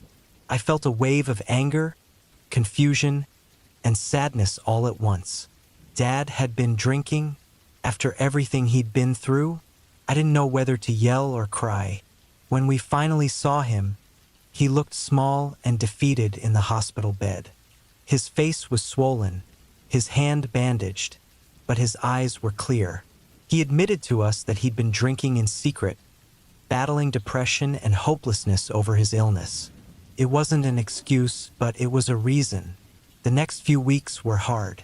Dad opened up to his friends and family about his struggles, and with their support, he made a choice to turn his life around. He quit drinking entirely, joined a support group, and focused on his health. A year later, he got the transplant. Recovery was slow, but he pulled through.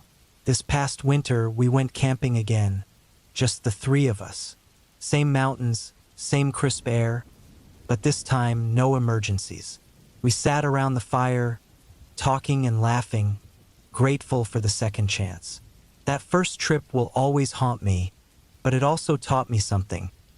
Life is fragile, but it's also resilient. And sometimes the hardest days can lead to the most meaningful changes.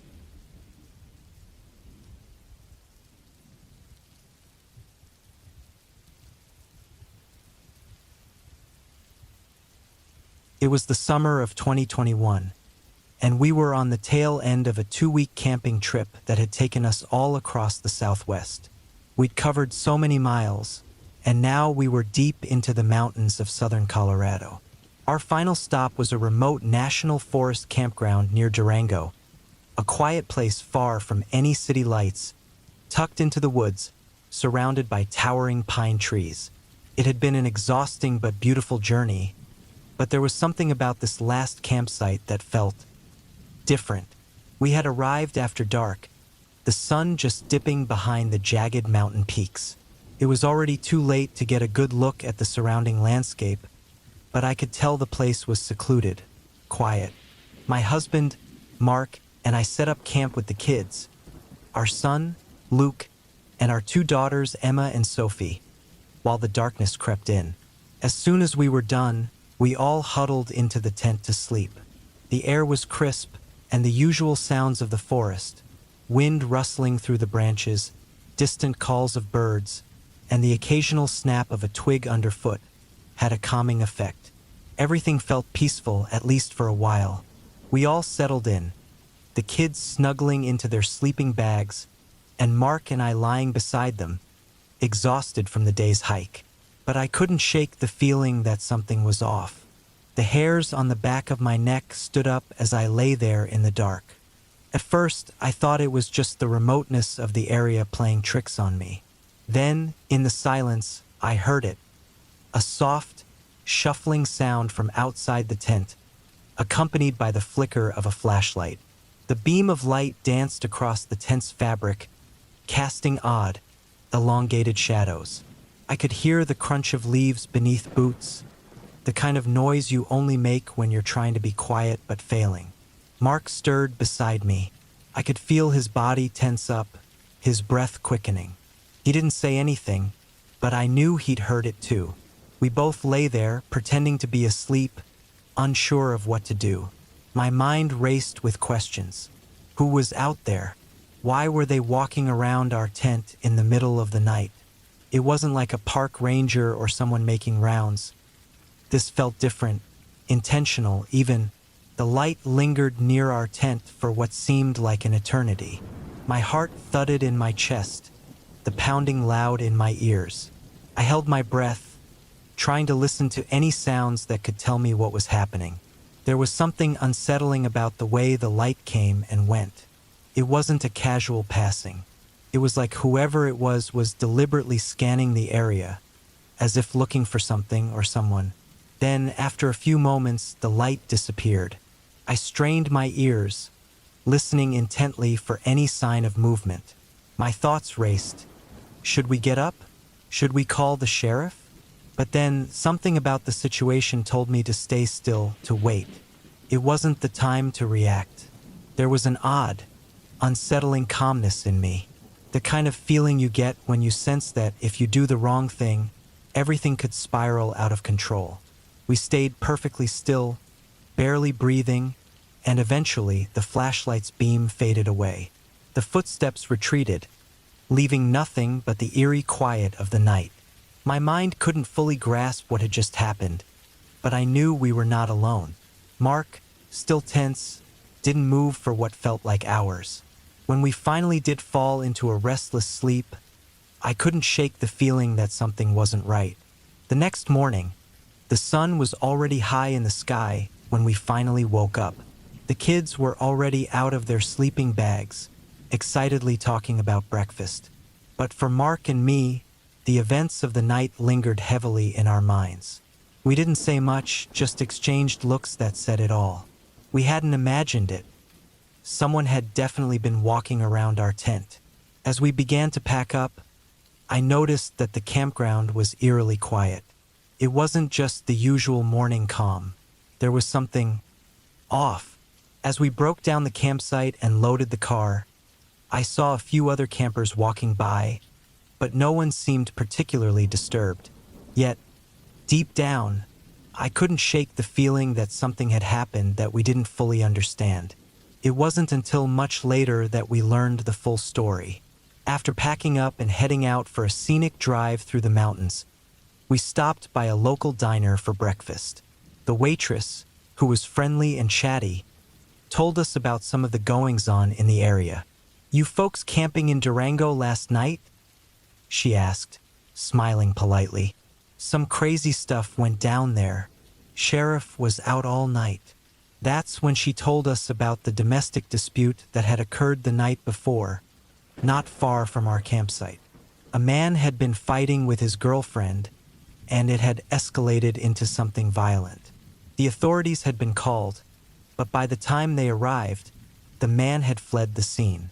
The sheriff had been out looking for him, combing through the area in the middle of the night, and it turned out the flashlight we saw shining through our tent was none other than the sheriff himself, looking for the suspect. We were stunned. I had been right all along. Our intuition had kept us from reacting. If we'd decided to burst out of the tent, we would have confronted an armed sheriff who was no doubt on high alert. In that moment, had we made the wrong choice, everything could have gone wrong. We could have found ourselves in the middle of a terrifying situation with no idea what we were dealing with.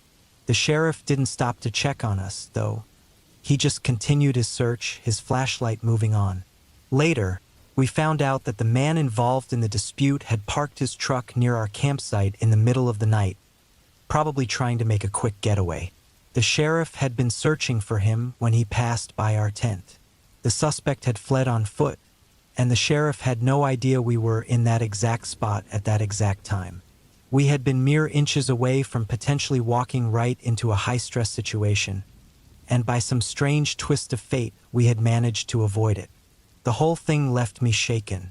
As we packed up and moved to our next stop, I couldn't help but think about how close we had come to being involved in something far worse than just a tense, sleepless night. There were so many little choices, so many tiny moments where one wrong move could have changed everything. For the rest of the trip, I kept a sharp eye out at every campsite, always listening, always looking over my shoulder. It was a reminder of how unpredictable life can be. How, sometimes, you don't even realize you're on the edge of danger until it's almost too late.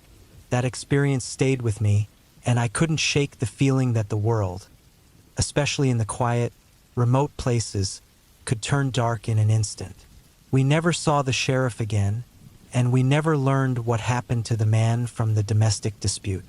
But that night, that strange, eerie moment when the flashlight shone through our tent, stayed with me. It was a lesson in the importance of intuition, of staying calm when everything inside you screams to run. And, most of all, it was a reminder that sometimes the scariest things don't come with loud sounds or warning signs. They come in the quietest of moments when you least expect them.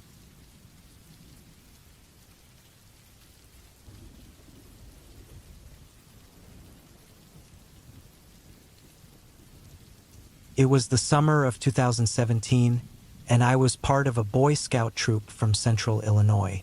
We'd been planning this trip for months, and now, standing in the parking lot of the Glacier Bay National Park Visitor Center in Alaska, it felt unreal. We had taken the train across the country, then hitchhiked to the nearest point we could get to. This was supposed to be the culmination of everything we'd been training for. A high-adventure trip, backpacking through the wilderness of Alaska. It was a big deal for us.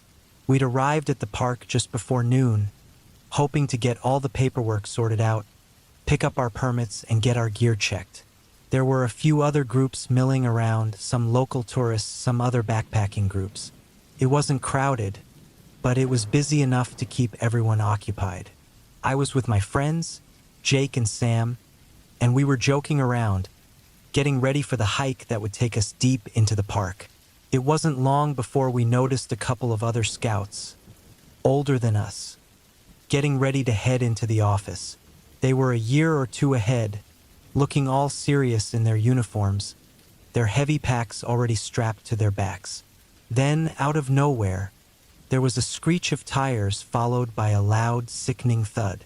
A truck had slammed into a motorcycle right at the entrance to the visitor center.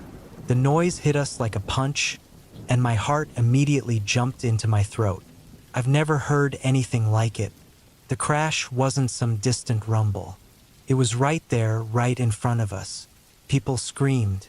The sound of the collision echoed, and I froze for a second. But the older boys, Aaron, Mike, and Daniel, they didn't freeze. They were already on the move before anyone else could even process what happened. I didn't think. I just ran after them, hoping to help in any way I could. The truck was already stopped, its front end crumpled, the hood bent up and smoldering. The motorcycle had been thrown clear off the road, and the couple who had been riding it were sprawled out on the gravel. The woman, unconscious and bleeding from her head, lay closest to the road, her limbs twisted unnaturally. The man, somehow still conscious, was groaning, but he couldn't move. His face was pale, and blood was oozing from a deep gash on his leg. I didn't even think about fear. We were trained in first aid and emergency response, but this was different. This wasn't some scenario we had simulated in class. This was real. Aaron, the oldest of the boys, was already kneeling by the woman, checking for a pulse. "She's alive," he muttered under his breath, his voice tight, calm despite the chaos. He checked her head and neck for signs of serious injury. Then, without a word, he looked up at Mike and nodded. Mike was the one who took charge of the man. He checked his pulse, his breathing, and started to move his legs carefully. The guy was conscious, but he was in obvious pain, unable to move much. There was a lot of blood, too much blood. His right leg had been badly injured, maybe broken, and he kept trying to hold on to his girlfriend, who was still out cold. Daniel was the one who immediately pulled out the first aid kit from his backpack. He didn't waste any time. He started working on the man's leg, applying pressure to slow the bleeding, all while giving instructions to me and Sam, telling us where to place our hands. We worked quickly, doing everything we could to stabilize them while Aaron kept an eye on the woman. I remember the sirens in the distance, faint at first, but slowly growing louder. I don't know how long it took for the ambulance to arrive, but it felt like an eternity. In reality, it was probably closer to 30 minutes, maybe an hour, but it felt longer, like time had stretched and bent in ways I couldn't understand. The heat from the sun beat down on us, and I kept wiping the sweat from my forehead. But it didn't matter. The couple's lives were hanging by a thread. We were the only ones there, and if we hadn't acted as quickly as we did, I know they wouldn't have made it. Finally, the ambulance arrived, and the EMTs rushed out with their equipment. They immediately took over, and we all stood off to the side, exhausted but relieved. The woman was still unconscious when they loaded her onto a stretcher, but they said she was stable. The man was in worse shape. They airlifted him out shortly after, the helicopter arriving to take him to the nearest trauma center. We stood there for a few minutes after everything was done, watching as the helicopter took off, and the sounds of the crash scene slowly faded away.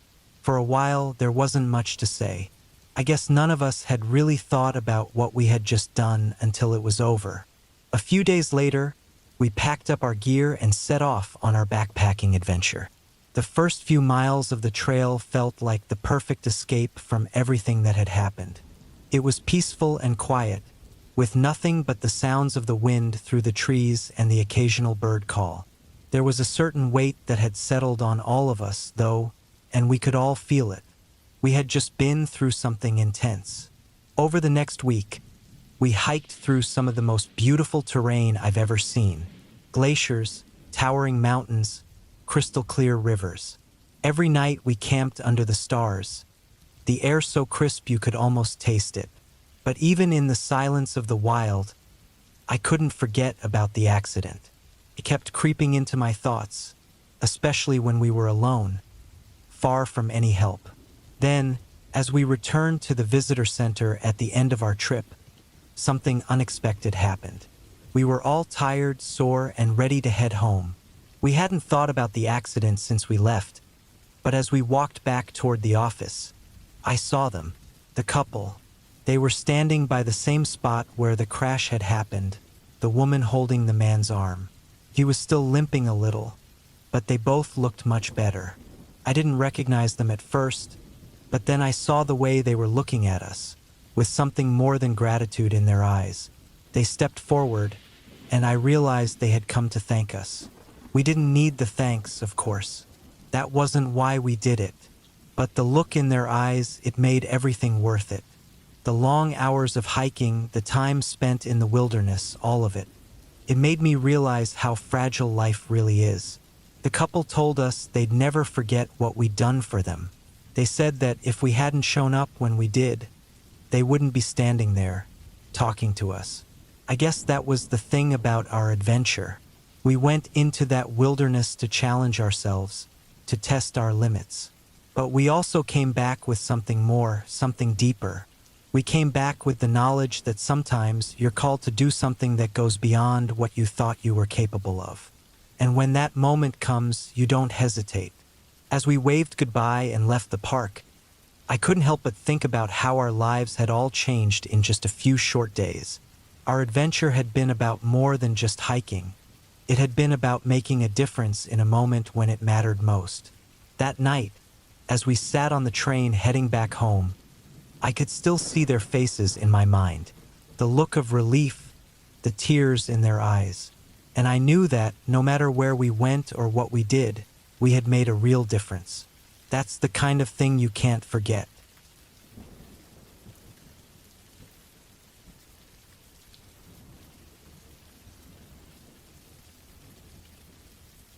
It was late in the afternoon when I met up with my gym partner, Sergeant Ray, for a camping trip. Ray was 75 years old, but still had the energy of someone much younger. He'd been camping for decades and had more stories of surviving the wilderness than I could count. He invited me to spend the weekend with him in the woods, saying it would be a good break from the usual. He had all the old school gear, nothing fancy, just solid stuff that looked like it had been through a lot, and a map of the area that was older than I was. We arrived at the campsite around sunset. The sky was painted with orange and purple as the sun dipped below the trees. The air was fresh, and a gentle breeze moved through the tall pines around us. We got to work setting up the camp, and I could tell Ray had done this 100 times before. He got his tent up quickly, while I fumbled with mine. But in no time, the campfire was crackling, and we were sitting around it, staring into the flames. After a while, Ray got up to check on the food cooking over the fire. I stayed by the fire, watching the woods get darker. It was quiet, too quiet. There were no bugs chirping, no birds calling. Just silence. I've always thought it was weird when the woods were that still.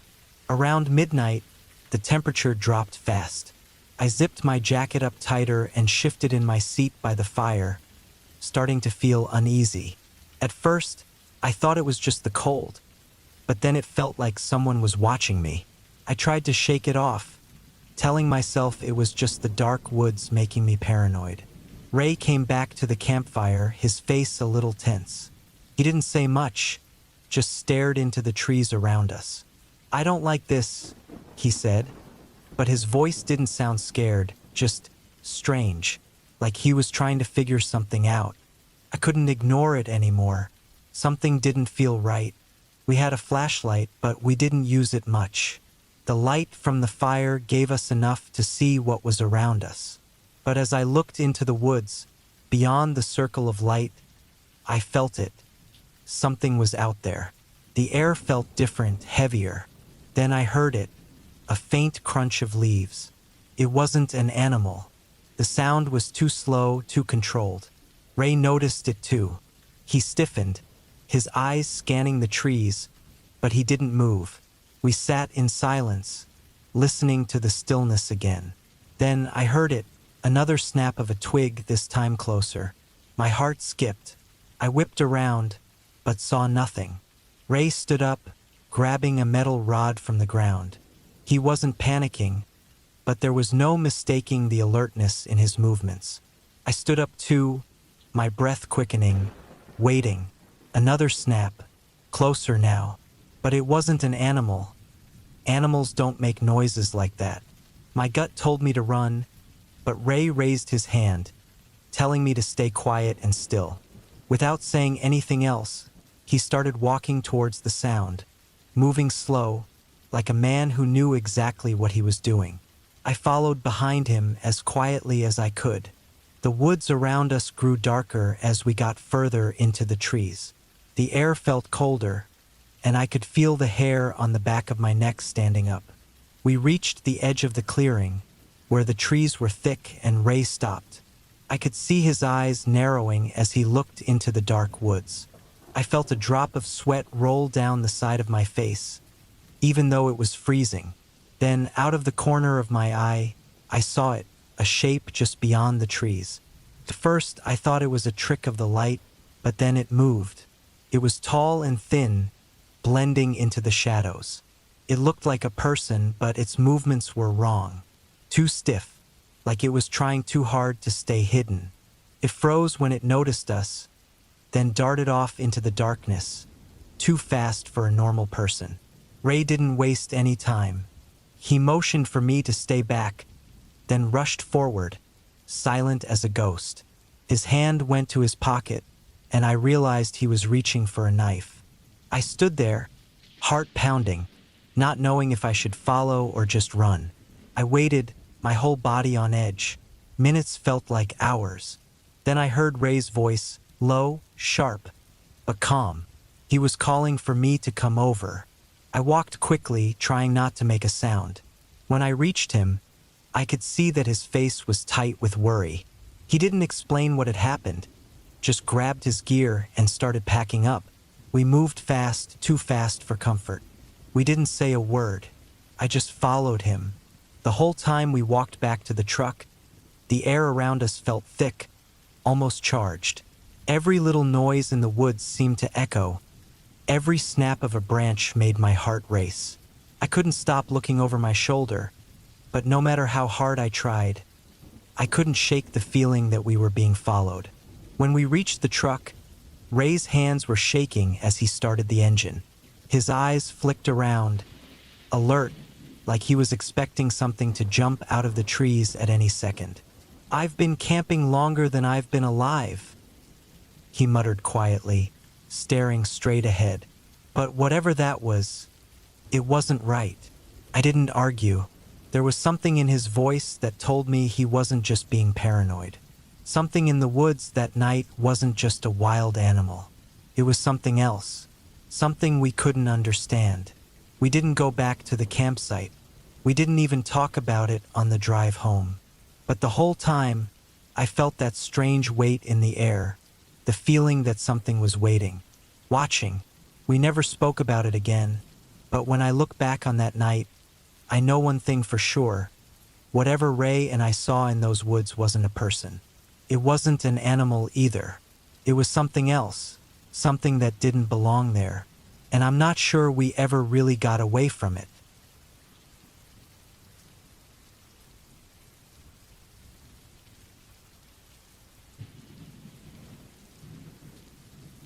It was supposed to be a peaceful weekend. My grandfather and I decided to go camping by a quiet, far-off lake, where the trees went on forever and the only sounds were the wind and the occasional bird. The air was fresh, and I thought it would be a good chance to get away from everything. No cell phones, no noise, just us and the wilderness. We got there late in the afternoon, set up the tent, and started a small fire. As the sun dipped behind the mountains, everything went quiet. It wasn't like other times we'd camped. There were no other people around, no lights in the distance. The only sounds were the crackling fire and the occasional splash from the lake. It felt too quiet, like the night was holding its breath. As the fire started to die down, I heard something strange. It was a soft sound, like something moving through the bushes near the camp. I looked around but saw nothing, just the trees, the shadows, and the dark lake. I tried to forget it, but I couldn't shake the feeling that something was off. Grandpa had already gone into the tent to sleep, so I stayed outside for a little longer, staring up at the stars, trying to ignore the sense of being watched. Eventually, I crawled into the tent and zipped it up. The air inside felt thick, like the outside world was pressing in. I lay there, wide awake, staring up at the fabric above me. That's when I heard it again. Soft footsteps, moving slowly on the leaves and twigs outside. They weren't the usual sounds of animals. These steps were too heavy, too careful. I held my breath, listening hard. The footsteps circled the tent, moving around it like whatever it was taking its time, making sure I knew it was there. I reached for the flashlight, my hand shaking. I turned it on and aimed it at the wall of the tent.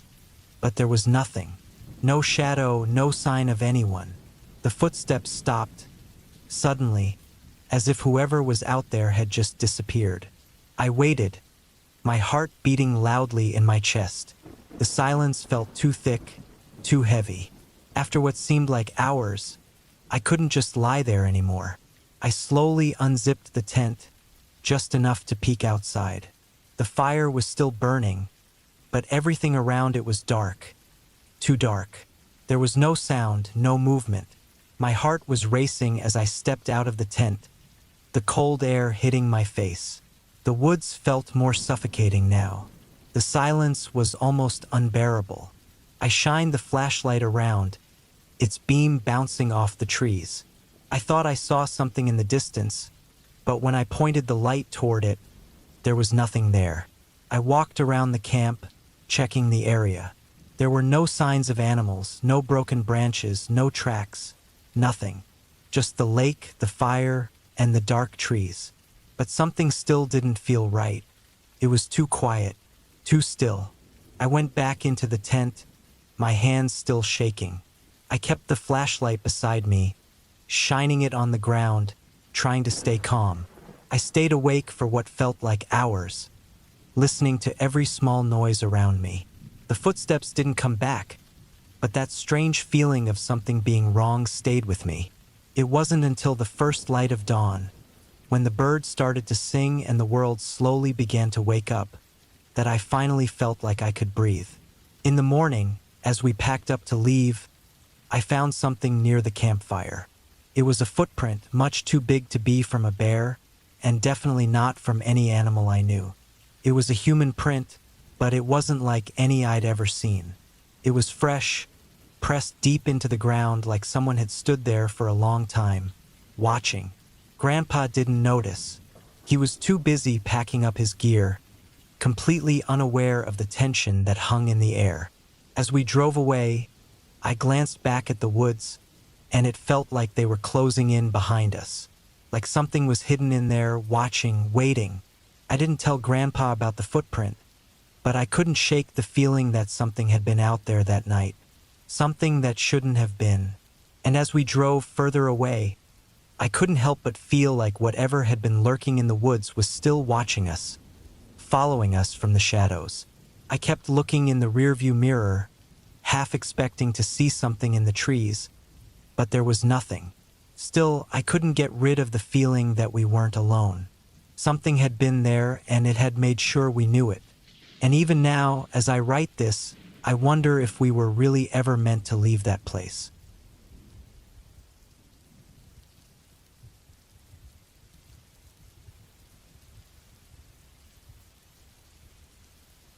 I've been a cop for almost 10 years now, and I've seen a lot of things.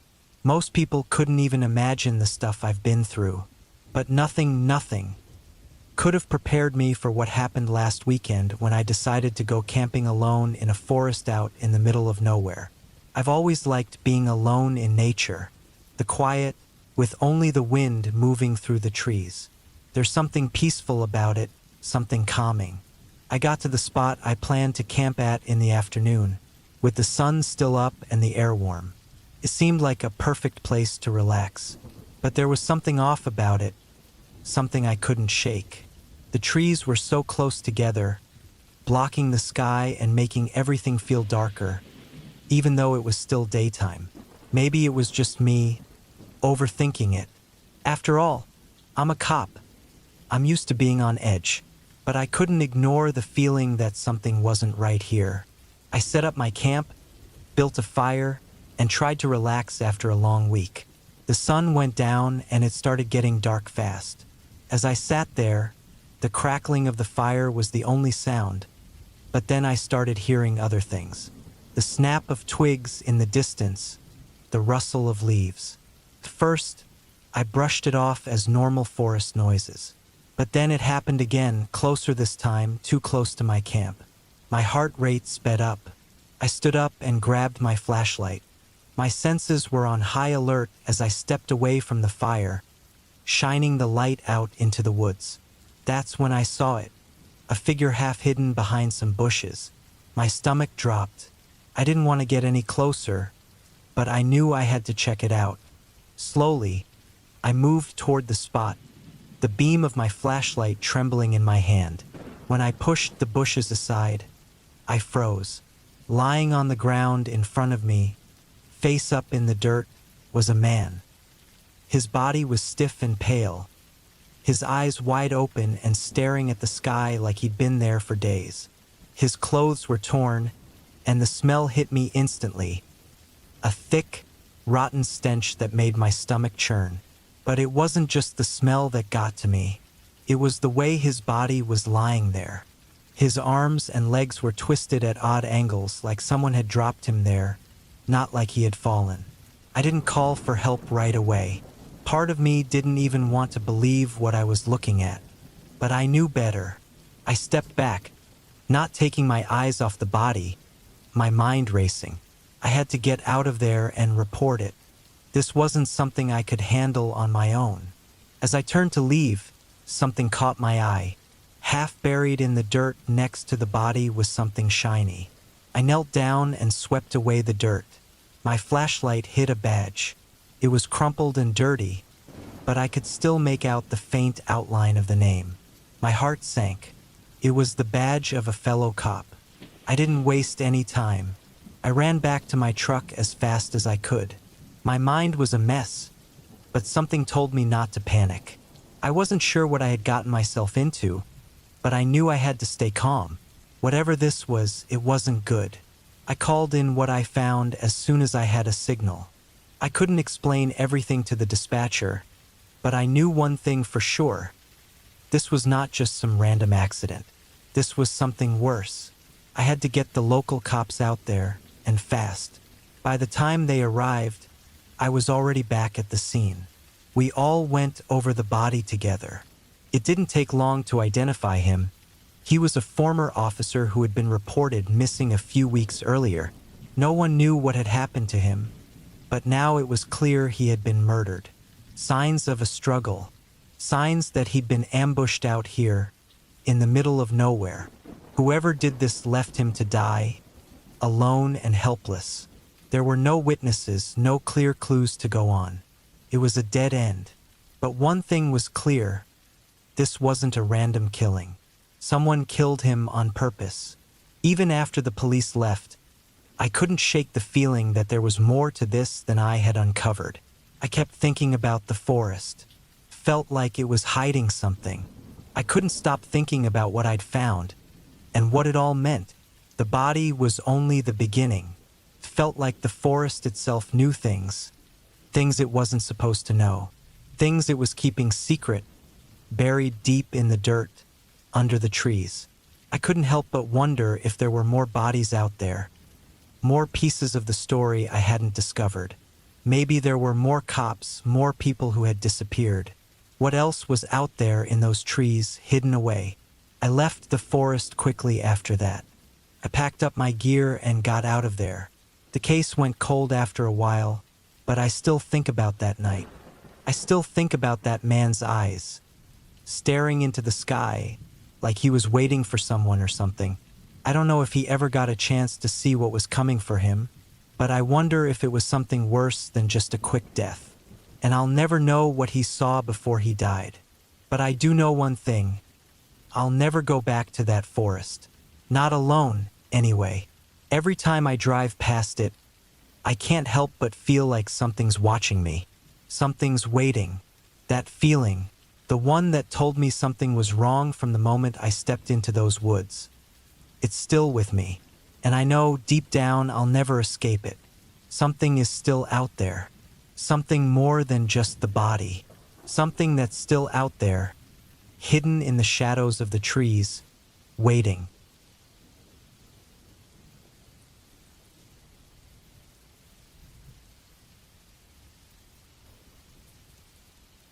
It was a rainy night when I set up camp. I had my dog with me, Max, a big mutt who was always good company when I wanted to get away from everything.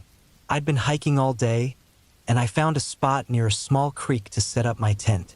The rain started coming down harder, tapping on the tent, but it didn't bother me. Max, however, was acting a little weird. He kept staring at the trees, his ears up, growling softly.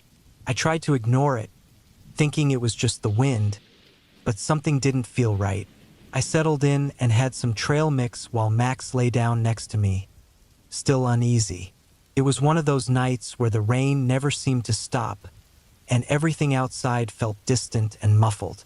The fire had long gone out, and the only sound was the rain hitting the tent nonstop. Then I heard it. A rustling sound came from the woods. It wasn't like the usual noises from the wind or small animals. This was heavier, like something was moving on purpose. My heart started racing, and Max's growling got louder, more serious. I couldn't tell what it was, but the way the trees were moving made it feel like I wasn't alone anymore. I grabbed my flashlight and unzipped the tent just a little, peeking outside into the dark. The light barely cut through the rain, but I saw nothing. Max was still stiff, staring at the trees, his eyes locked on the spot where the noise came from.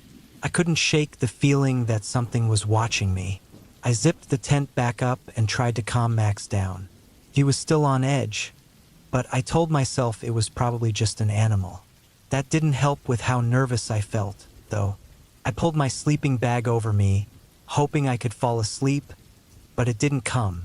Every little sound, every snap of a twig, made my heart race. The rain kept coming down, but now it felt like it was trapping me inside, keeping me from thinking straight.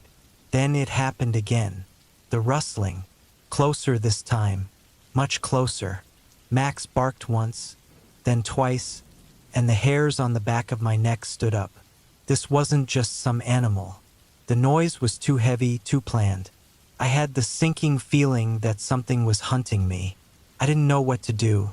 I was miles away from any road, and the rain had made everything so wet that I wouldn't be able to start a fire.